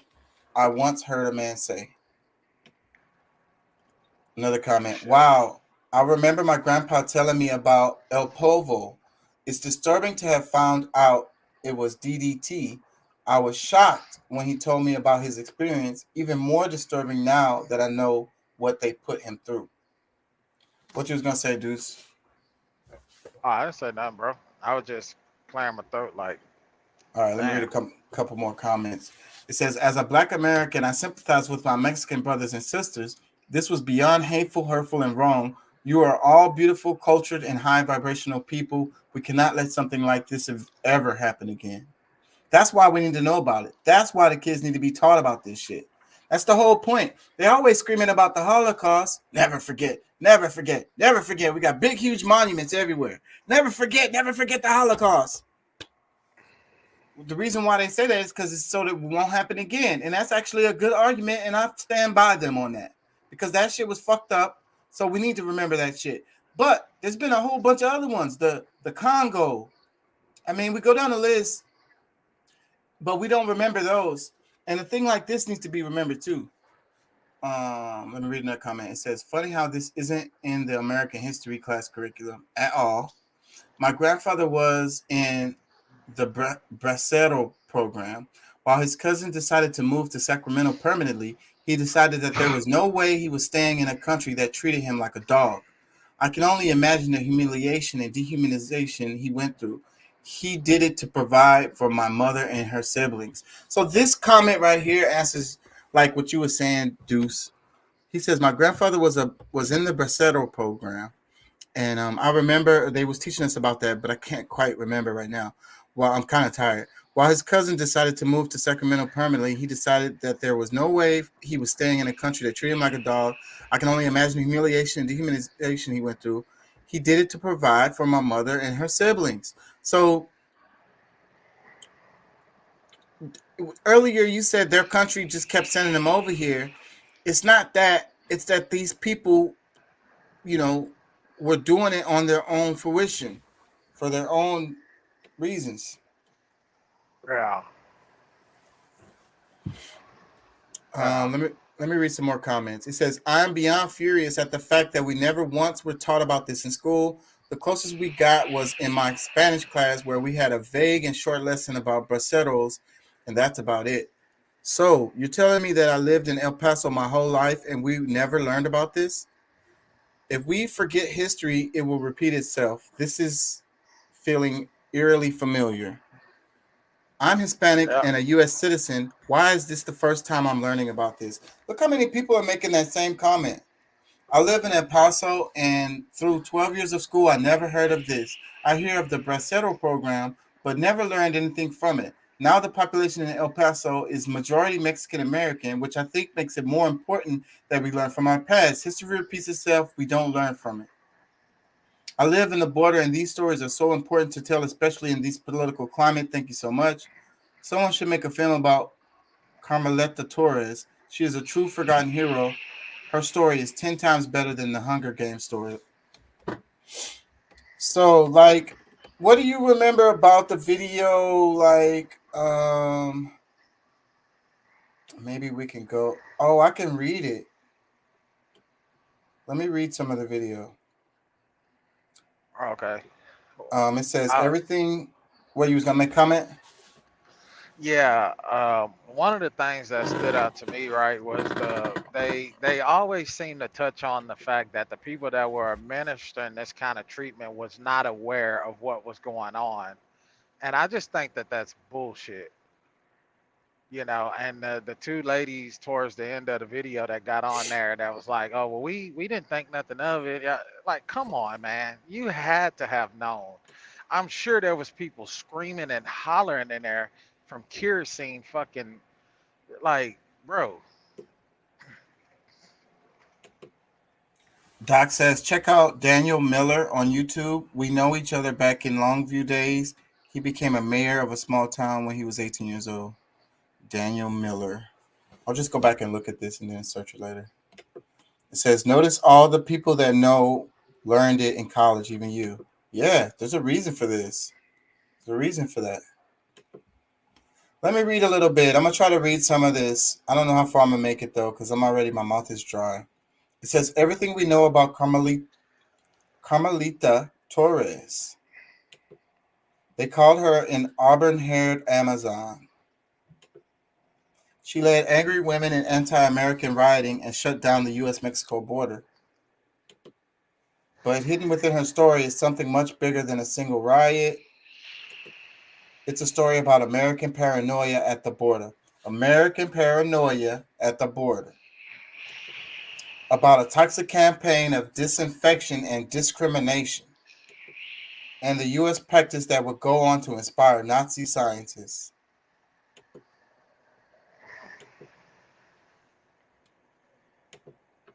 At the border between El Paso, Texas, and Ciudad Juarez, Mexico, thousands of people cross.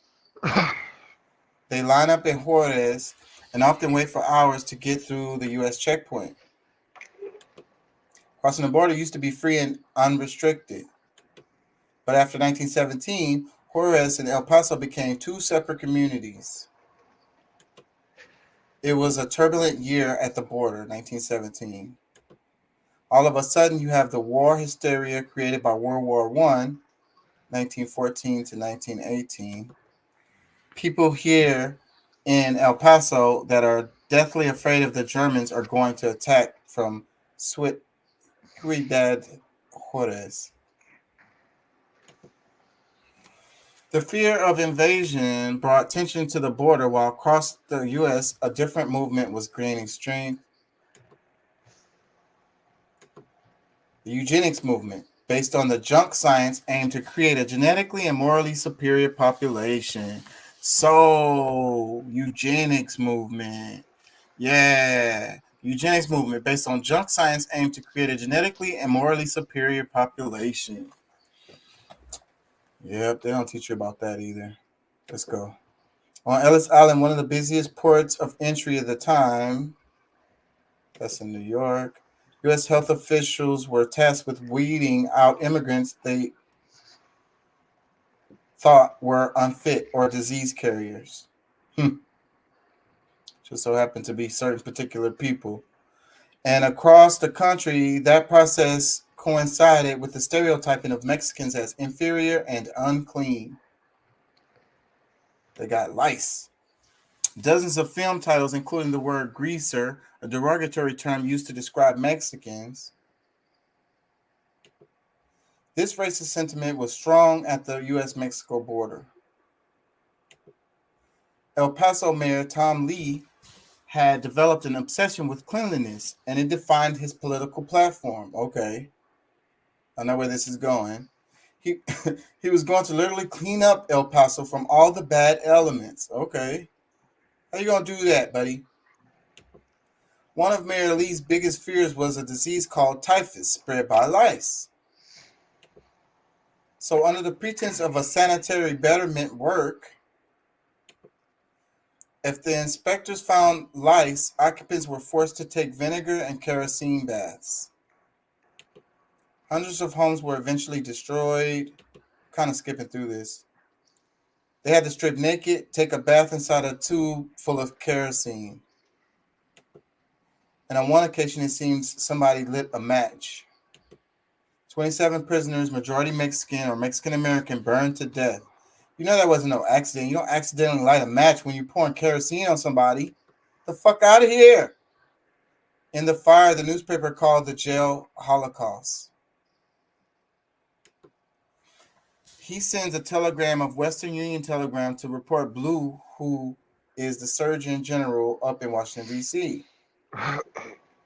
He sends a telegram, Western Union Telegram, to report Blue, who is the Surgeon General. Bah, they just said that. But instead, they funded a new disinfection plant at the border in 1916. Their clothes were sent to a large steam dryer. An inspector would check each person's body, including private parts for lice. And that's it's a sexual part to this. Because it's just like when the cops be searching you, like the ones grabbing your ass and grabbing your nuts and shit. Like, bro, you don't need to do all that. If they found lice, immigrants would have shaved their head and body hair and bathed in a mix of kerosene and vinegar. And many had to complete puzzles or simple IQ tests to prove that they were fit for entry. So this was just part of the process. Yeah. After this process, they'd receive a ticket as proof that they were disinfected. And it only lasted for 8 days. But they would need to go through this every 8 days in order to re-enter the U.S.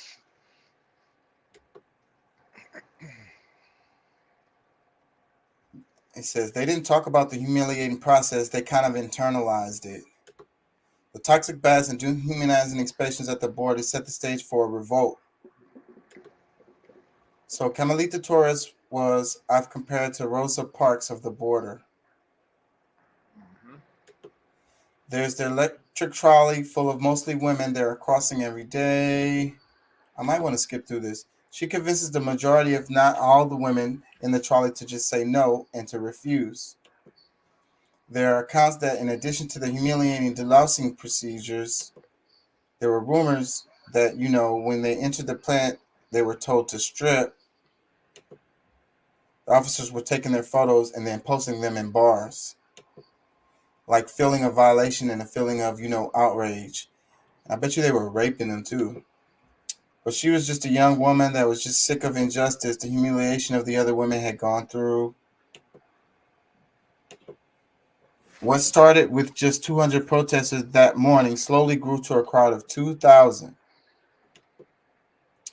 Porter said the scene reminded one of bees swarming. It's like the powder keg of the United States, bro. Powder keg, bro. You know what I'm saying? All it takes is a little thing to happen, and it just fucking. That's the thing with the United States, and that's why we need to reckon with our history, because we still got that powder keg right now. And one little event could happen right now, and then everybody will be in the streets.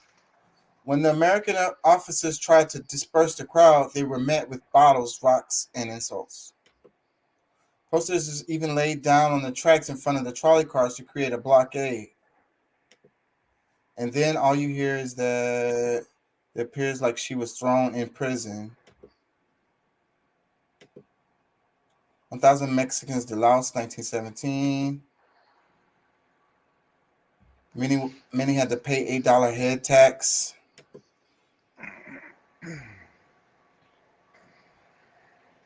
Anyways, this is simple. It's like who should be kept out of the country or who should have a hard time coming in.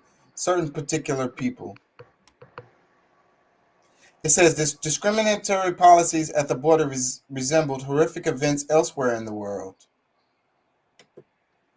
The fumigation of Mexican immigrants wasn't just reminiscent of Nazi Germany, it was directly linked to it.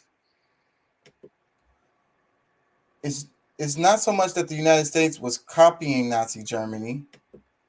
He found that in 1929, the U.S. started using Zyklon B, and in 1937, the German Pest Science Journal, he included 2 photos of El Paso's delousing chambers. An example of how effective Zyklon B had been at the U.S. border to kill unwanted pests. Unwanted pests. And eventually, it was used in concentrated doses to murder millions of people. People, rightly so, say you can't compare what happened in Nazi Germany with other parts of the world. And that's true. I mean, and in terms of Zyklon B, it was used in the border not to intentionally kill Mexican border crossings. Or they definitely didn't care if they died from it. But the history of something like the Holocaust doesn't take place in a vacuum. Mexico started sending men to work on U.S. farms and railroads. Here in the facility, some migrants were sprayed with insecticides. They sprayed the niggas with insecticides.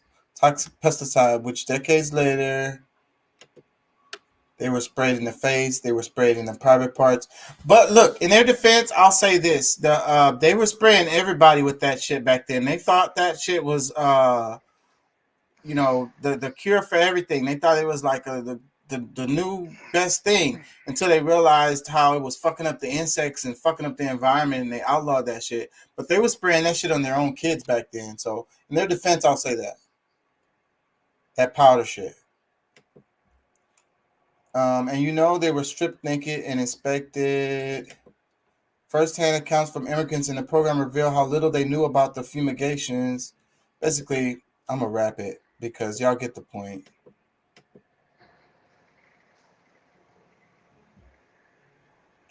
Because they're gonna let me play the end of this.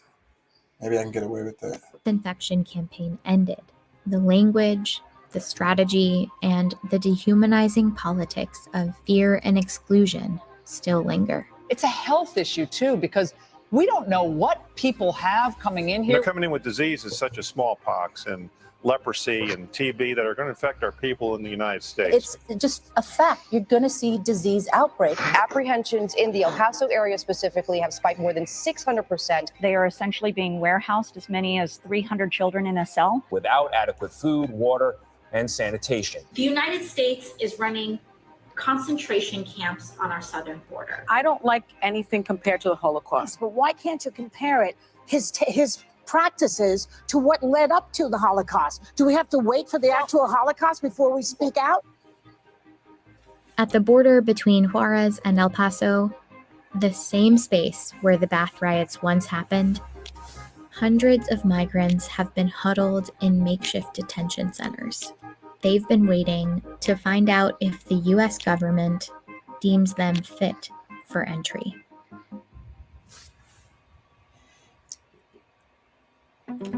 So that's my point. My point is, the border is a political tool. There's a history of them using it in that way. They have certain people that they don't want to come in, and this is still happening to this day. Like, it hasn't stopped, and it doesn't matter who's president. If there's a Republican or Democrat in there, this attitude of the border is still the same. These people are dirty. They pack disease. They're taking our jobs. They're raping our women. Y'all got me? Yeah. Yep. We follow. It says greasers was also used to describe Italians. Yeah. So, anyways, I'm going to wrap it soon. I'm going to scroll a bit on Instagram and then we'll wrap it. But we're going to talk about this more tomorrow because I think that we don't understand it. And then it's clearly an important topic that moves people, and people are learning from this because we're all arguing about it and we're all over the place about it. And we just read articles and watched videos and debunking videos, and we still haven't got any real good data, I would say. Like, we still haven't really gotten anywhere, if that makes any sense. So hopefully by the end of the week we will. But hopefully y'all understand after watching this video that, the main point is that this southern border, Texas-Mexico border especially, historically has been a way to like persecute certain groups of people. That's my point. That's what I'm trying to say. Yeah. And it still happens today. It hasn't changed at all. Not a little bit. Nope. Because you heard the rhetoric. You heard the rhetoric in the video of the guy in El Paso. I need to clean my city up. Those people are dirty. They come over here with diseases. And then they flash to present day, and then you hear the talking heads basically saying the exact same words. Yep. Yep. But that's the thing, man. They saying the same thing, but then they go through and they say, "Oh, but they're being housed with, without proper sanitation and food and water and this and that." But you guys were just in the same, the segment the day before talking about how them coming over brings about disease and all kind of other shit. So it's crazy. Man, India is coming along, y'all. Y'all hearing anything about India? And something about military weapons? Like, India is turning into a big boy. Let me see if they talk about it out here. They just got music. But I heard something about them buying. Let me see if they talk about it here. It says, Prime Minister Modi led Cabinet Committee on Security approved the purchase of 15 made in India choppers. You heard that? 15 made in India choppers. The government cleared the procurement of 15 light combat helicopters at a cost of, 3,887 crore? Yeah, I guess that's their currency. I don't know anything about it. Yeah, India is turning into a big boy. And then they not finna go over there and mess with India. They like, bruh, I want to say they've been building up their military. It says made in India should be made in India. Hopefully not U.S. military industrial complex setting up a factory in India, calling it made in India. That's an interesting comment.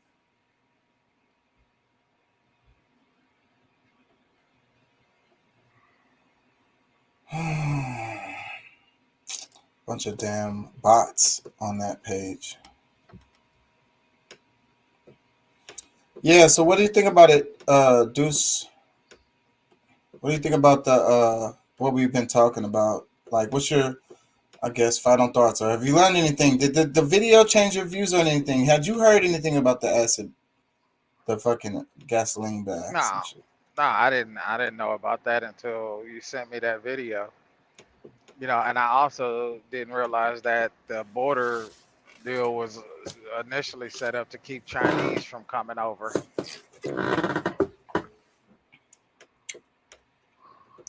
Yeah, well, when they did the Chinese, you talking about the Chinese Exclusion Act? Mm-hmm.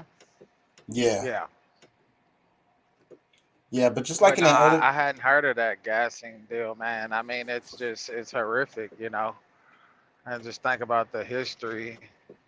Yeah, it's and just to think about it, dude, that Germany pretty much got that idea to do what they did to Nazi Germany, got that idea to do what they did to the Jews from that, you know, and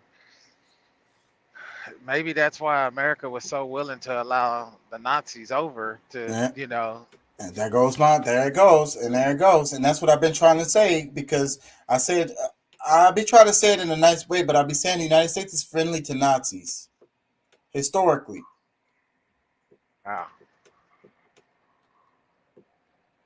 So it's kind of like friendly to fascism a bit. Yeah.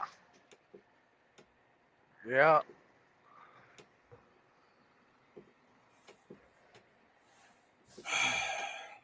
It's crazy, bro. But other than that, man, it's all good. You know, I'm geared up for the rest of the week shows. Yeah, so we're gonna one of those days we're gonna do Texas. Let me look at the list here.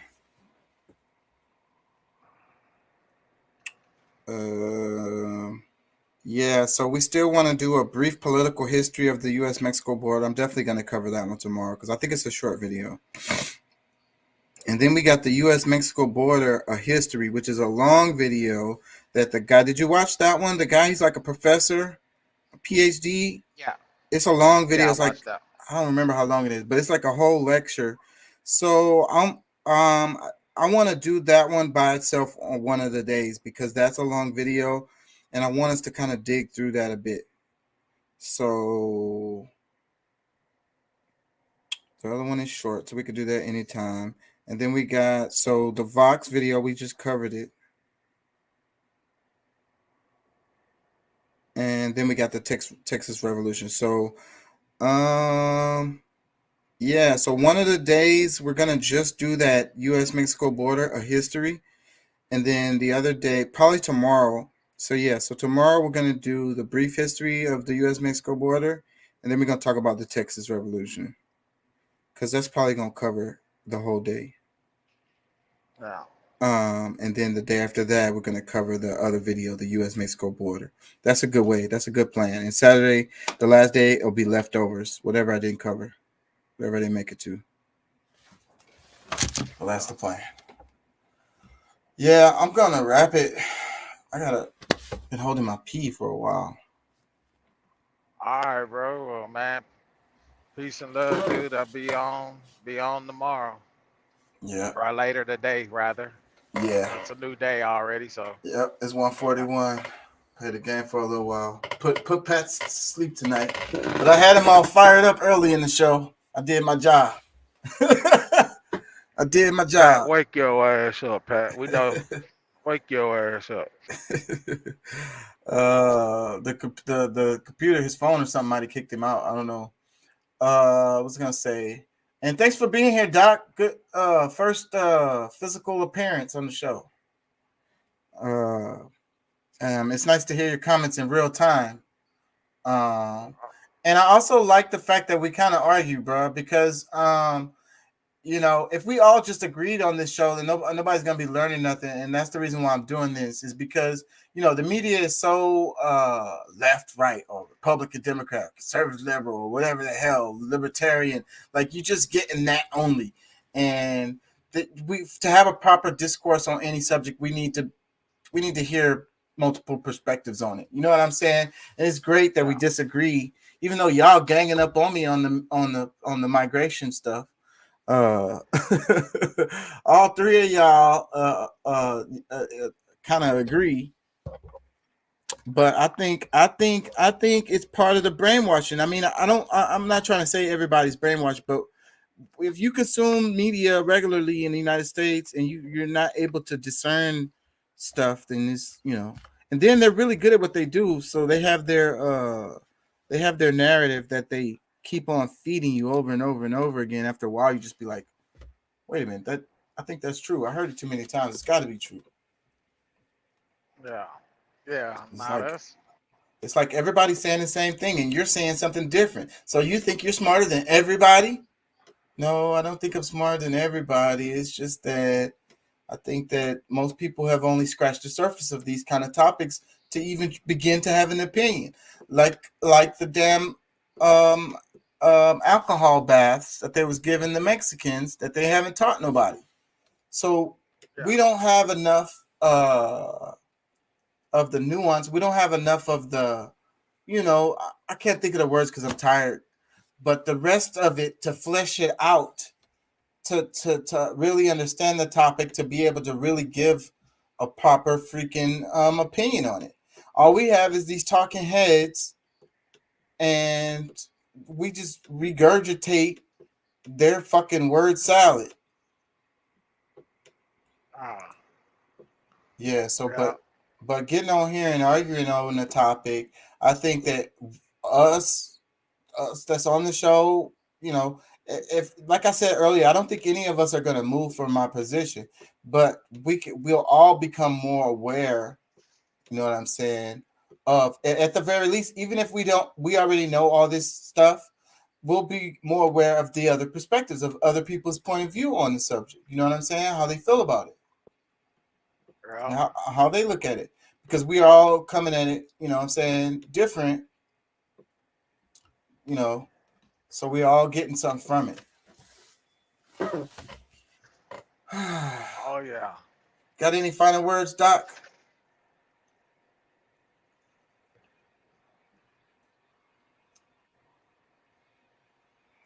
You got any final words, Doc? Because I'm about to wrap it. Not so much. Well, did you learn anything today? You know, a lot of this that you were covering, I'm going to tell you the truth. I have read about a lot because the stuff I write for my games, like the superhero games, I actually have descendants of that who got chemical bathed, who 3 generations down the line in the 1980s became some of the first superheroes because it messed with the genetics and stuff like that. That's interesting, bruh. Like Tuskegee experiment people, things like that. People that were affected by these fucked up shit in history. We really did that. And that's part of what inspired early superheroes. So I didn't know that in my superhero games to, you know, a little bit of flashlight on that. People will want to go, what is that? Now look it up, you'll see. There's in the back of the book or on the back of the character, there's a inspired by this event kind of thing. I'm weird like that. Yeah, that's cool, man. That's really cool. Like, and I didn't really know that. So, like, I'll think of the X-Men when you say that. Well, not X-Men. Think more Captain America. Okay. You know, a science experiment. Think more the Hulk. Okay. A gamma experiment gone wrong. Frankenstein. A weird chemical mixture thrown on these guys that didn't really affect them, but gets into their genetics, and their children start showing abilities. And then their children show stronger abilities. And then each generation gets stronger. Well, yeah, okay, X-Men like that, but instead of a mutant, it was a scientific chemical change in them. Yeah. But yeah, it mutated. So yeah, it's just a science mutant, not a just straight, well, they were called children of the atom. I mean, mutants didn't really appear before, until they retconned like the old, like Wolverine and stuff. mutants didn't really start appearing until after the first couple of atomic experiments went off. Right. So that was the fear. Everybody was like the atomic. They don't know what the long-term effects of radiation is because they hadn't tested it on humans like that. So then they're all like, damn, it might turn us all into mutants or something, or maybe it'll give us superpowers. I've got one guy kind of like Ant-Man that he can grow and shrink because he fell into this big weird vat of experimental GMO water that they were going to use to spray a field to try to get it to grow in like several days, and it changed to where he could manipulate the amount of space between the atoms in his body, and he can get bigger or smaller. That's interesting. I love that kind of stuff. I ain't gonna lie. I would read that. I like to do creative writing too. I've done a bit of it. It was a character I made for a superhero game where you know, it's like Dungeons and Dragons, but instead of playing like wizards and fighters and stuff, you're playing superheroes.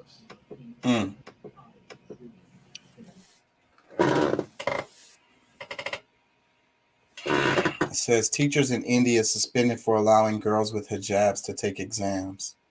Yeah, Modi doesn't really like Muslims. Hey, I'm on I-10 headed westbound. I'm just outside of before you get into Katy here, and I'm passing the ConocoPhillips corporate building, and they got their building lit up in the Ukraine flag colors. Pray for Ukraine. I'm gonna have to wrap it, y'all. I've been having to pee for like 20 minutes, 30 minutes now. And we're over 4 hours. It's hard for me to download these when they get too big. So the file is too large. It takes fucking forever. Take up a bunch of space on my computer too. So I always download these after the show and chop them up. So, all right, man. You gonna be here tomorrow, Doc? Deuce? Yeah, I'll try to be. Yeah, man. Yeah, I'll be here. All right, y'all. Well, peace and love. Thank y'all for joining. Thank y'all for comments. I hope y'all learned something. And I'll be here tomorrow. Y'all have a good night. You too, bro.